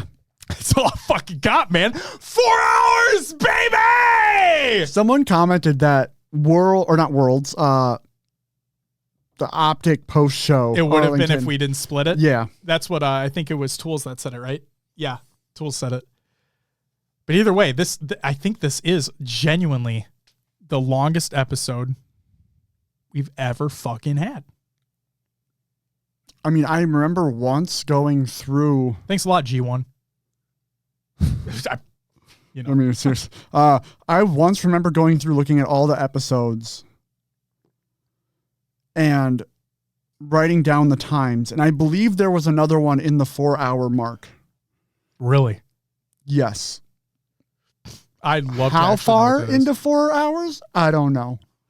But I remember a lot being around the 3:30, 3:40 mark. Yeah. And then there was one outlier past 4. I'm not going to do that again. Well, sounds like we got to go for another hour, ladies and gentlemen. God, no. I'm just kidding. PD and everybody else who tuned in and listened to the entire topic, or maybe just were able to pop in for a little bit, thank you guys for doing so. There isn't... Okay, just real quick, Will, I know we need to get going. I know you want to plug the show. I'm all right. Getting over my second wind. I just want to say this. We don't do these things often. Will knows, and older listeners know, that there was one other episode that we had a type of investigative journalism aspect happen. For a shady organization, a shady league, as it was. Yeah. And that was the first time we ever did anything like that because of all the information that came to light. And we wanted to make sure that people were taken care of, people weren't hurt, and make sure that all the information was out there regarding that. It's gotten literally to a point, guys, I'm not fucking around when I say this, that there was a time, Will, you remember this, I imagine, that the individual came back into light and someone was reached out for an interview, and we reached out to that individual and said, hey, you don't want to do that. You don't want to go down this road. And you remember he said that, thanks for the heads up, I won't be fucking touching that. Yeah. Yep. There's a reason why we take the time to do stuff like this, is because we want all the information to be out there, and we want people to be held accountable, and we want things to be better. Because that's my biggest problem, is when things are not talked about. And I'm not saying like everybody needs to dog on everything, everybody needs to shit on everything. Like, that's not the point. The point is to provide people with the information and with the context, and you guys can go from there. Because if we don't talk about it, if we don't speak up, if we don't provide context, if we don't provide the information that's out there, then guess what happens? Everything gets shoved under the rug, and everything continues like business as normal. And that's not the fucking case. So I mean it when I say, for everybody that took the time to listen to that entire fucking massive topic that we had this week, for those that may go back and listen to the audio version or the YouTube video, thank you for taking the time to do so, because it makes me feel better about taking the time to go through the shit in the first place. Okay? Not that the views or clicks or anything like that matters, because I frankly couldn't care less. But I just appreciate that you take the time to do so, just like I appreciate anybody and everybody that takes the time to even take 5 seconds to listen to this. It's as simple as that. So thank you. Will, plug the fucking show. Hey, if you want more content from us, go find us on Patreon, patreon.com/HCS Pro Talk. We do a monthly audio show, video show. You did some other shit I'm forgetting because it's been so long this episode. Find us on your favorite podcast services. Search for HCS Pro Talk. We're on iTunes, Podbean, Spotify, and others like Josh's favorite. Pocket Cast, still not an ad. Join the Discord, join the community discussion. Link is provided in the Google Doc of the show notes of the show. Also on our Linktree on Twitter, or exclamation point Discord and chat. Continue the community discussion on over there. People looking for games, IRL talk, general chat, whatever, it's all there. Voice channels, go find it. Mainly on Twitter for social media. A lot of posts go out there, a lot of information on Twitter. Follow us on Twitter. We are also on Instagram, Facebook, and TikTok for the social media sites. If you want to watch old VODs, any of our interview series, go find us on YouTube.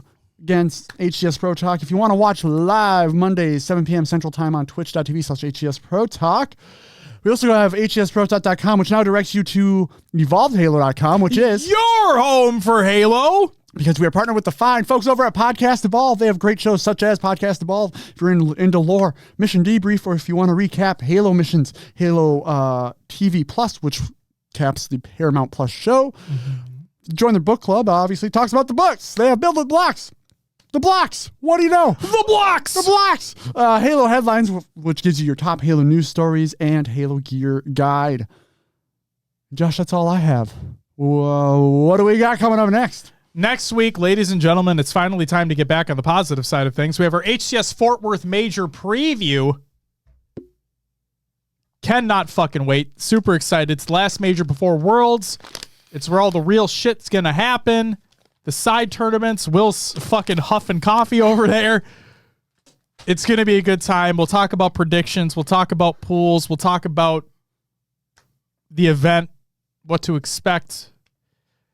Hopefully it's better than Arlington. I assume it's better than Arlington. Arlington was a fucking shit show. Here we are. Juan says I'm clipping that.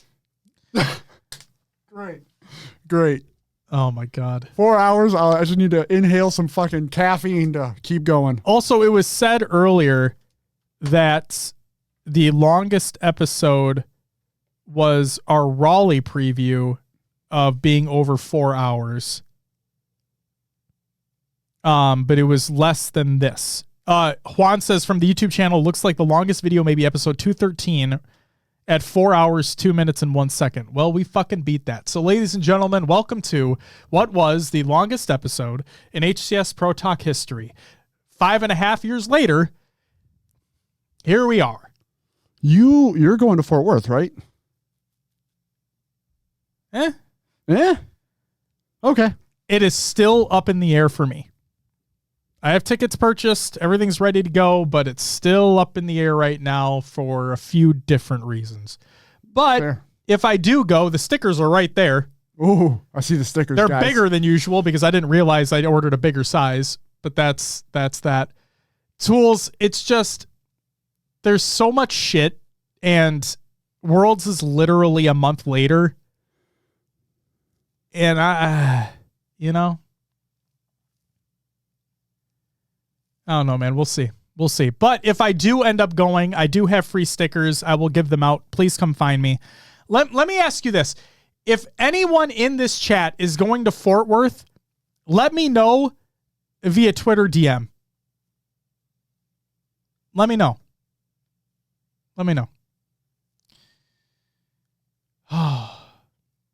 Yeah, if I go, I'll have stickers. They'll be free. And we'll also have an exclusive merch line that's available during the weekend of the major. Stay tuned for that. I'm just finalizing a couple things there. But yes, we'll have an exclusive merch line for that. And then we'll also have an exclusive merch line for Worlds, which I'm very, very, very excited about. It's going to be a fun time. Too. Hell yeah. I'm also, if we can't get the stickers out to Fort Worth, we'll have those ones at Worlds. We'll hand them out as well. Absolutely, yeah. For those who need to get the collection. Tools, new stickers every event, my dude. Yes, sir. And my plan for Worlds, let me just say this. Holographic stickers. Ooh. Let me just throw that out there. Also, DM how you get your stickers made. We do it through the same merch store that we have. Want to give you some LVT stickers? Please do. I'll plaster that shit on the laptop, my guy. I'll plaster them. But yeah, we do it through through Fourth Wall. Well, actually, no, that's incorrect. The ones you can purchase are through Fourth Wall. The ones I get to hand out at events, I do through Sticker Mule. That's who I do them through. Will this merch be available after the event online? No, John, they will not be. The merch will actually, technically, it will be like a day after. Yeah. But yes, we typically run it through Tuesday after the event. So you'll have because people aren't probably going to get it when they're at the event because they won't remember. So yes, it'll be live, I think, through Tuesday. If you're interested. Same thing for Worlds. We'll have it run a little bit longer as well if you wanted to get it. But yeah. Yes, Tools, I use Sticker Mule. They've been great. You can ask for a proof before you confirm your order. And so it's free to do the proof. So I do the proof every time. They usually have the proof sent over same day. And I just verify that it looks good. And they make however many you order and they send them your way. It's easy peasy. Easy peasy. But yeah, World stickers. Holographic, baby. Can't wait. They're going to be super dope. Super duper dope. Ladies and gentlemen, next week, HCS Fort Worth Major Preview. Get stoked. It's going to be a fun time. Hope to see you there if I actually do go. And please, like I said, if you're going to be at Fort Worth, let me know via the DMs. I want to say hi to people. I feel like everybody's not going to Fort Worth and everybody's going to Worlds. I want to know if you're going to Fort Worth. Let me know. DM on Twitter. HCS Pro Talk. Do it up. Guys, we'll be back next week. To talk about HCS Fort Worth preview. It's going to be great. I can't fucking wait. Some of the best competition we've ever had in competitive Halo, period. And it's all coming to a head at this event right before Worlds. I love you all. Thank you so much for joining us on this journey. Not just this episode, but for over 300 of them. You guys are amazing. We'll be back next week. But until then, bye-bye.